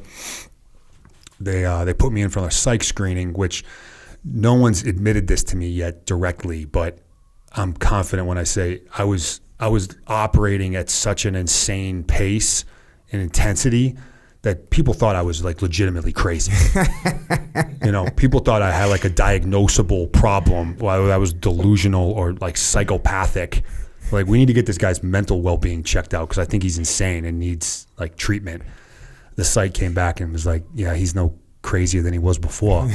So he's so good. At this time, you're teaching combatives, Yeah. which is who are you teaching combatives to? Is it within your own battalion, or is it like who are you teaching combatives to? The group. So Okay. third group. So third group, Yep. you're teaching combatives. And then you're just PTing to try and get to be able to do this job. Yep, PT and doing a ton of jiu-jitsu, competing in jiu-jitsu as well, which is a huge part of this overall journey. Is that piece of it, that, not just from a training perspective, but just mentality and structure and like technical focus on what I'm doing, adaptation to how do I do this with just one limb now or one leg now. Were you like a purple belt when this thing kicked off? No, I was a white belt. White belt. I got my blue and my purple after I lost my leg. Check. But you trained before you lost your leg. I did. Yeah. I trained. I got into jiu-jitsu right after I graduated the Q course, so I did that on 2 legs for a while. And then my jiu-jitsu journey as an amputee started at Walter Reed. They had a local black belt who owned a studio downtown Washington who would come to the hospital 1 day a week. Who's that? Jose, I think it's like Ortiz was his name. Good on him. Awesome dude. I met him at the hospital, and then I began training. He invited me over into his dojo, so I began training there like 3-4 nights a week. You know, one thing that you, and I forget if I'm going to cover this or not in the book, but I want to talk about it anyways. You got this thing that really like struck a chord with me. So you explained that when you got a prosthetic, when you put that thing on, there's a clock that starts because you can only wear it for so long. And there's a bunch of factors, if it's hot out, what activity you're doing. And it made you, that was one of the things that kind of drove this efficiency in you. Because you go, okay, when I get this thing on, I have X amount of hours to operate walking around. And after that, I got to take it off. And that was one of the things you said, okay, as soon as I get this thing on, here's what I got to get done. Mm-hmm. And that struck a chord with me because like that's the attitude you should have regardless in life is like, oh, you're going to wake up today. You only have so many hours. But that put an exclamation point on that for you. Yeah, I'd say that, you know, having been in the military and special ops for a bit before this, I was used to living, you know, structured, disciplined lifestyle. But the forcing function of knowing I needed to be able to execute at the highest possible level, in order to do that, I needed to be as efficient as possible. You said it. It was about efficiency. How do I maximize every moment I have upright on two legs? And I developed a bit of OCD on that because if I would go to leave my house and I would leave something and I'd walk 12 steps before I realized I forgot it, that would irritate me because now that's 24 steps I'm not getting back. So there's a glitch in my system. There's a glitch in my protocol. Things aren't prepped where they need to be. This mistake can't happen again because I just lost 24 steps. So I mean, I was dissecting like where I put my phone, my keys, my to the inch within my life so that I didn't lose 24 steps ever again. You were freaking committed to this thing. What was the biggest challenge as they threw all these different tests at you, right? They're throwing the Army PT test at you. They throw this other test at you. What was something that really was a challenge, or what was the hardest thing? Yeah, the final physical evaluation, which was my final overall evaluation, was by far the hardest one. This was at the end of about 12 weeks, where I was doing 1 or 2 assessments a week. And third group, again, only operated in Afghanistan. They were dealing with a lot of injuries. So third group took it upon themselves to create what they called originally the return to duty physical fitness assessment. And that was specifically for guys that were wounded that wanted to go back to operational status. They spent months putting this thing together. This was while I was at the hospital. And they were telling me about it a little bit. And they developed it out. They ran, able-bodied guys through it to develop their standards. And it was more tasks that were more in line with a combat scenario. So as opposed to just, push-ups, sit-ups, and running, it was tactical tasks like move to cover type drills. Everything's done with a 50-pound weighted vest to simulate kit. Most were done with a rubber duck rifle. So it was more tactical tasks. 12 events in total. Well, the day before I took mine, this was like my Super Bowl, and my training for about 6 weeks or so leading up to that point was mostly focused on those particular tasks. The day before, I went in the gym just to loosen up, get some blood flow, get ready for the test that happened the following morning. And the group command sergeant major and another dude who had been shot through the hand, who was trying to go back to the team, they both took it that morning. So I walk in the gym to loosen up, and they're both sprawled out on the turf, drenched and exhausted. Group Command Sergeant Major, his name is Mark Eckert. He just recently retired. He was the most recent USASOC CSM. He's a stud. He's a PT stud. Able-bodied dude, stud. He's out on the turf. Both of them out. And I walk over and, hey, Sergeant Major, how you doing? He's like, not great, because that test just kicked my ass. He's like, you're taking this thing tomorrow morning. I said, yeah. He's like, this thing's no joke. And I knew it was brutal. I had never taken it in its entirety to standard once because I knew it was just going to break me off. So in my training, I was playing around with different resistances, but I would just lump together different groups of them and go back to back to back in repetition. I said, yeah, tomorrow morning. He's like, okay, well, I'll be here. Good luck. I said, thank you. So I show up the next morning. Group command team, battalion command team, company command team, and about 50 other dudes are all there. There's a massive entourage. They basically closed the gym, or at least no one was training because everyone was just there to watch this. My teammates are there. And I knocked that out. And the final event on this thing is, it doesn't sound bad, but it's actually quite miserable. The 12th event, and I think it was 2 minutes in between each event. The final one, the 12th one, is just is a walk on a treadmill, and it starts off flat, and then every 2 minutes it increases in elevation. So at the final point, you're walking at a 45-degree angle, which is steep. It's at a slow pace. It's like a brisk walk. So you're doing this 50-pound weighted vest, 12th event. Well, my issue, similar to the way I wiped out there at Walter Reed, was because of the lack of range of motion I have in my hip. When the angle is that steep, I can't get my foot out in front of me. So I had to develop a technique where once it hit a certain degree of elevation, I would rotate my body laterally, and I would laterally shuffle uphill. So my prosthetic is the trail leg, my sound leg is the uphill leg, and that's essentially just pulling me up. So I'm doing this little sidewards lateral gallop up this hill, which just looks crazy. So I finish, event complete.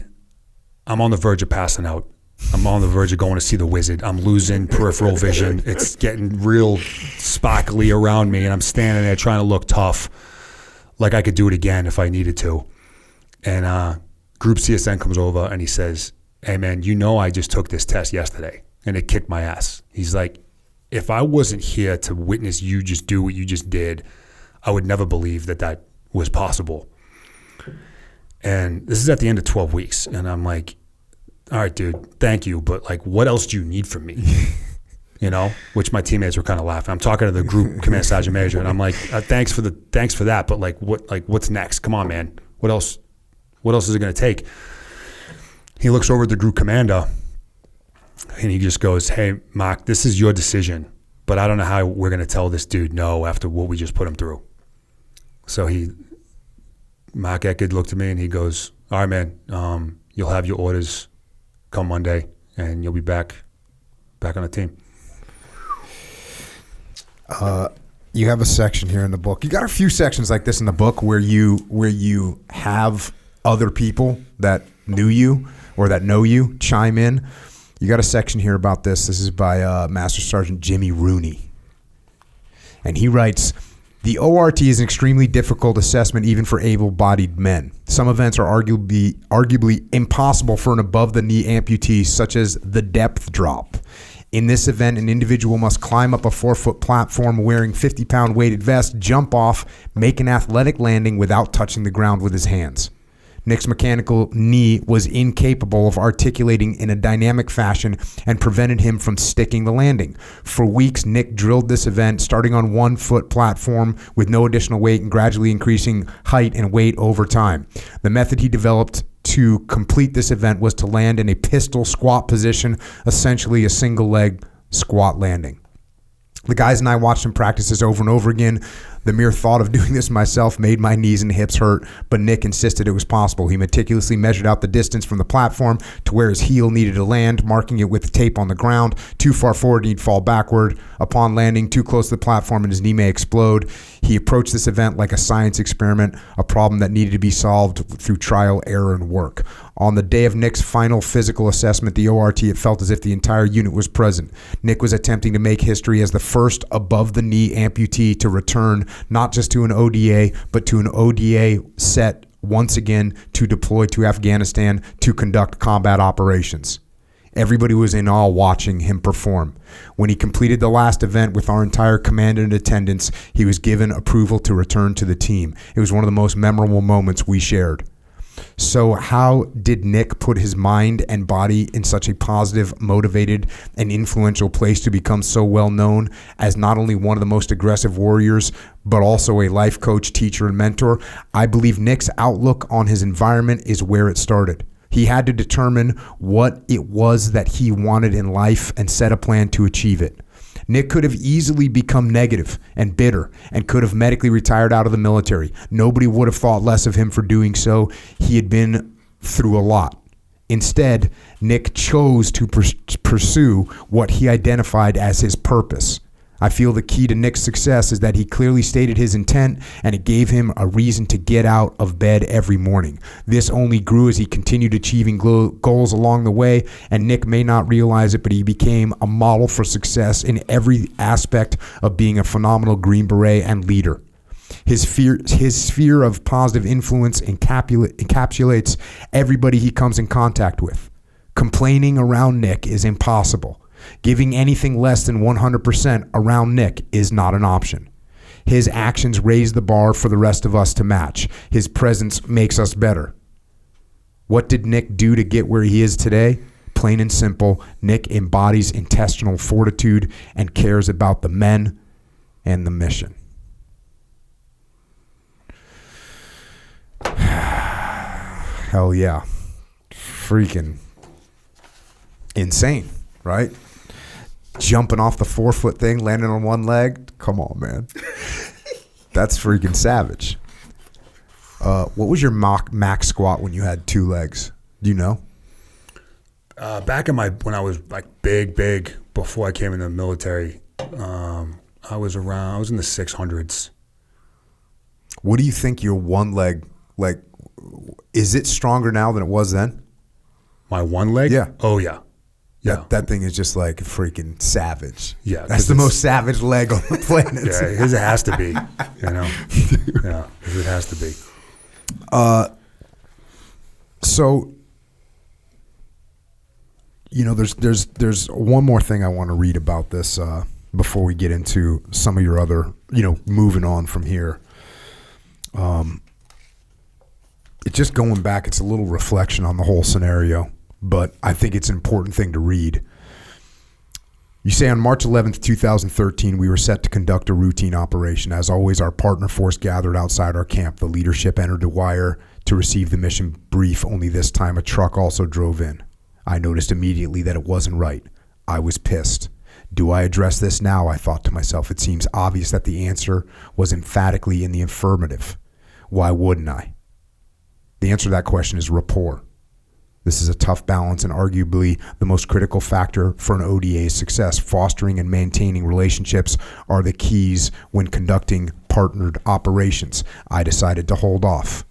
I would address this with my detachment commander after, and he would address it with the partner force leadership. This was a decision I must live with for the rest of my life. This truck was a Ford Ranger with a mounted PKM in the bed. This is the weapon that would moments later rip my body to shreds, drastically altering the rest of my life. But this result is not the reason for my regret. The loss of my leg is not why I spring up sweating in the middle of the night. Living the rest of my life as an amputee is not why I continue to reanalyze my decision-making process on that day. Our detachment commander, Captain Andrew Peterson Keel, our infantry uplift squad leader, Staff Sergeant Rex Shad, and our military working dog, Back, were all killed in action as a result of my decision. It took years to be able to look at this event and extract positive value. The pain was too great. I couldn't see past my anger and the disappointment with myself. I couldn't see past the faces of my brothers who paid the ultimate sacrifice. It took time. It took a lot of reflection. It was hard, but I owed them this effort so their deaths were not for nothing. Gradually, I was able to gather the lessons learned.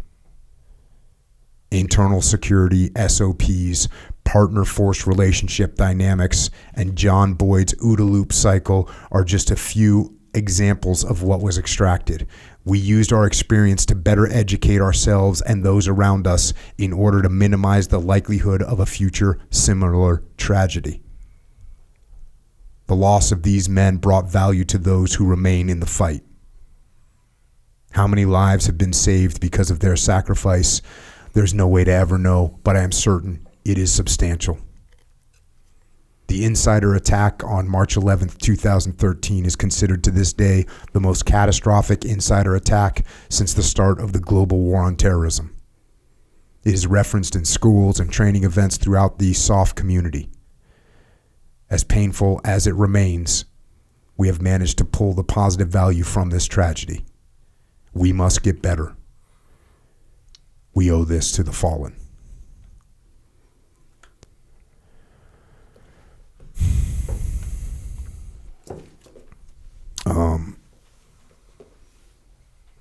Yeah, you and I were talking when we weren't recording. For me, I had a blue on blue incident in Ramadi that I was in charge of. A friendly Iraqi soldier was killed. Several more were wounded. One of my guys was wounded. And like what I did when I got home was debrief that event to every SEAL team on the West Coast that was going on deployment. And I had many times guys come back and say, hey, I was in this situation. We had this element over here, that element over here. If I wouldn't have known and trained to avoid blue on blues, 100% would have happened. And, I was just saying to you that you telling this story, look, man, there's special operations guys working around the world right now as we speak with countless partner forces all over the place. And this is a lesson that everybody will not forget.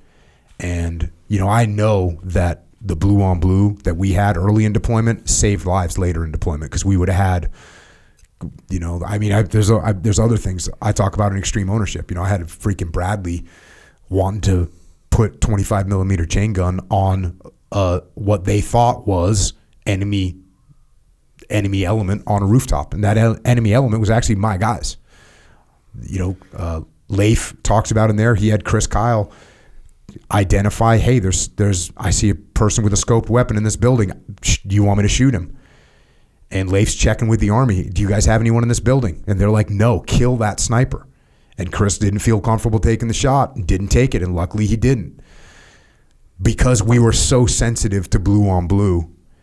And so the lessons coming away from this, guaranteed. You say you don't know how many lives they've saved, and we'll never be able to know how many lives they've saved, but no doubt the level of caution and making sure that assessment is happening all the time, that's what we got to take away from these things for sure. Have to.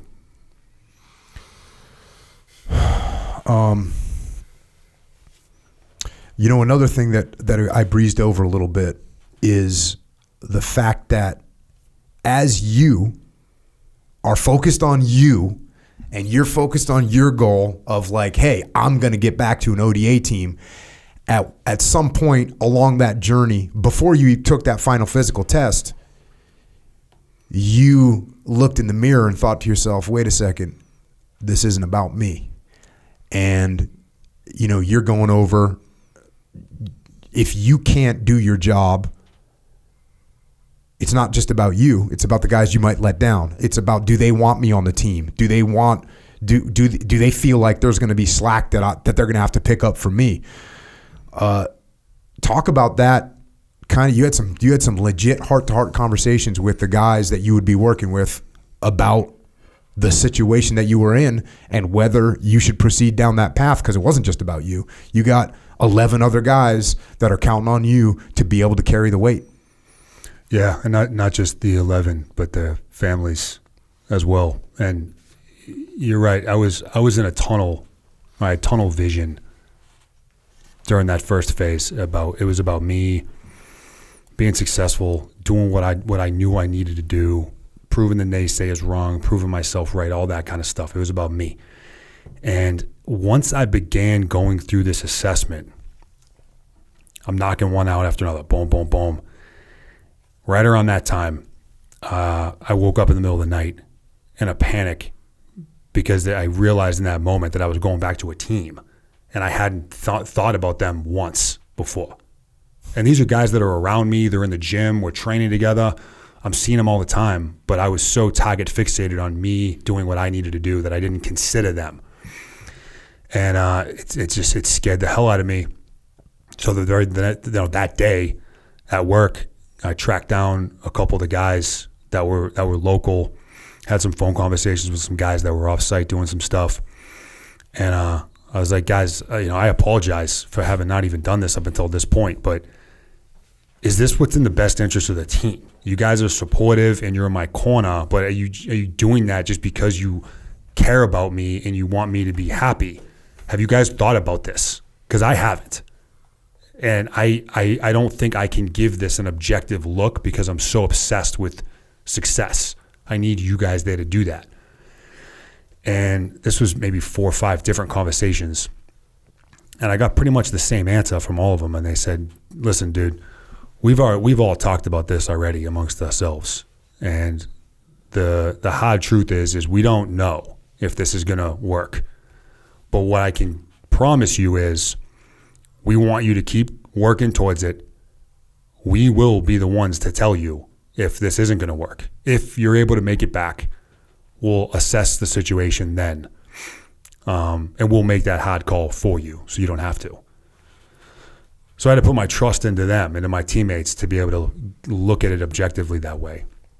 And Jimmy Rooney, who you just read about, he was set to take the team as the team sergeant. He may have already taken it at that point, but he and I were working together when I was working as an instructor. He was the head instructor of our SFAWC committee, Special Forces Advanced Urban Combat Committee, and we work at our offices are right down the hall. We work together, that committee and the combatives committee. So we had a working relationship, and it wasn't until much farther down the road that he told me he was going to take 2-6, take my team. And he was the last one I talked to on that day at work.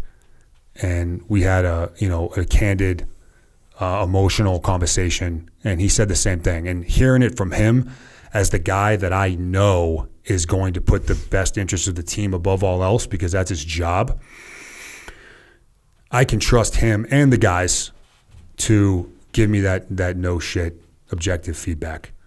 So once I made that switch about wanting to pursue my own goal versus, and the reason behind that, to it being about them.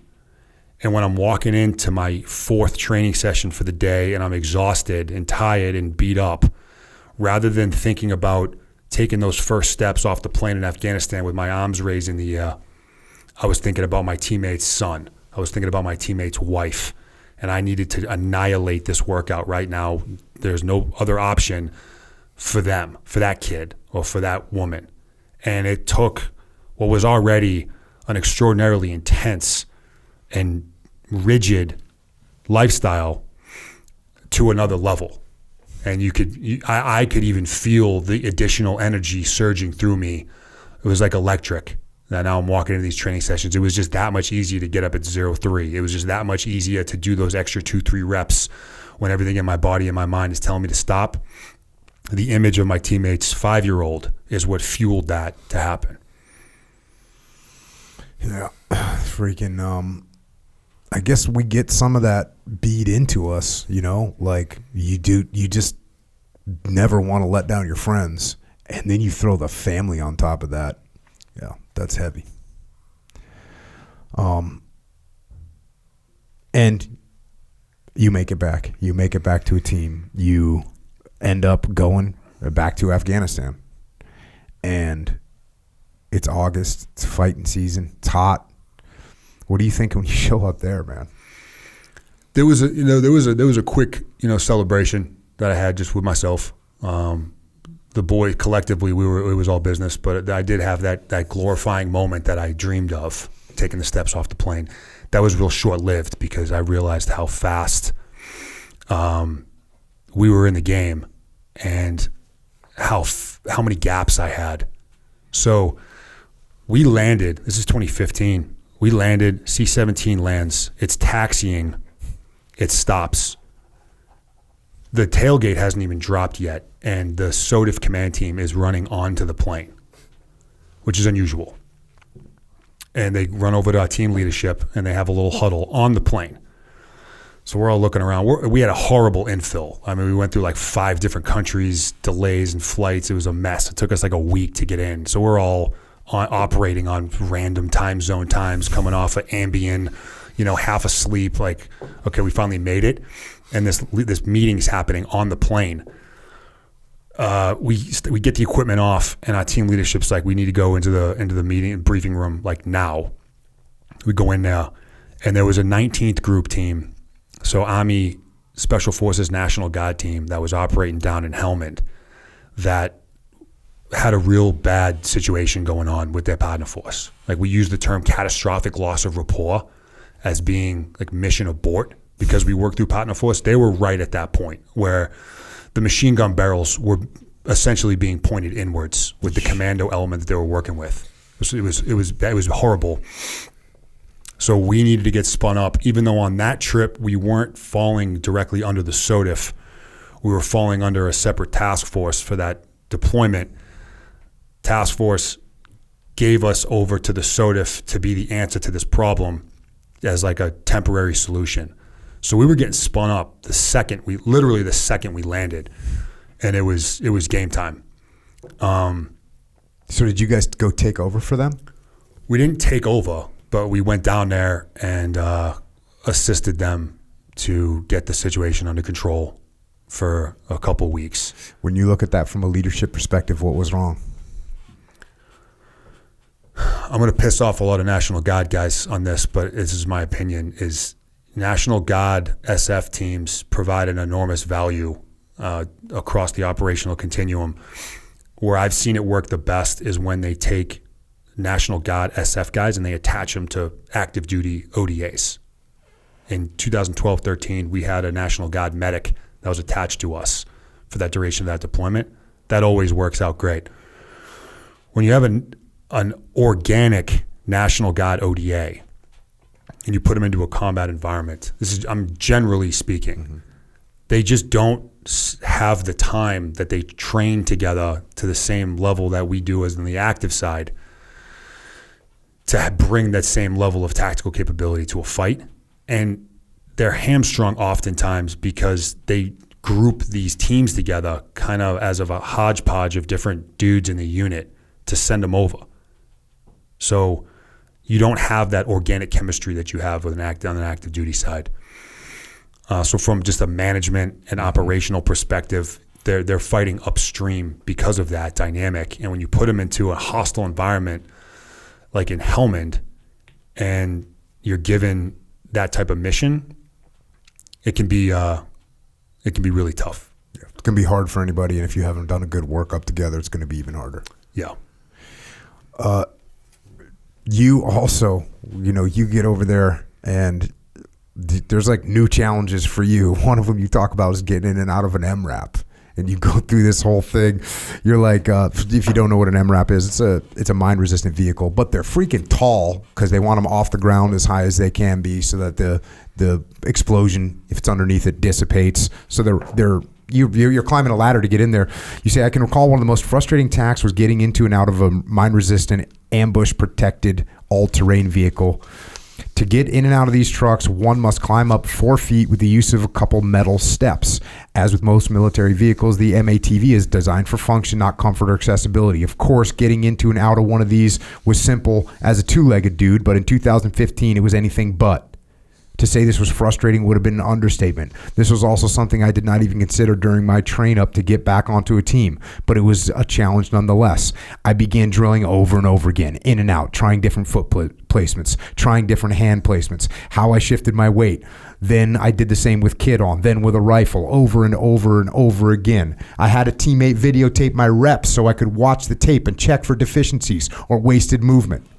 I had them put me on a stopwatch over and over. I checked my time against one of my teammates to compare. I focused solely on the task at hand. I wasn't thinking about all the other tasks I needed to master, and I certainly wasn't thinking about the bridge, just this one piece of the puzzle. Focus, rep after rep until I felt I was sufficient. I repeated this process throughout the entire deployment, even after I displayed enough capability to my leadership where they felt confident putting me on more and more operations. So that's like one little thing which no one would think about, and it's a freaking challenge for you, and you had to figure out how to do it. Yeah, because by the time I got to the team, man, they were already past their collective training phase. They had already finished PMT. They were basically just getting gear prep, taking some leave, and then heading into the box. So I had just like 6 weeks on the team before we were back in Afghanistan. So these tactical tasks, they would have been fleshed out in training if I was with the guys leading up. I didn't have that time. So things became real on the ground the first time I tried to climb into a MAT-V or an MRAP, and I'm like, how the hell do I even do this? So that's just an example, and it's there's a list of tasks that I performed the same way, and downtime in between training and ops, I would just identify one of these things that I knew needed work, and I would just like go crazy and just do it 1,000 times. And I'm like, if I do this 1,000 times, I'm going to figure out how to do it. If I do it 1,000 times, I'm going to find a way to do it. I just need to do it 1,000 times. So like, how do I do that? I'll do it 100 times a day, for 100 days or whatever, 10 days. And what was your mission on this deployment? What were you guys doing? So we were running the Katehas, which is an Afghan commando unit. That's their tier 1 unit that was established by CAG years prior, that they handed off to us to run. So that's their premier direct action CT force. So we were running those guys based primarily up out of the Kabul area, not Kabul proper, but in that vicinity. So we moved around basically the entire AO. And just running DAs mostly? Yeah. What was your op tempo like? It wasn't as busy as the deployment I had prior, because they were just more specific point target raids based on higher levels of intel and higher levels of effects. Whereas on the ground prior, we were just like going out and like paving the road a lot of the ways. So this was more tied to like strategic initiatives and directions. So we'd maybe have a thing maybe once a week, once every couple weeks. But in that time, there were a couple massive ops that we were a part of that took up good chunks of time. One of that was when Kunduz, the Taliban took it over. We were a part of that as well. So we ended up shifting to that AO, and we dedicated like 2-3 months to the response to that and then to the rebuild of that AO. How many guys were in that force you were working with? We had around a company size element, about 100, 110 dudes. And the craziest thing about working with these guys, so these guys were built, by CAG years prior. They had all the equipment. They had all the Gucci stuff. Same uniforms. They're rocking PVS 31s. Like they got like high speed stuff, and they're all juiced up. They're pumping like Sustanon in there like daily, which you see that right when you meet these guys. That's like very strange. It is. Yeah. Even like the standard Afghan commandos, they aren't outfitted that way. They don't look that way. We meet up with these dudes for the first time, and they're these just yoked up Afghans rocking Cry Precision. Like, this is weird. But what made it, I never got to a point where I was comfortable. Was under nods. Everyone looks the exact same. Yeah. Whereas normally, I can tell the difference between my teammate and our partner force instantaneously. When you got guys that size rocking the same gear we are, I couldn't tell who was who. Dang. So we had different like markings that we used as like IR markings to try to help us figure out where we were. But I was constantly uncomfortable when we were doing night stuff, which was a good portion of it, because I didn't know who was who. Yeah, that's not feeling good. Nah, man, I didn't like it. How were they? They were good. In the field, they were good? Yeah, they were good. They were good. I mean, it's an Afghan partner force, but they were the most proficient that I'd ever seen. They were good. And so that deployment, pretty straightforward, doing a bunch of DAs. Any big lessons learned from that one? I mean, I was drinking through a fire hose, because not only with my Afghanistan for the first time as an amputee, I'm dealing with all these tactical gaps. We were living out of rucksacks most of that trip, so I didn't get a chance to really establish like a rhythm in one location at one time, because we were moving around so much. So I had to adapt my loadout package for vehicles, for half infill ops, for dismounted ops. Like, where do I keep my extra legs? Where do I keep all my equipment? How do I carry all this stuff that I'm going to need if and when something breaks down? It was a forcing function to think about how I would go about doing that. So for every deployment I've had since, it pales in comparison because I jumped off like the massive cliff to begin with. So now if I go someplace and I'm working out of the same location, it's like easy, quite simple comparably. Why do you got to bring an extra leg? Like what scenario? Are you bringing an extra leg in the field? All the time, at least one. I mean, the technology in this thing is great, but it breaks. Like legs break. You know, this thing's got a little microprocessor in it. You got batteries? It's got an internal battery. Yeah, there's a little computer inside this knee, so I have to charge it, and then it runs like a computer. It doesn't power me. How long does the charge last for? It depends on the level of activity because it goes into like a hibernation mode, like a computer. If like right now, it's like sleeping. So depending on how much I'm moving will determine how much battery life I have. But even on an active schedule, a fully charged knee will get me like 3 days. Okay. And so you're bringing a whole extra leg in the field? At least one. Yeah. Sometimes more than one? Yeah. So I'd usually carry one mechanical backup knee on my person in my ruck, and then I'd have a backup one of these. How much does that weigh? The mechanical ones are a lot lighter because there's no technology built into it. Mechanical knee, maybe, I don't know, 8 pounds, 9 pounds. God. This one weighs closer freaking 9 pounds is a lot when you're humping around, bro. That's not fun. No, I'd rather not have to carry it, but I've broken so many of these things that it's really, I consider it a requirement. So my standard loadout for like a vehicle type movement, a gaff, would be mechanical leg in my ruck, an extra one of these that I'm wearing now in my truck, and an extra one of these in another truck. In case my truck was disabled or blown up, I'd have another leg somewhere to go get and put on. You know, it kind of sounds like a pain in the ass, but it's also like, hey, if you got shot in your freaking prosthetic, you're like, cool, let me just put on the other one. Well, it's funny you mentioned that. Go. One of the conversations I had with my group command team, they were voicing their concerns. They're like, well, what happens if your prosthetic breaks in the field? And I said, well, I can carry an extra one. If your leg breaks in the field, you're out.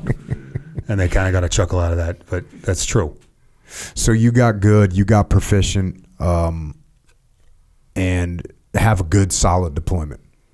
Yeah, successful. And we had a lot of visibility on us that whole trip. I mean, all the way up to like Washington, because I needed approval from the USASOC commander to be able to go. The SOCOM commander was aware of it. So no SF team, no SOF team wants a lot of people checking in on them and paying attention to what they're doing and answering phone calls from, 3-star generals. No ODA or team leadership wants that. My team leadership dealt with a bunch of that because it was almost like people were expecting and waiting for something to go wrong for them to pull me out. Be like, hey, we tried it. It didn't work. Let's like get back to reality here and like let's find a real solution for this dude. But that didn't happen. We had a successful trip. No issues. So it was just hectic because I was doing this vehicle type thing in all my free time. So after that 6-month pump, I was the most tired I've ever been in my life. What's the, I know you wrote about how there's like a limit to the amount of time you can spend on it. Well, how long can you patrol for? Like a foot patrol? So I've done, multi-day missions. It just, it does start to take its toll after a while because there'll be a point where I have to take it off at a minimum, wipe down the sweat, maybe throw on some antiperspirant type stuff, get it back on and go.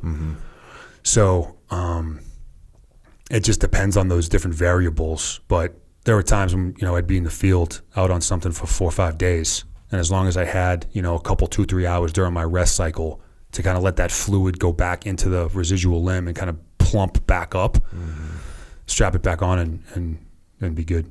Yeah, well, be in the field for a few days, it's freaking legit. That's awesome. So you come home from that deployment and what? But go again? That's the deal?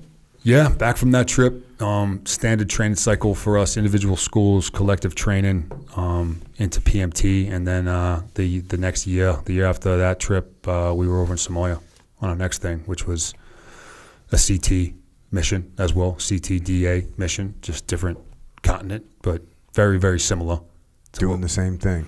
Doing the same thing. Did you have a partner force over there? Yeah, we had 5. Oh, damn. Yeah, we had a bunch of Somalis. We had some Kenyans. We had some Ethiopians. And you're training them, and you're going out. They're doing work. You're doing work with them. Yeah, we were targeting Al Shabaab, which is a Al Qaeda affiliate. We were targeting those guys. And it's good op tempo. It was busy. We were going out once, 2-3 times a week. We doing were DAs. Yep, doing DA. Oh, outstanding. Yeah, we were down south. The other unit we were working with was further up north, and we would just like flip flop to support each other. It was busy. And do you get in a flow now? You said like, hey, once you did that first deployment to Afghanistan, where you're living out of Iraq, are you in a pretty good flow now, where you're starting to be able to deal with your leg? It's not that big of a factor. Yeah. So the 2 years I had, like since Walter Reed, the first trip to Afghanistan, or the train up Afghanistan, now I'm like 2.5 years post injury. I learned a lot of lessons and ways to maintain my prosthetic and my body. So I'm learning how to do this. So by the time 2016 trip came around, I was much more confident in my tactical prowess and insertion within operations. Hell yeah. And then what's after that Somalia deployment? Another deployment? That was 2016. So I came back from that, and that was when I transferred groups from 3rd group to 5th group. The reason I transferred because my wife, she went down a different career path and got orders for Fort Campbell. So I transferred groups. At this point, we were married. So to stay with her, obviously, I transferred from 3rd to 5th, went over there, and then got integrated with those guys. And then my next trip was into Lebanon. Check. And you're obviously still active duty right now. We'll kind of let that one, we'll use our imaginations for that deployment over there. At what point did you decide you were going to try and get a commission, become a warrant? Or what you guys call in the Army a chief? Yeah. Yeah. In the Navy, I'm sure you know this, yeah. A chief is an enlisted guy in the Navy, and we still have warrant officers. We have chief warrant officers. But what point did you want to become a warrant officer? Yeah, I started looking at it actually when I was in Somalia, because our warrant had to go home on emergency leave, and I kind of took up a lot of those tasks for the detachment. When I got back from Lebanon is when I dropped that packet. And got picked up? Yep. So we, the SF warrant officers, we go to Fort Bragg to go to our school, whereas every other Army warrant officer goes down to Fort Rucker and goes through the warrant officer course. We have our own program, because it's the SF warrant officer is wildly different than all the other warrant officer branches. There's only 2 combat warrant officers, and those are aviators, and then SF guys. The rest, those are managers. Like you run a desk, right? Because you're an expert in that particular system, and your job is to manage and task. On our side of the house, it's different because you're on the team. So we have our own school. So I went and did that. That was in 2019. Yeah, my 5-month course. It's a lot of writing and briefing and officer stuff. And you loved every second. Dude, salute to the Army and the Special Operations for this whole thing. Just for them keeping you on that path, opening those things up, you becoming a warrant officer. Like, that's freaking just outstanding that this happened. I mean, look, this stuff could easily be shut down. Like, there could be some senior officer that's like, I don't think this is the right thing to do, and boom, So that's outstanding that that the Army allowed this to happen. Do I believe it should? Hell yeah, of course. But I'm saying, man, some of these bureaucrats, like, they don't think that way. They don't think like you think. They don't think like I think.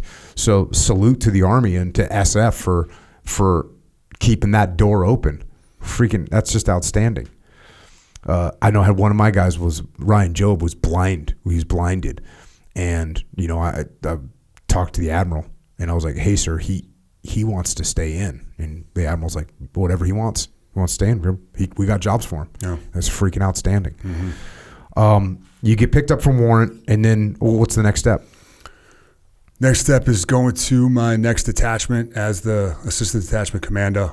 And I was notified the team I was going to go to with about 2 weeks left of the warrant officer course. And the second I was told the team number, I knew the type of team it was going to be, which was a maritime ops team, a dive team. Yep.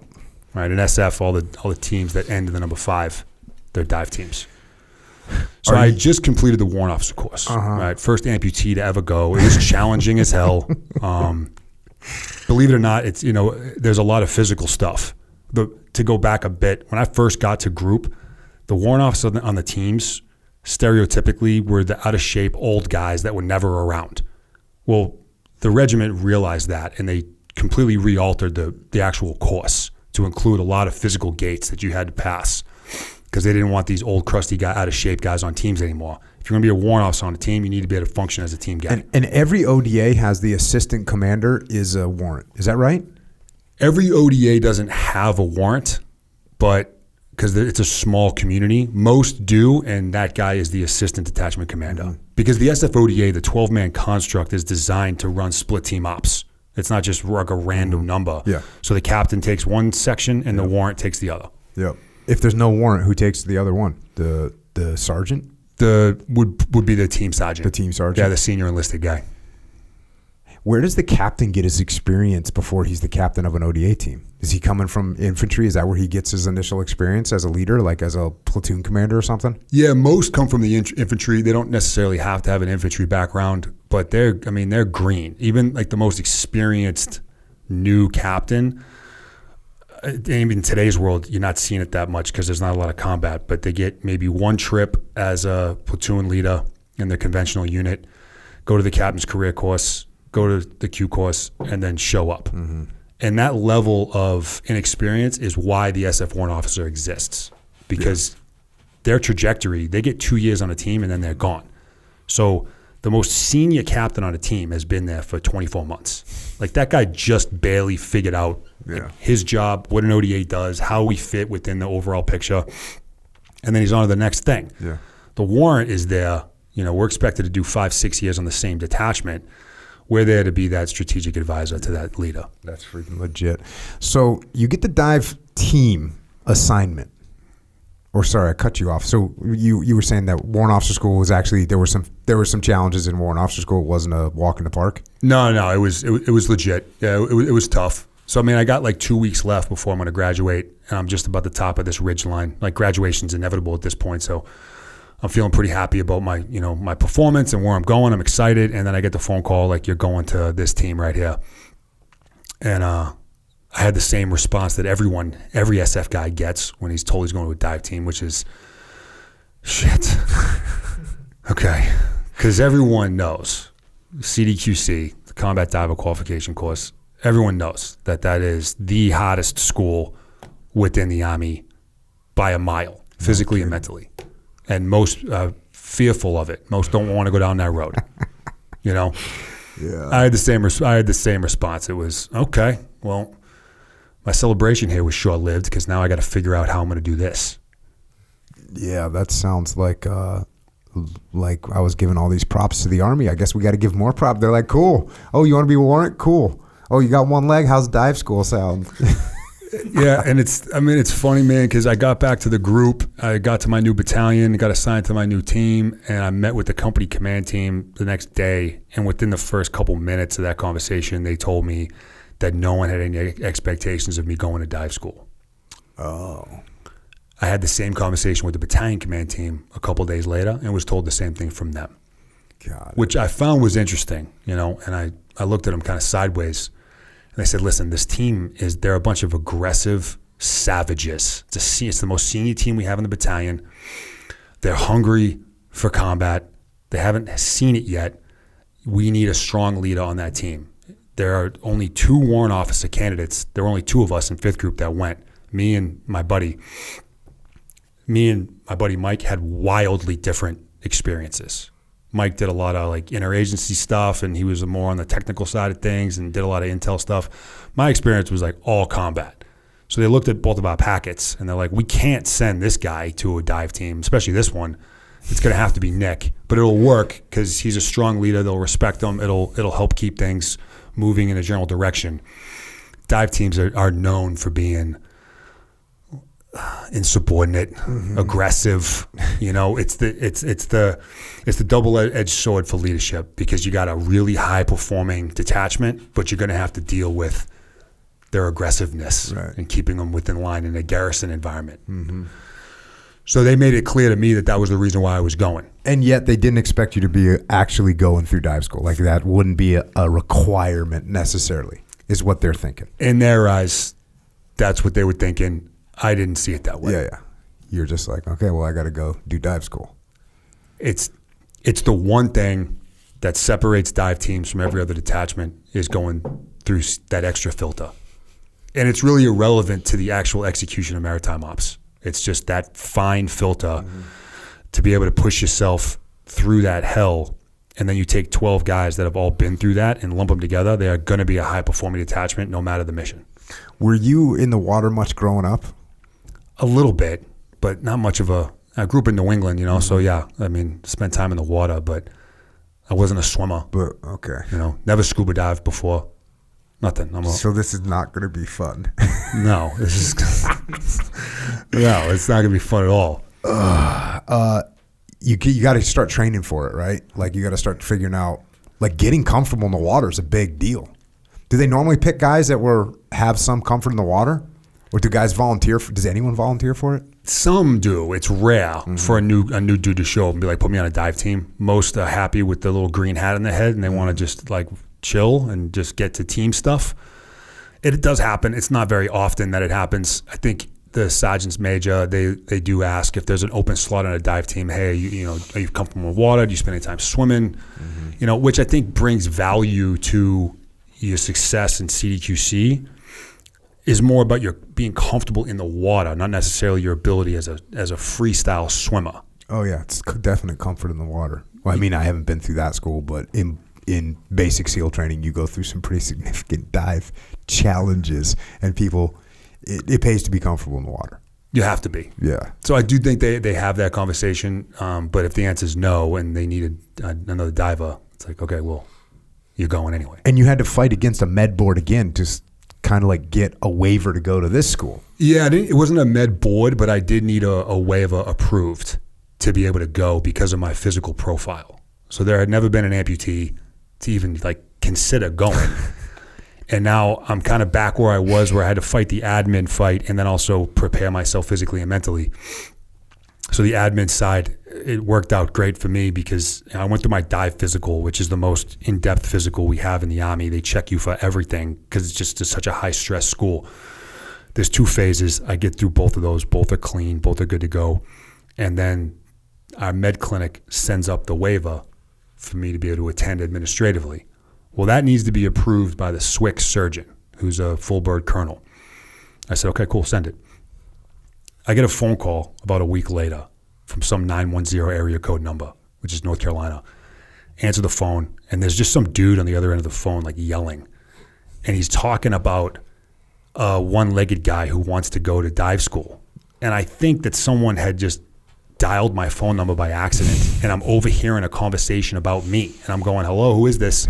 Dude's just yelling, talking real aggressively, talking real fast. Finally he stops. I'm like, who is this? He's like, Nick, it's Mike. And I said, Doc, how you doing? Well, Mike was the 3rd group surgeon back when I was in Afghanistan. He was the first guy that operated on me when I got flown into Bagram. He had since been promoted to 06 and was working as the SWIC surgeon. So he and I knew each other real well. I didn't know that that's where his job was till he calls me. And I'm like, oh, no kidding. Okay. He's like, I'm staring at your waiver. It's in front of me right now. I said, are you going to approve it? He's like, yeah, I already did. I just sent it back. He's like, I think you're out of your mind that you want to go do this, but if you want to go ahead. Like, good luck. So, you know, ironic turn of events. If it was anybody other than him, Who knows if that would have been approved, because you are assuming quite a bit of risk, both for him as the medical professional and then the commander in which he works underneath. Like, they're assuming that risk to send me to a course like that as a student. He gave me the green light, and then once I had that, I had already been training, physically. My first day on the team, I was in the pool. Day one. Like, I just met these guys. It's my first day in this battalion. It's my first day as a warrant officer, and I'm in the pool. You got to get like fin legs or some shit. Yeah. So I did, and I went to my prosthetist and I said, I need a fin. And they Hell make, yeah. fins for amputees. It's not like a new thing. He gave me this one, and the thing's maybe, 3 feet in length. It's small. And my teammates called it my Finding Nemo fin, because just the difference between my leg and this thing was just so different. But the concern was that, if it's a longer lever, it places more force through the socket, what's actually attaching to my body. So we were concerned that if it was too long, I was generating too much force, it would rip the prosthetic off my body. So we went with the more secured option, even though it gave me less propulsion. So that was what I had. And, I just said, roger that. This is my equipment. I'm just going to figure out how to make it work. Really had to turn my left leg into just an absolute tank, because that's what was propelling me for treading and for underwater nav and for all the finning, was my left leg. That's what I used in the pool during our train up. And, my teammates were phenomenal. But at the same time, no one really knew how to do this with the guy with one leg. So it was a lot of trial and error and like figuring it out. Did that. And then I was in communication with the leadership down at CDQC. They reached out to me once they were made aware that an amputee was going to come down. It was a third group dude who was actually one of my instructors in the Q course, was now the sergeant major down there. So he hit me up and was like, hey man, just like keep me updated with if you're modifying any specific procedure. I just need to know what that is, because my instructors don't like know what this looks like. So like maritime ops, and especially in the schoolhouse, it's very procedural, like left foot here, right foot here. It's broken down step by step by step to increase efficiency and reduce risk, to keep it as safe as possible. Well, for me, some of those steps just don't exist. If it's like, put your right foot here, well, like I don't have one. So what am I doing when everyone else is putting their right foot over there? Right. So just those small little tweaks is what my team and I were kind of playing around with. And then I messaged that to the cadre down there. It was ultimately up to them to decide if what I was doing would meet their standard requirements. A couple adaptations with a couple different things, but and then the CDQC journey. What's the attrition rate at that school? It varies from 20% up to like 60%. Damn. There are some classes they graduate like 5 guys. And if you fail, they just send you back to SF. You just can't be on a dive team type thing. You usually will get 2 or 3 attempts at it, okay, which is quite common for it to take a guy maybe twice. How long is the school? 6 weeks. You got a section in here. You talk a little bit about this, which I had a lot of joy and laughter when I was reading it. The Combat Diver Qualification Course, or dive school, has several tests students must successfully complete. Each is designed with a purpose according to years of data collection and lessons learned from generations of previous combat divers. The most notorious is the one-man competency exam. During this test, students are required to wear a blacked out mask to simulate nighttime conditions and then surge underwater for several currents. Once the surge phase is complete, the students are placed at the bottom of the pool and paired up with an instructor who systematically removes the student's air source regulator and places a series of deficiencies. So how do I breathe without a regulator? You don't. You hold your breath. The student is required to trace the air source line from its origination point to the regulator while on a breath hold in order to retrieve the air source and breathe. This process is repeated until the exam is completed. If this sounds awful, it is because it is just that, awful. The one-man competency exam is widely considered the most difficult test within dive school and is the reason why so many do not advance in the course. There is, however, a method to this madness. Conducting underwater operations is arguably the most dangerous task we do within the military. The ocean is unforgiving. A plethora of things can go wrong. And as with most operations, something will almost certainly go wrong. Given the fact that we as humans require oxygen above all else to live, problems underwater can quickly turn deadly. During underwater operations, it is just you and your team. At times, perhaps it is just you and your dive buddy. And if things really go bad, it's just you. When a problem presents itself, you absolutely must be able to correct it. And depending on the severity of the issue, time becomes a critical factor. Every second counts. Pressure is at an all-time high. The stress of these situations can be incapacitating. The only way to work through the situation is to remain calm. Good times. We have a test like that, similar. It's called pool competency. It's the same thing. They're just going to freaking jack you up underwater. Yeah. It's not fun. It's not fun. You gotta fight the demons. Every survival instinct you have as humans, you got to battle through that. Yeah, but you made it through. Yep. You made it through that dive things. You failed a couple times? I failed one man twice. Shit. How many chances do you get? 3. Yes. So I blacked out underwater my first 2 go-rounds. And my blackout experience, they tell you, you're going to start to feel yourself going. Like when you're being choked out, right? Like things get soft and you start to feel yourself getting comfortable. Like you're on the verge of blacking out. Yeah. That doesn't happen with me. Mine is just continued increase in pain and discomfort. And then you're out. And then I come to and I'm on the pool deck. What kind of, are you using a normal regulator, like the kind with one hose that you press a button and air comes out of it? For this, yeah. So you're using open water tanks on your back with the standard regulator. Yeah. We have this in SEAL training. They have this regulator from like 1968 or something. And it's got 2 hoses. One's an inhalation hose and one's an exhalation hose. And it looks like, if you look at Jocko diving in 1973, like that's what he's using. And there's no button to press. You have to drink the water out. You have to suck the water out of it when you put it back in your mouth. And they just take this thing and freaking touch. It's insane. The only reason that this regulator exists is for buds at this point. Oh, they still use this? They still use it. Wow. They still use it to this day. It's crazy. It's a crazy evolution. But I've talked to some of the people that work at that company, and they were like, "Yeah, that's the only people we make it for." I guess there's an occasional person that will request it if they're an underwater photographer because the bubbles are behind your back. But other than that, it's just these, because there's no reason to use it. It's the worst piece of equipment ever. Like for diving, like they probably made it and like a year later, like, hey, this is dumb, fix it. But that's what we still use. Not fun. All right, so you get done. You pass. Now you're a warrant officer inside of your ODA team. Rack up another deployment. Where do you go on this one? The one after that, we were in Iraq. Damn. Okay. Doing a lot of diving in Iraq, were you? Not much. What year was that? 21. No kidding. Last year. Well, we went in December of 20. December of 20 into 21. I mean, from what you can say without going into classified material, like what was your general mission? Advise, assist. Sure. I mean, the Iraq of today is much different than the Iraq of your days. How did you like being the number 2 guy in command? I enjoyed it.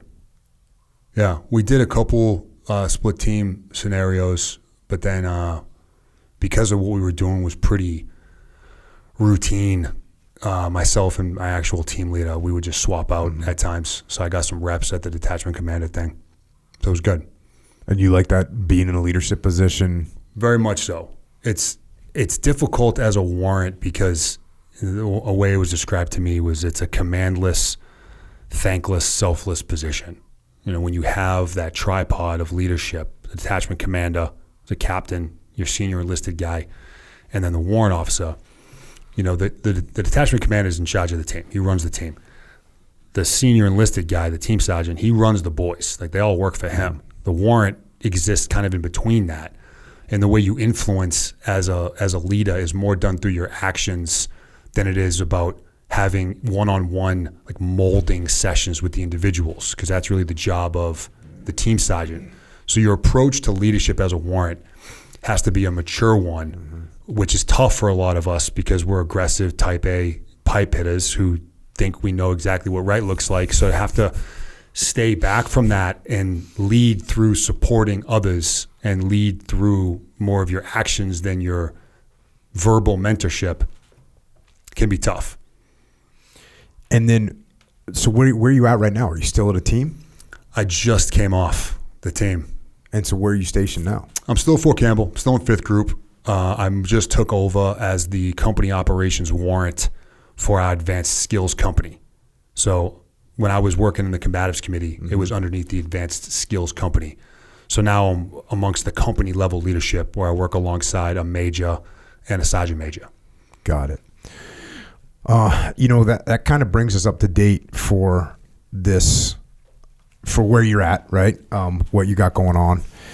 This is the thing though about this book is this book, Objective Secure, it's not a memoir of your life. It's not like, hey, here's a bunch of stories. It's actually like almost like a field manual of how you can overcome things and how you can achieve things in life, which is a pretty awesome book. And look, obviously I read some of the stories out of it today because you relate, oh, this event happened. Here's, what occurred. Here's what caused me to do this. Here's where I learned this lesson. There's a lot of that stuff in there. But the actual book is, the subtitle of the book is Battle Tested Guide to Goal Achievement, right? Which is freaking legit. Like, hey, here's a guy that has gone through a bunch of obstacles and overcome those obstacles. And he did it not by luck, not by miracles, but by figuring out how to assess these things and how to overcome them. And you take the military methodology that you learned from being in special operations and you apply that to your life and apply that to the challenge you face. And you outline that throughout this book. And that's why if you're listening right now, just order this book right now because there's so much good information in it to help anybody that's overcoming anything, that's facing any obstacles. But I would feel bad if I didn't at least give people sort of a heads up, sort of some of the highlights that you go over in the book. So I just want to crack this thing open and just like I said, just hit some of the high points of how you live your life, how you overcame these things. The book is called Objective Secure. You start off with Objective Secure, a military brevity term used during the execution of combat operations, meaning the location or target has been isolated and contained, the assault force has eliminated all known threats, and the element is prepared to move to the next objective phase of the operation. Reaching Objective Secure during a combat operation is a good feeling. It means we have a foothold, a location to reconsolidate, establish communications, prepare stage, and if necessary, fall back to. But this does not mean the mission is complete. Objective Secure in our context here is twofold. First, it is a victory, a milestone. It marks the success of achieving a necessary goal along the route to mission accomplishment. Second, it is a tool, a system, a methodology, a process designed to manifest our reality. Objective Secure is a philosophy and a blueprint that was created in real time, refined, then retrospectively analyzed following years of trial and error, years of failure, years of obstacles, and years of adversity. It was forged by fire and is battle tested literally. Objective Secure. Did you have that name out of the gate for the book? No, not at all. I created this thing. The original Objective Secure was about a 9-page Microsoft Word document that I slapped together as the result of being asked the same question hundreds and hundreds of times, was how did you do what you did? So rather than answering those every single time, I said, what's your email address? Yeah. I said, what I'm going to do? I'm going to answer that question, put a little more thought into it, and that way I can just attach and send. It was about efficiency. I created the original one of these things purely out of efficiency to answer the question, to provide that information to those that were seeking it. It wasn't until years later. I used it as such for years. It wasn't until years later that a good buddy of mine, now my business partner, hit me up. I was actually still in dive school. I had about a week left, and he called me out of the blue and said, I think you need to write a book. And I said, get away, get out of here. What are you talking? Dude, I'm clinging by a thread down here. I'm exhausted. I can't even have this conversation with you. We eventually circled back a couple weeks later, and I gave it some thought. And this is in the middle of 2020, COVID. I got a lot of extra time and energy on my hands. Gyms are closed. The combatives house is closed. We're doing this weird half on, half off work schedule, remote LPD sessions. It was just a strange time. I had a lot of extra time and energy that I otherwise wouldn't have had. So out of respect to him, I gave it some thought about that Microsoft Word doc. And I said, I actually kind of have something. And he said, just keep going with it and see what it turns into. So I sunk my teeth into it and became real obsessed with it. I really found out that I actually enjoy writing, which if you had asked me that a week before this, I would have said no interest, but I actually do enjoy it. But I didn't figure out the title until maybe about the halfway point. I started thinking about it, and then it kind of flipped. Yeah, you got the way you run your life, and it becomes really clear in the book. I haven't touched on these part of the books yet, but like you're very calculating in everything that you do. This is what I need to get done. And that's what makes this so effective. And obviously it's worked outstanding for you to be able to pull off the kind of shit that you've pulled off. That comes across. And one of the things one of the ways that you break down the book is you use the way you learn things in the Army. And one of the things that you talk about is the ethos, the warrior ethos. And here's part of it. I will always place the mission first. Now I realize the term mission has a strong military undertone, but this absolutely applies to everybody because everybody has dreams. That's what the mission is. It's a dream, the long-term goal. The mission is what is waiting at the end of the road. Missions are impactful, often life-changing, but for many the mission will remain just that, a dream. Many do not reach mission success. Many do not turn the dream into a reality. Those who do are able to recognize the need for something. Sacrifice, a subset of discipline, something we'll get into later, the act of forgoing what we want for what we need. So you break these things down.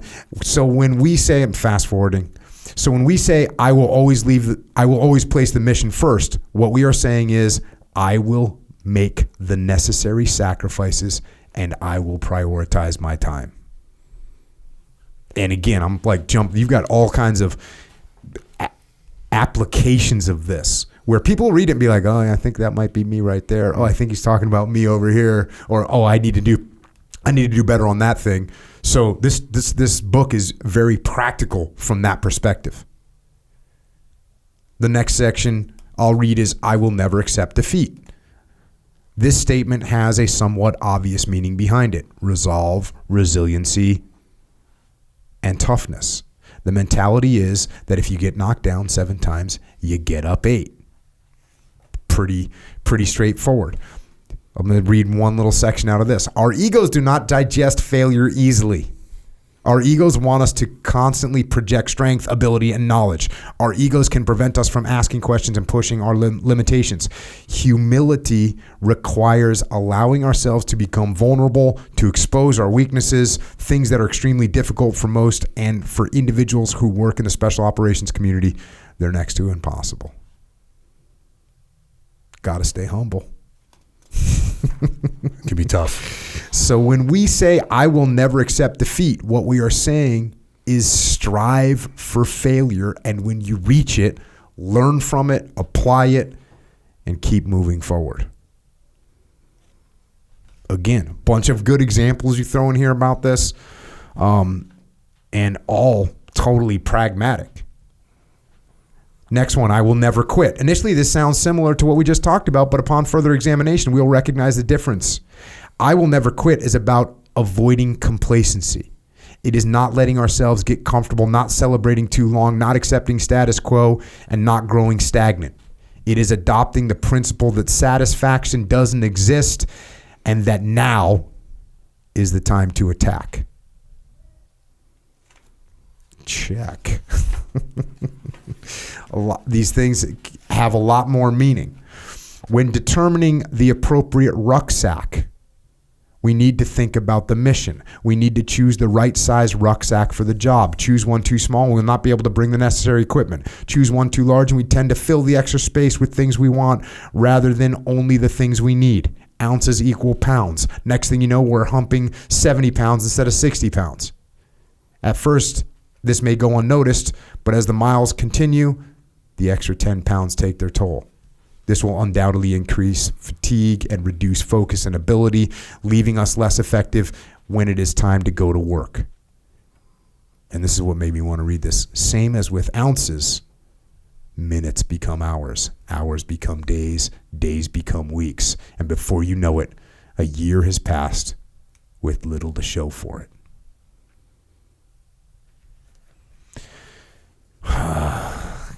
Later in the book, you got some of your time, like you got your daily schedule written out. It's like to the minute.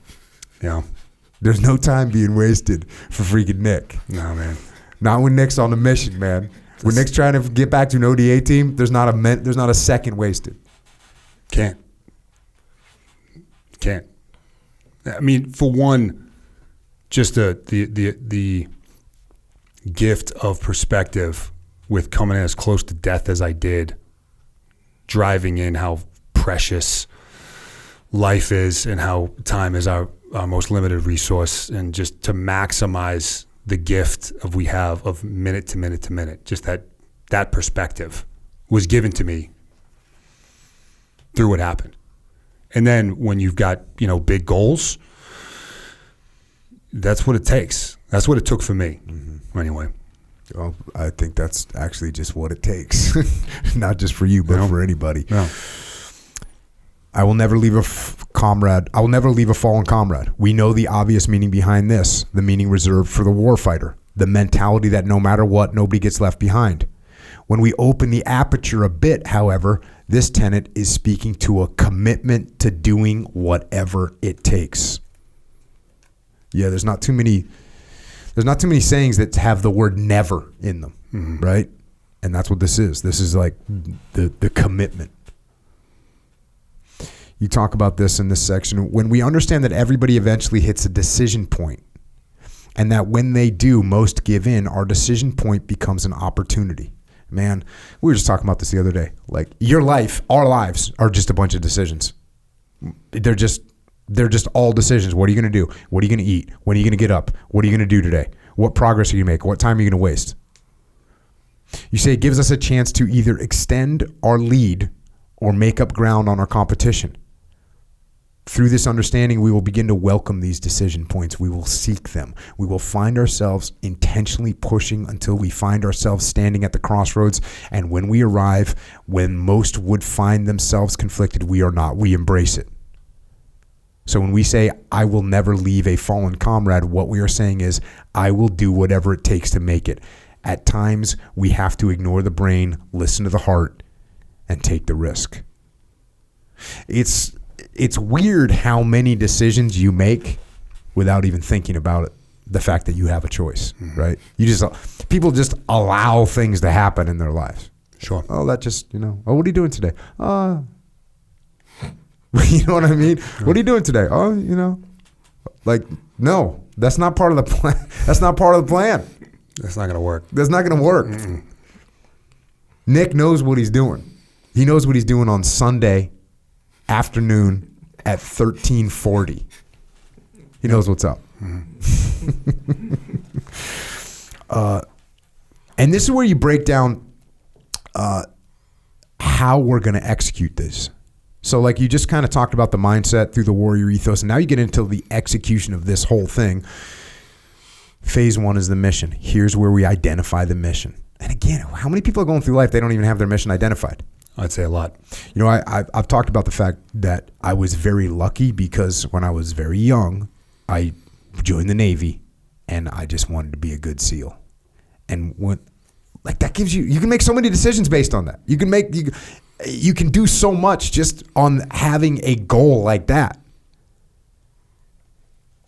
Here's where we identify the mission. This is a long-term goal, the dream, the what we are trying to accomplish, the who we aspire to become. There's a reason why this is phase 1. It is exceedingly important. If we botch this up, we may be making progress, but progress in the wrong direction.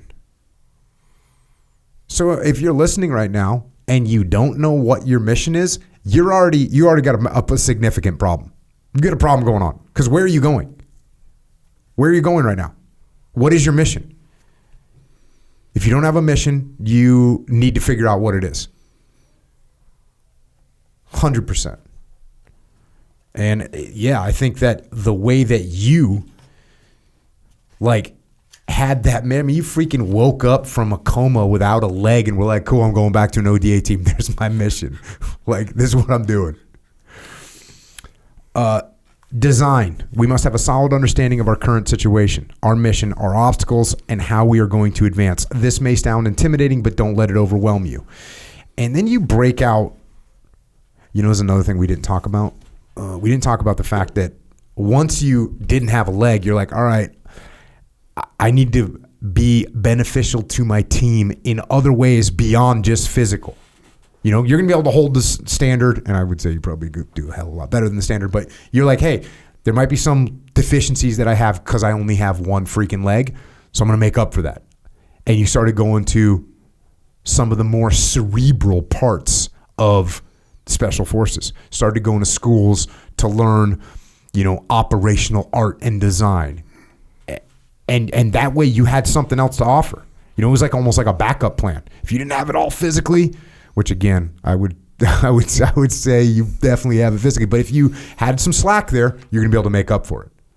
Yeah. That was a conscious decision that you made. Yeah, and that was tough to accept that. Growing up as an athlete and a fighter and, being that door kicker on the team is what my team wanted of me. It's what I enjoy doing, spend time in the gym, the fight house, on the range, and it was a win-win.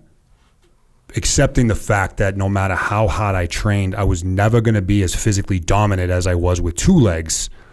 How can I make up the difference and still be that asset?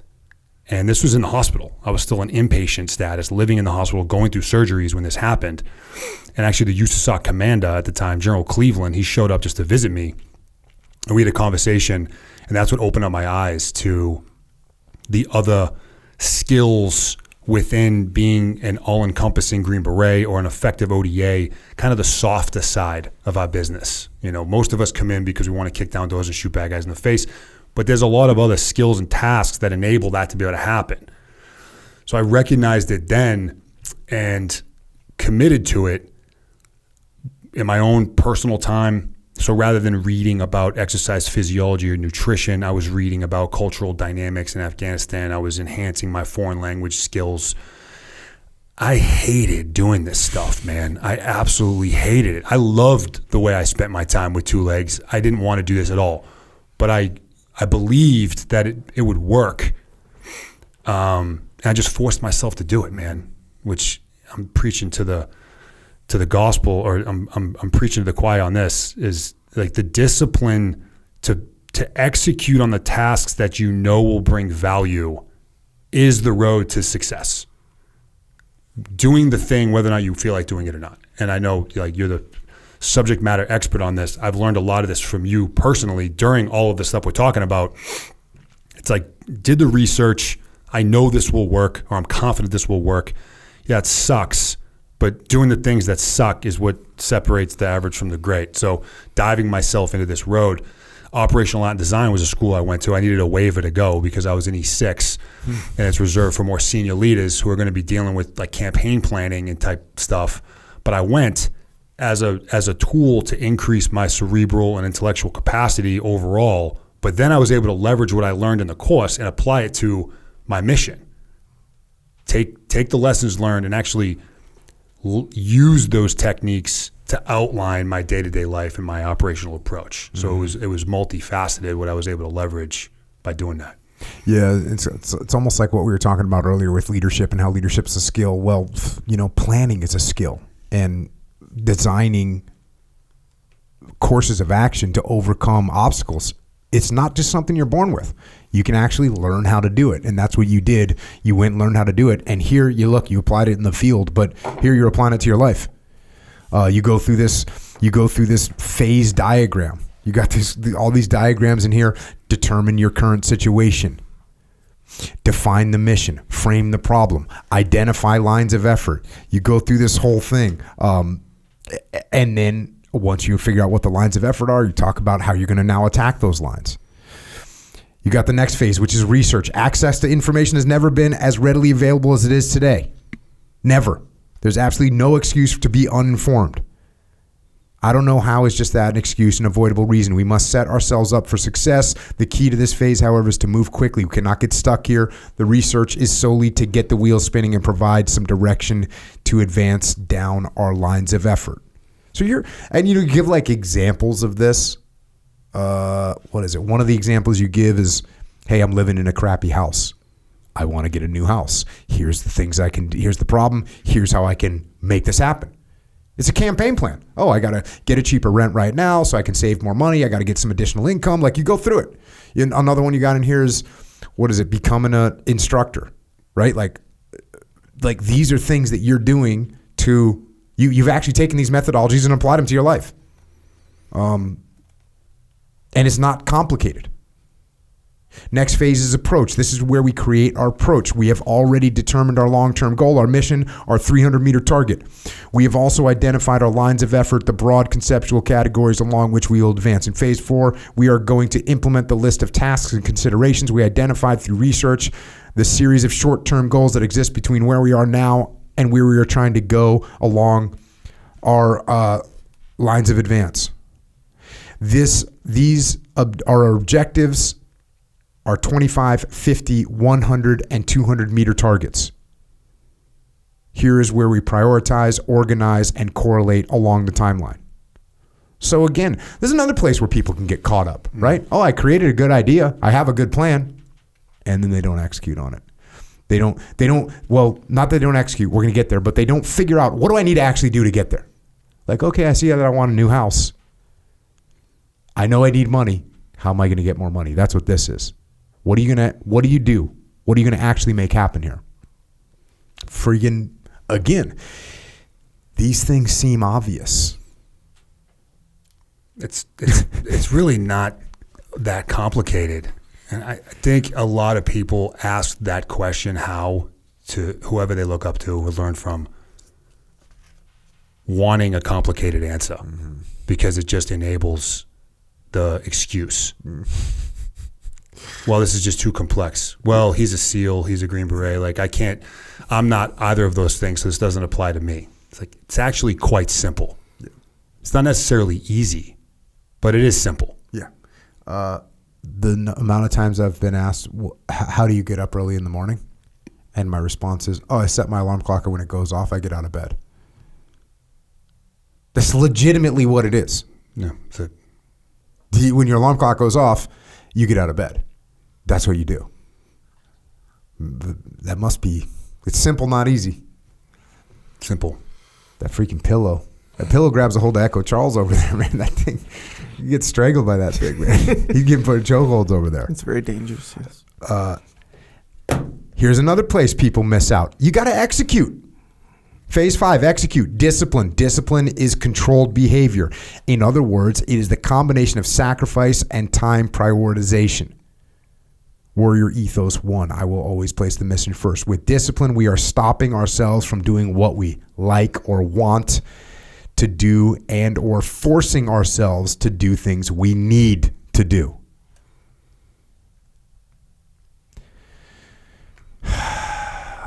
That's another thing. I'll use that answer sometimes. It's like, you know what you need to do. You actually know what you need to do. You're just not doing it. Like, you're not going to get better at jiu-jitsu not doing jiu-jitsu. You're not going to get in good shape by not working out. You know what you need to do. Mm-hmm. Like you said, I think there's people that want you to say, well, there's a big complex thing that we need to discuss. There's actually not. There's actually not. Just start doing it.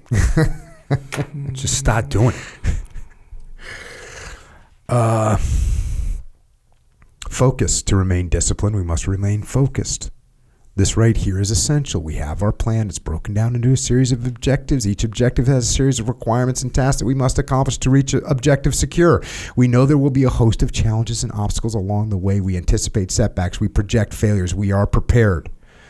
But what are we actually focusing on during the process? The reality of it is it's our choice. Picture you getting your purple belt here, by the way.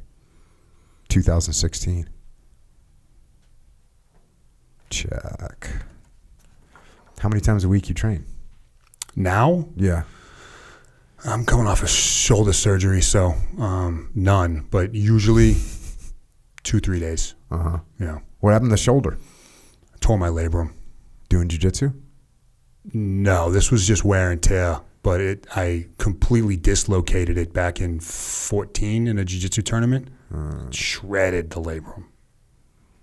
Put it back together. It was fine. 2014, isn't that when you were still a white belt? I think in this particular tournament, I had just belted blue. Yeah. There's a lot of people that were unhappy the day they saw you in the freaking bracket.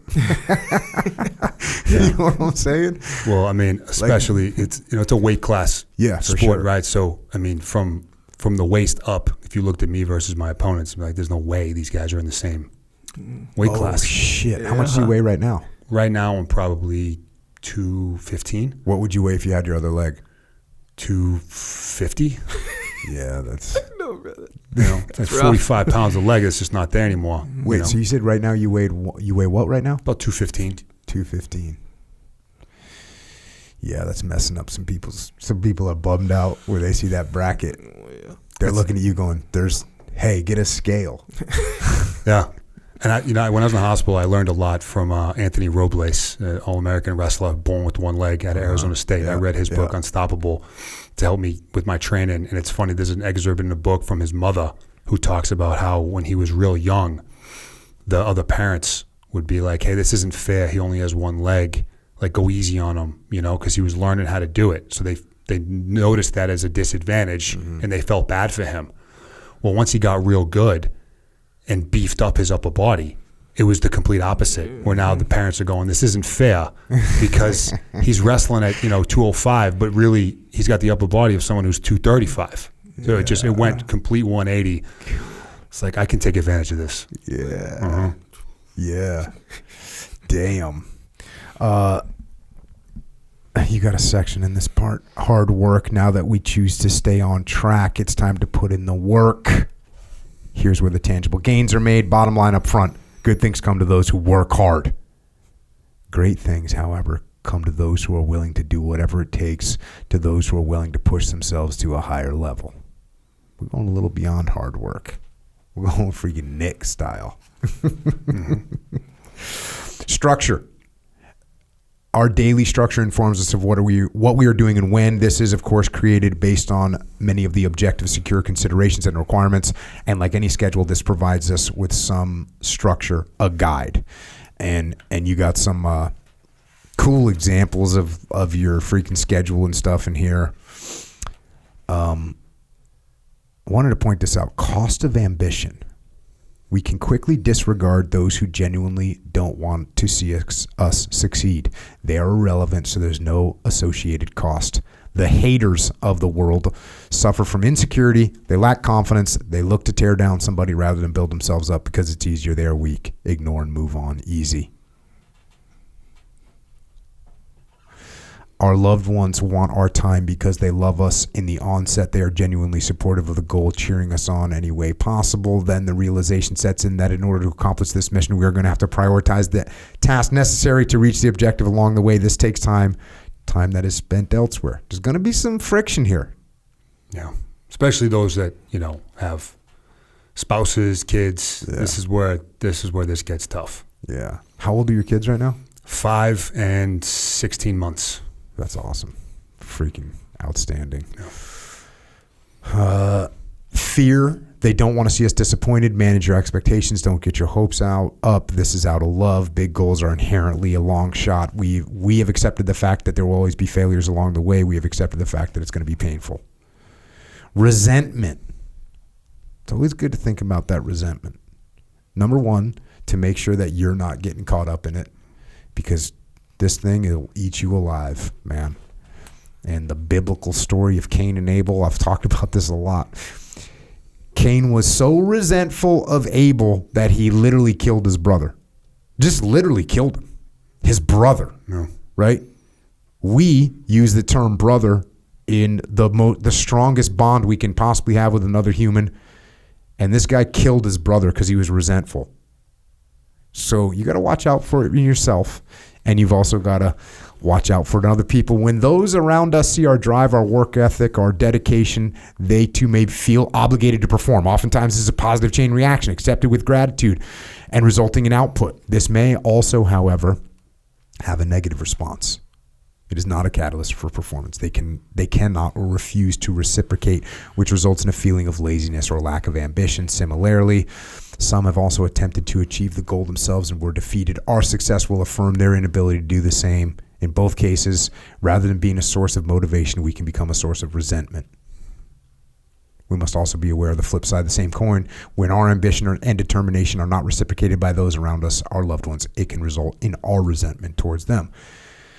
You gotta watch out for that one. Sneaky. It's a sneaky Sneaks one. up on you. No. You know, it's one of my buddies was Seth Stone was trying to go. He's like, hey, I want to go to Princeton. There was like a program to go to Princeton while you're in the SEAL teams. And he asked me like, hey, do you think I should go? I was like, hell yeah, man. And he's like, well, some of the other guys are telling me don't go. It's not going to be bad for my career. And I was like, bro, how's it going to be bad for your career to be a SEAL officer that went to freaking Princeton and has a degree in international policy? Like, who said that? And I think it's the same thing. People just didn't want him to get that extra little thing going on in his life, a little resentment coming through. Yeah, maybe. Watch out for that one. Mm-hmm. Community, to put it bluntly, if we hang around with losers, we'll become a loser. That one's kind of speaks for itself. Yeah, I think the classic is you are the average of the five you spend the most time with, which I don't think is like statistically accurate, but anecdotally and common sense wise, that makes sense to me. For sure. And you've got all kinds of backing up data and stories and information to explain these things. I'm just trying to hit the high points so people know that when they get this book, they're going to get a legitimate guide on how to live. Consistency, unfortunately, it's easy to be great for a day. Anybody can do it, but the other 364 days that make the difference, and this is truly the most challenging aspect of execution, consistency. That catches a lot of people off guard. Discipline, hard work, and consistency. How can you stop someone who is willing to stay on track despite temptation, someone who's willing to sacrifice and put in hard work, someone who is willing to dedicate himself or herself on a daily basis? How can you stop someone who is willing to do whatever it takes? The answer is you can't. Phase 6, track. There's no reason to overcomplicate this one. It's simple. This is simply keeping track of what you are doing and how you are doing. It's a diary, really, for all my alpha tough guys out there. You will likely refer to this as a log. But that's all it is. We are logging our actions, what we're doing, how we're doing it. What's the oldest log? You got logs from your freaking college workouts? Oh, yeah. They go back down decades. Yeah. Yeah. Old school. Yeah. Right. I've got some old. I have the little Write in the Rain notebooks. And so I've got that I just always track a workout in. And I've got probably, 2022? I might have 15 years worth of, I could pull up. I'm going to have to check that one. I had to pull it up. We had a little situation unfold. A little situation. Well, there was a guy that did a video about me being on steroids, and I've never done steroids. And he kind of broke down. He had broken down like what we had said on this one particular video where we were kind of just having fun and bullshitting back and forth, and talking about Echo's skinny knees. And a lot of people thought that was funny. And anyways, this guy, his name, he's got a video, a thing called More Plates, More Dates. Good dude. His name is Derek. Anyways, he made a video and he just did like an assessment. I competed in jiu-jitsu. He just did an assessment. It's like, oh yeah, he's probably on TRT and probably juiced at one time.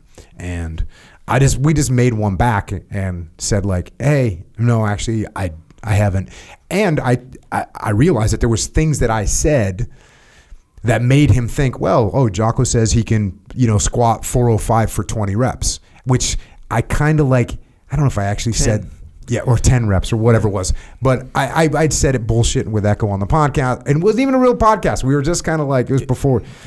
So it was that I said I worked out 4 times a day. Like there's some little clip where I'm like, 4 times a day. And I had to clarify, well, what I mean is like, on a good day, I lift, I run, I go to jiu-jitsu, and I surf.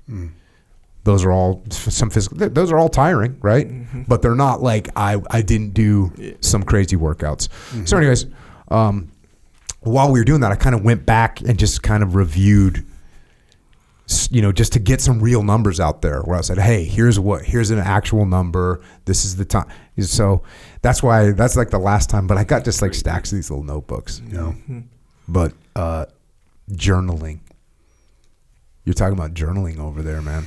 Yeah, man. Some alpha males are going to get freaking distraught. That's why I talk about it as much as I do. Because what are you gonna do? You're gonna call me a bitch? I mean, really?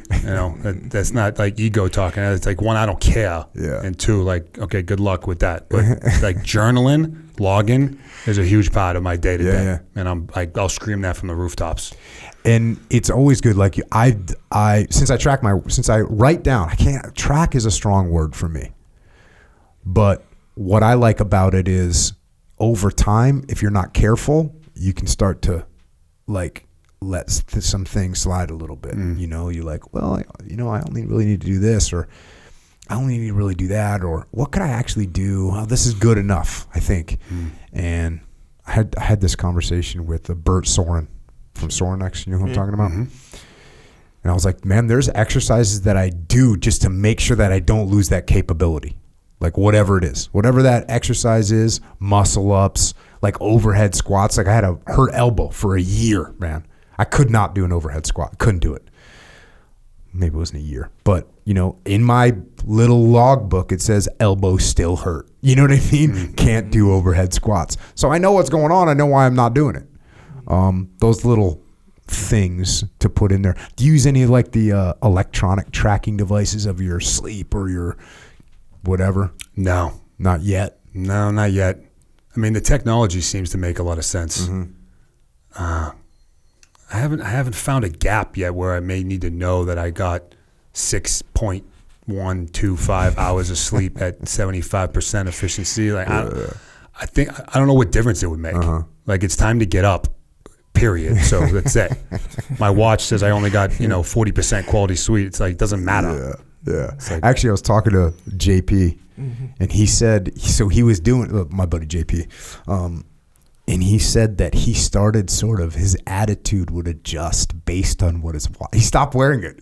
Because it would say, oh, you need more rest. And he'd be like, oh, this workout's good. And he said, he took it off, bro. Yeah. He was like, I'm not doing this. No. Because it doesn't matter. Like you just said, hey, I'm up. This is the workout I have to do. I'm going to go do it. When you see, hey, you're only at 27% recovery. Man, come on. Start to feel it. Phase 7, assess. This is where we analyze the state of our situation and identify areas of progress, stagnation, and or regression. Again, how often are we going through life without actually assessing where we're at, what's going on, what's our status, what adjustments do we need to make? Like, this seems so obvious, but guaranteed. I would actually say most people aren't assessing where they're at. Maybe they do it. Oh, when they do it is what's the new year, right? The new year. The resolution. Yeah, they're like, hey, I need to do this now. But this is something you should be doing all the time. Where are you at? I used to trick though when I taught the young junior officers. One of the little tricks I would play them, I'd say, what's the most important piece of information that you need on the battlefield? And they would be like, where the enemy is, how many weapons they have, how many there are. And I'd be like, no, the most important thing you need to know is where you are. So that's what that's about. Assessment. Where are you at? So you can make changes to your course and get it corrected. Honesty is what's critical with this, which a lot of us struggle with, man, especially with social media. Like what people project oftentimes isn't real. And you get so conditioned to projecting this facade that you believe it yourself. That's going to hurt. In order for this to have any kind of significance or value, you need to have that internal no shit dialogue where you can be honest with yourself. Like, where am I currently at? Forget about my last Instagram post, which has 17 filters on it. I took 57 different attempts for the perfect angle. Forget that. And your caption, that was very enlightening, I'm sure. Forget that. Like, look yourself in the mirror. Like, what is my current status? And be honest with yourself. Yeah. If you're going to bullshit yourself, then forget about all this. It's not going to matter. Yeah. It's one thing that's nice about jiu-jitsu. You can't bullshit your partner. You can't. It doesn't work. No. This just doesn't work. That's another reason for me. Like, I have those logbooks in my workouts so I can say, man, you know, I don't really need to do that. Oh, wait a second. Let me look at see what I was doing 2 years ago. Oh, I was actually doing this many reps or this many sets or whatever. And that's what it keeps me honest, actually. Absolutely. You know? No. Phase 8, repeat. Has the goal changed? If the answer is yes, then repeat the process. That means go all the way back to the beginning and do this assessment again. If the answer is no, repeat the process with specific and intentional adjustments based on the identified lags or deficiencies. Boom. Execute. Back to work. Move out. Continue to gather the data. Stay the course. Trust the process. We cannot make brash decisions. Odds are there are variables within our equation that are working. The only way to determine what is creating positive effects is through small incremental adjustments over time. It's hard. This separates the average from the greats. If it were easy, everybody would do it. Repeat, repeat, repeat. The process does not stop. Focus. It is worth it. So, again, those were the highlights to this this guide, this methodology, the sort of military planning wrapped around what you could use for everyday life. Freaking legit, man. Thank you. Freaking legit. Thank you. So that kind of gets us up to speed, right? How many years you been in the Army for right now? 15. I guess you're gonna stay for 20. At this point, man, it would have to take something real convincing to get me out. Dude, prior. Yeah, I don't know what the hell would get you out. I don't know either. At this point. Yeah. Are you starting to look at what you might do after the military? Yeah. So, I mean, I'm going to continue to write because, again, I found out that I actually enjoy it. So I got a few projects I kind of work on. Well, you did spend 7 years in college, so you got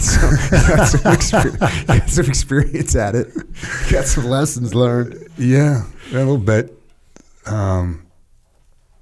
So continue to write because I enjoy it. And then I'm not working for anybody else ever again. After 20 years, I'll work with a lot of people, but I'm going to choose who I work with. But the days of people telling me what to do will be over once I get that DD-214 in my hands. So I see myself doing, consulting, speaking, workshop, seminar type stuff. And, I got a small crew around me now that are in line with that. Successful buddies of mine and some family that are doing well in life but feel unfulfilled. A couple of my buddies, they work for like Salesforce and they make a ton of cash. They live in Manhattan, wildly successful, but it's like, do I want to look back on my deathbed at 80 and been like, I sold a lot of software and I had a really nice house, or do I want to do something, sink my teeth into something that I'm proud of that gives me some fulfillment? So just turning that into from what is now a nights and weekends kind of side thing into just what I do full time. Where will you raise your family once you get out? That's a good question. My wife and I are having this conversation right now. I would like to go back up north, but I want land as well. So I'd like to be able to live. Ideal for me maybe is like Western or Central Mass, where I can get my family, because it's all about what culture do I want to raise my kids in. That's the conversation her and I are having. I think that there's a lot of value. I grew up in more of an urban environment where there's the edgy, fast thinking wittiness that comes. The expression is with New York, if you can make it here, you can make it anywhere, because it's tough. You take someone from that environment, that culture, put them into a much slower environment like Tennessee, where I'm at now. Yeah, they'll probably be frustrated because things are moving at a slower pace, but they're going to do well because they can move fast and talk fast and think fast. Where if you take someone who grew up in some, backwoods area and threw them in Manhattan, they're just overwhelmed by events. So I'd like to be able to give my kids a taste of that high tempo environment, but I don't want to necessarily live in that environment.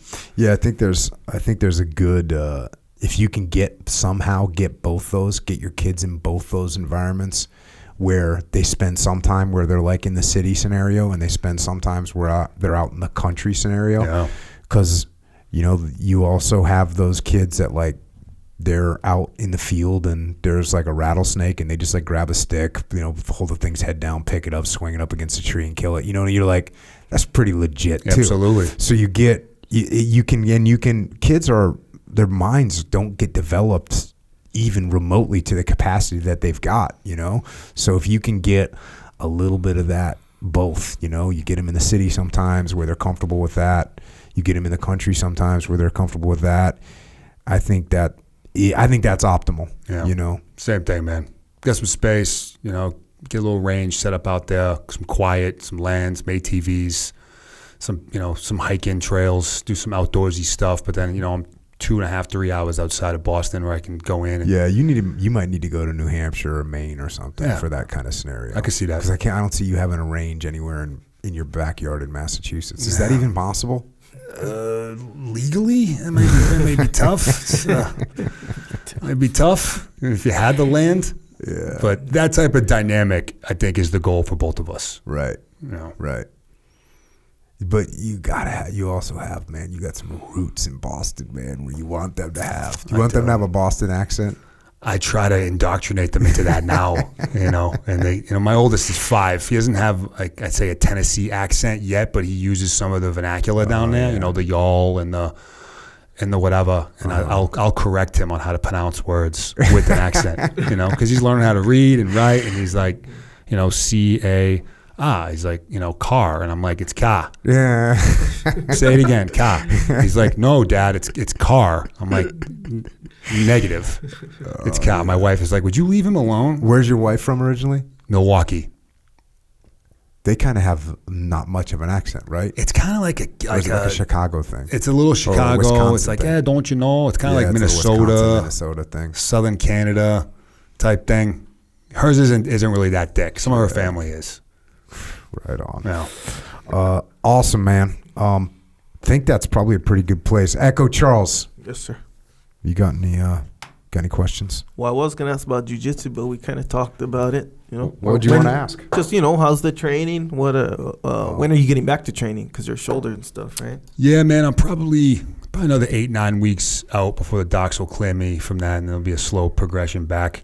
Mm-hmm. But I'm not training jiu-jitsu like I used to. I did deprioritize it, where I was real heavy into it and competing and real aggressive and enhancing my skill and my technical capacity.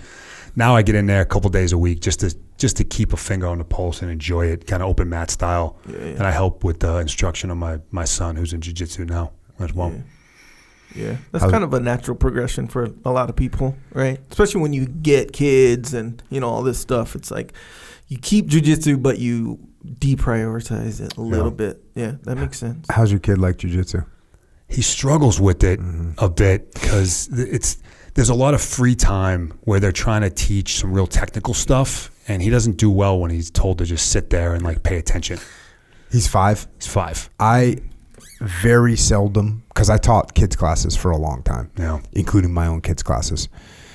5 is young, man. Yeah. It's almost like when they're 5, you should have a half an hour class because you just get them out there and keep it fun. They already know how to wrestle. It's a natural thing. So if you just put some rules around what they already know, some very basic rules, they'll have fun. And the funner you can make it, man, the better off you're going to be. And I'm sure you've heard me talk about this before, but I pushed jiu-jitsu too hard on my kids when they were younger, competing. They trained 7 days a week. That's a lot. Yeah, 7 days a week, and I was just talking about with my kids the other day. It'd be on Saturday, we'd get to this gym, at 8 o'clock in the morning. And like I would teach their striking class, and then I'd bring them up and teach their jiu-jitsu class. And then I would train for 2 hours or 2.5 hours. So they'd be here just in this gym, ages like 5 through 8 for like 5-6 hours, Saturday and Sunday. Yeah. That's aggressive. It's not the best protocol. That's aggressive. I would have done a better job. Now, look, they're coming back to it. I mean, one of my daughters is like training. She's training more than that right now. You know, she's getting after it. Echo knows. Yes, sir. Echo almost lost his arm to her the other day. She was getting hostile. Every time I come in here, she's here. Yeah. No matter what time, by the way. How old is she? No? 21. Oh, yeah. 21. But she wrestled in high school and stuff. Like she's down for the cause. Yeah. But yeah, you can't get too. You gotta make them love it. Yeah, we scaled it back. It was twice a week, and now we're doing like one, and then we brought in some gymnastics, and he does like this little CrossFit like kids class thing. It's just there's more movement with those things, which is good for him. Well, this was the main point I want to make. My son had a friend, because I would like try and get every kid in the neighborhood to train jiu-jitsu, and my son had a friend who I brought him in when he was 5. He hated it. I brought him in when he like literally a year later.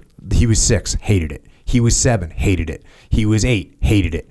And finally, when he was like 9, all of a sudden it clicked, and he was like, "Oh, I understand what all this means and what this could help me with." And it, and he started training all the time. And it wasn't like he was then 5 years behind my son. You know what I mean? Yeah. Like the kids are only going to learn so much, and they can learn so rapidly that once they get engulfed in it, they'll catch up pretty quick. Right. So you don't have to worry like this is a wasted year. Yeah. Go freaking full Nick Lavery on him, like you missed a training opportunity, son. Right. That's actually a good point. Yeah, because they'll be able to make up for it, and if they're into it, man, that's worth it. Look, we can find you. People can find you. MachineNick.com. That's it. You have a YouTube channel. Mm-hmm. You have Instagram, which is Nick at nick.machine.lavery. Lavery's Lavery. Any closing thoughts, Nick? I appreciate the invitation, man. You're in this book. You didn't read the parts where I mentioned you. Yeah, no, personally, dude, I totally appreciate on it. Purpose. It feels weird, I bet it does. No, it's fine. But just like a level of gratitude to the lessons I learned from you and from these works. Once I did realize that leadership is a skill, although some people may be genetically enhanced based on character traits, it's a skill that requires reps like anything else. And you were the first dude that I found, the first mentor I found when I realized that I had that gap and that there was a difference, and I drove down that road. So a lot of my operational and personal successes are from your works and the way you message that. So I'm a fan. So it's an honor to be here and just spend some time with you, man. So I appreciate it. No, that's awesome. And my last job in the SEAL teams was running training, and it was so rewarding. I kind of already mentioned it, but having guys come back from combat and say, "Hey, we got out of this situation because of what you taught us." And now, having been doing this stuff, the amount of feedback that I get like that, man, it feels good to pass that information on, and you're going to get the same feedback, on your story, on the lessons you learned, on the methodology you put forth in your book. So I appreciate you taking that and running with it. And that's what we got to do. We got to take care of the next generation. So I appreciate it, man. That means a lot. And yes, it was I did purposely avoid the parts of the book where you talked about me. I just dimed you out. But all good, man. I want to read one last thing. Just because I think it closes out the message really solid from the book. I was not genetically gifted with any astonishing talents. I don't come from a family of wealth. I make mistakes constantly. I lose focus. I procrastinate. I waste time. I feel pain. I experience fear. I bleed. I am not cut from a different cloth. I am not from another planet. I am a human, same as you, which means we have the ability to choose. It doesn't matter what we do for a living, how much money we have in the bank, the size of our house, the disability we live with, who we care for, who cares for us, the car we drive, if we have a car at all, how popular we are, or how much we can bench. It does not matter. We must simply decide. This is what I believe. This is who I am going to become. And I am willing to put it all on the line to achieve it. So, there you go, man. You're living proof of those words. Thanks for joining us, man. Thanks for sharing your story, your strategies for victory, and most important, thank you for your continued service and sacrifice. You set an example for all of us, and the next generation that's coming up is going to be looking at you and knowing that they can get things done. And it's an example, not just how to live, but how to live right. So thanks, brother. I appreciate it, bro. And with that, Nick Lavery, the machine has left the building. Appropriate. Yeah. Fully appropriate, right? Yes. You're not like, well, that's no. What a freaking stud, man. In the classic Hackworth sense of the word. You know that? Hackworth? Yeah, I know Hackworth. That's the way he describes. There's two categories of people.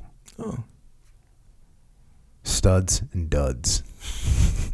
Hopeless in the hardcore. But like the best thing he can describe, he goes, this guy was a stud. That's like his big statement. But yeah, man, Nick, just amazing human out there, crushing, and what a beast, man.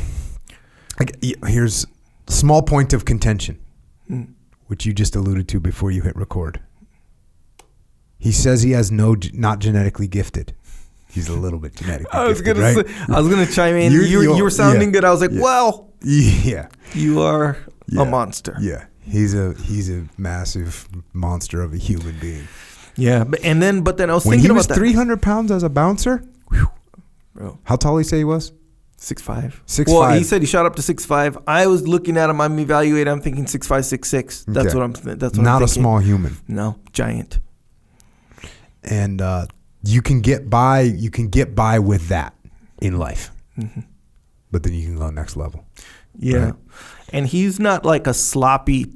Even how big he is, he's not like and I'm not saying all big guys are sloppy. I'm not saying that, but there's a difference between just being big and sort of lurchy and maybe sloppy and like a 6'5" stud, as it were. Yeah. See what I'm saying? And he was for sure that. So I can imagine him eating with a diet coach and all this stuff. I didn't do a good job. I didn't do a good job of capturing the fact of like the discipline that he imposes in his life to achieve these goals. Look, it kind of is clear that you have to, but he's, this is how many calories I'm eating at this time. This is what I'm doing here. This is the workout I'm doing. This is the stretching. This is the mobility. This is the time. 0-400 Reveille, 0-428, in the gym, 0-521 starting cardio, 0-610 first calorie intake, 700 via egg, like that kind of thing. Bro, he said something, or one part that really, I was like, bro, that's so true. If you can just remember that, because, he mentioned tunnel vision. At one point, he mentioned tunnel vision, right? About when he was just thinking about his own goals kind of a thing. Yep. I was like, bro, I think that's like an asset, that tunnel vision, because that's really a big part of what discipline is not getting distracted by other stuff, including like your own feelings, right? So both you guys are talking about like when you wake up in the morning, you just do it. Just do it. You're not distracted about how you feel, how much sleep you may or may not have gotten, the weather or all this stuff or whatever. Yep. You're just not distracted by that. You just sort of do it, right? So technically, distraction is kind of the main enemy of discipline. And he mentioned it, how it was like, I was just like, tunnel vision. I was like, yeah, that is, huh? If you can maintain tunnel vision and leverage that, bro, you can kind of do anything. And this is the part where I was like, bro, that's so true. I hope to remember this at times that'll benefit me. Where he was talking about getting in and out of the vehicle, right? Where he's like having trouble, so he's just practicing. He's like, if I can do this 1,000 times, I'll be good. I'll be good to do it. Yeah, I'll be good at it. I was like, bro, that's so true. And, and we know it. Like, we know it. But it's like, okay, so these guys, like, what's the group, the acrobat group, like a Cirque du Soleil or something, or, whatever. Yeah, you called it. Yeah. And they do these things. You're like, how the heck can they just nail that? It's so precise or whatever. But then you think about it in those terms where if it's like, yeah, let me do this 1,000 times. Let me do this 10,000 times. Let me do this. I mean, probably even more than that. Just do it that many times. And it's just so automatic, just like anything else you do. Not anything else, but like a lot of stuff you already do as a human, like walking. Bro, you ever consider, bro, what your body has to do to just stand up and walk? Yeah. Like your little feet and all this stuff. So it's like, man, you just got to put it into perspective. It's like, yeah, you just apply that to like kind of hard stuff. And probably you can do it, but you got to maintain that tunnel vision though in a way. Yeah. And the tunnel vision you got to watch out for because he got tunnel vision just focused on himself. Yeah. But what I liked, the power when he was like, when it was about me, he was working hard. When he realized it was about his teammates and his teammates' kids and wives, he's like, I can get another freaking rep. Watch this. You know what I'm saying? Yeah. So, you are much less likely to allow yourself to let your friend down than to let yourself down. That's why people need a workout buddy, right? Oh, yeah. Like, hey, are you going to be there? Yeah, I'm going to be there. You don't want to let your friend down, so you show up. They recommend that if you're having trouble getting it done. Get a workout buddy. So true. He had that like amplified times 1,000 because it's him wanting to be able to execute the job to take care of his teammates. Yeah. That's what this is about. So freaking Nick, awesome. Awesome guy, man. Just an awesome guy. Hey, look, no matter where you are in life, you can do a little bit better. And Nick is a good example to all of us. I could probably do a little bit better. Everything that I do, every single thing that I, Jocko Willink, do is a little bit easier for me because I got 2 freaking legs. Can you imagine jumping off a 4-foot thing? In order to be able to do your job that you want to do, you jump off this 4-foot platform. You got to land in a pistol with another random prosthetic leg sticking out. And stick the landing. And stick it. By the way, yeah. That's what I'm talking about. Yeah, that's crazy. So what, they said in the book, if you're around Nick, you have no excuses. Well, we're around Nick, man. Nick's out there. Think about that right now. That's so true. Nick's out there. So the pistol squat thing, sticking the landing, jumping off the 4-foot thing, sticking the landing in a pistol squat, even if you're not that like impressed with that, what if you were 6'5", freaking 215 one leg though? Yeah. See what I'm saying? Yeah. Like he would have been 250, the equivalent of like a 250. Yeah. See what I'm saying? Now do it. Way more impressive. So we're doing better.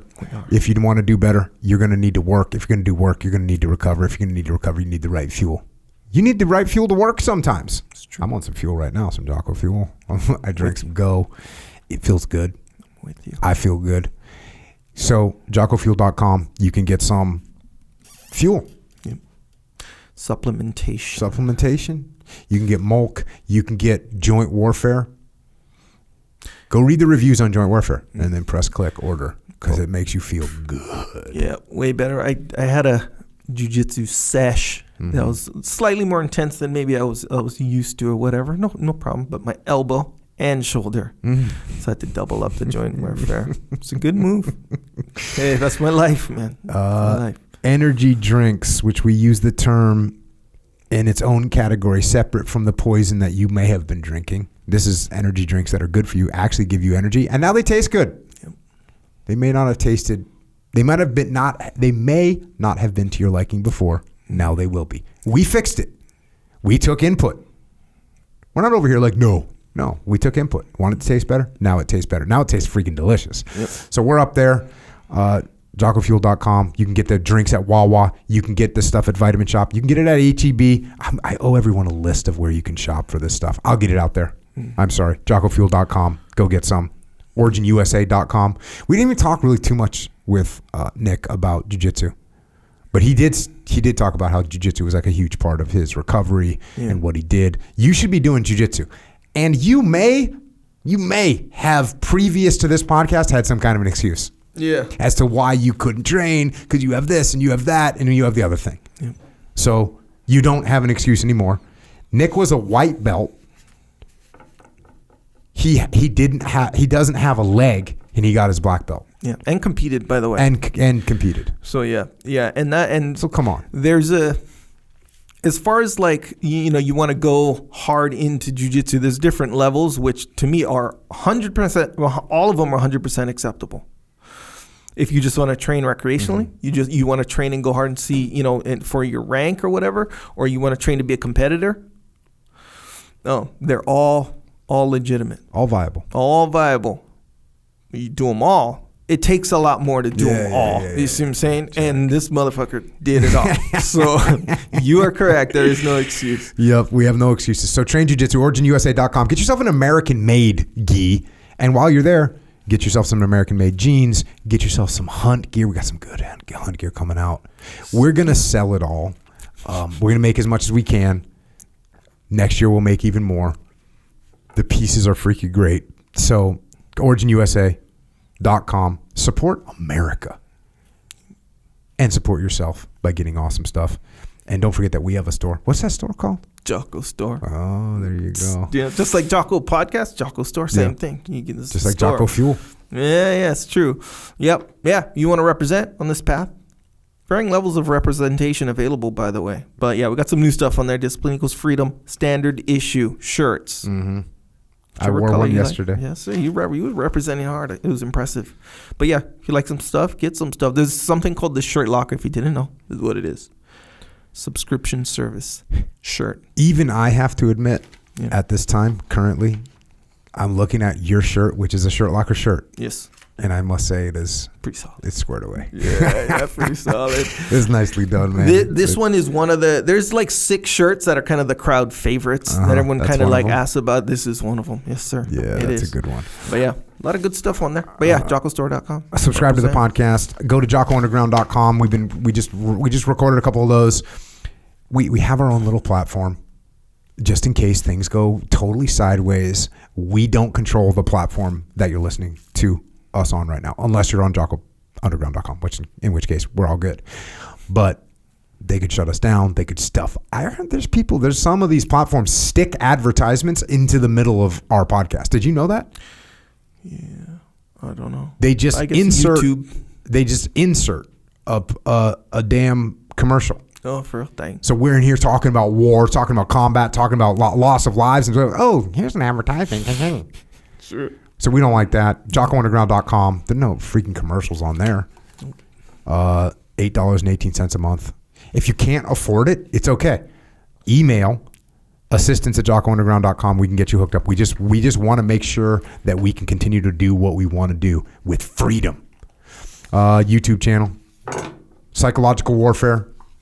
That's a little MP3 thing, which we owe another one, which I've been thinking about, actually. Yeah. So that might come to fruition. FlipsideCanvas.com. Dakota Meyer out there getting after it. Books. Nick Lavery. Objective Secure. Just go on to Amazon and order it right now. It's a little guidebook on how to live your life. Check it out. Only Cry for the Living by Holly McKay, who risked her life to write a book.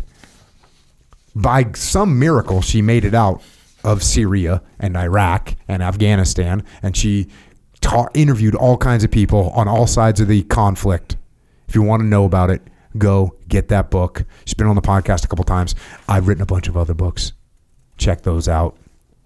Echelon Front, echelonfront.com. It's a leadership consultancy. We talk about leadership. We teach leadership. Go to echelonfront.com if you need help with leadership. And if you don't think you need help, it's your first indicator that you need help with leadership. We also have the online training academy. Just like jiu-jitsu, you got to keep training. You got to do it every day. ExtremeOwnership.com. Check out the Extreme Ownership Academy. And also from the charity perspective, if you want to help out veterans, check out Mark Lee's mom, Mama Lee. She's got an incredible charity organization. And if you want to help out or you want to donate, you can go to americasmightywarriors.org. Also, check out Micah Fink's organization. He's a SEAL. He's taken veterans into the wilderness and repairing their soul.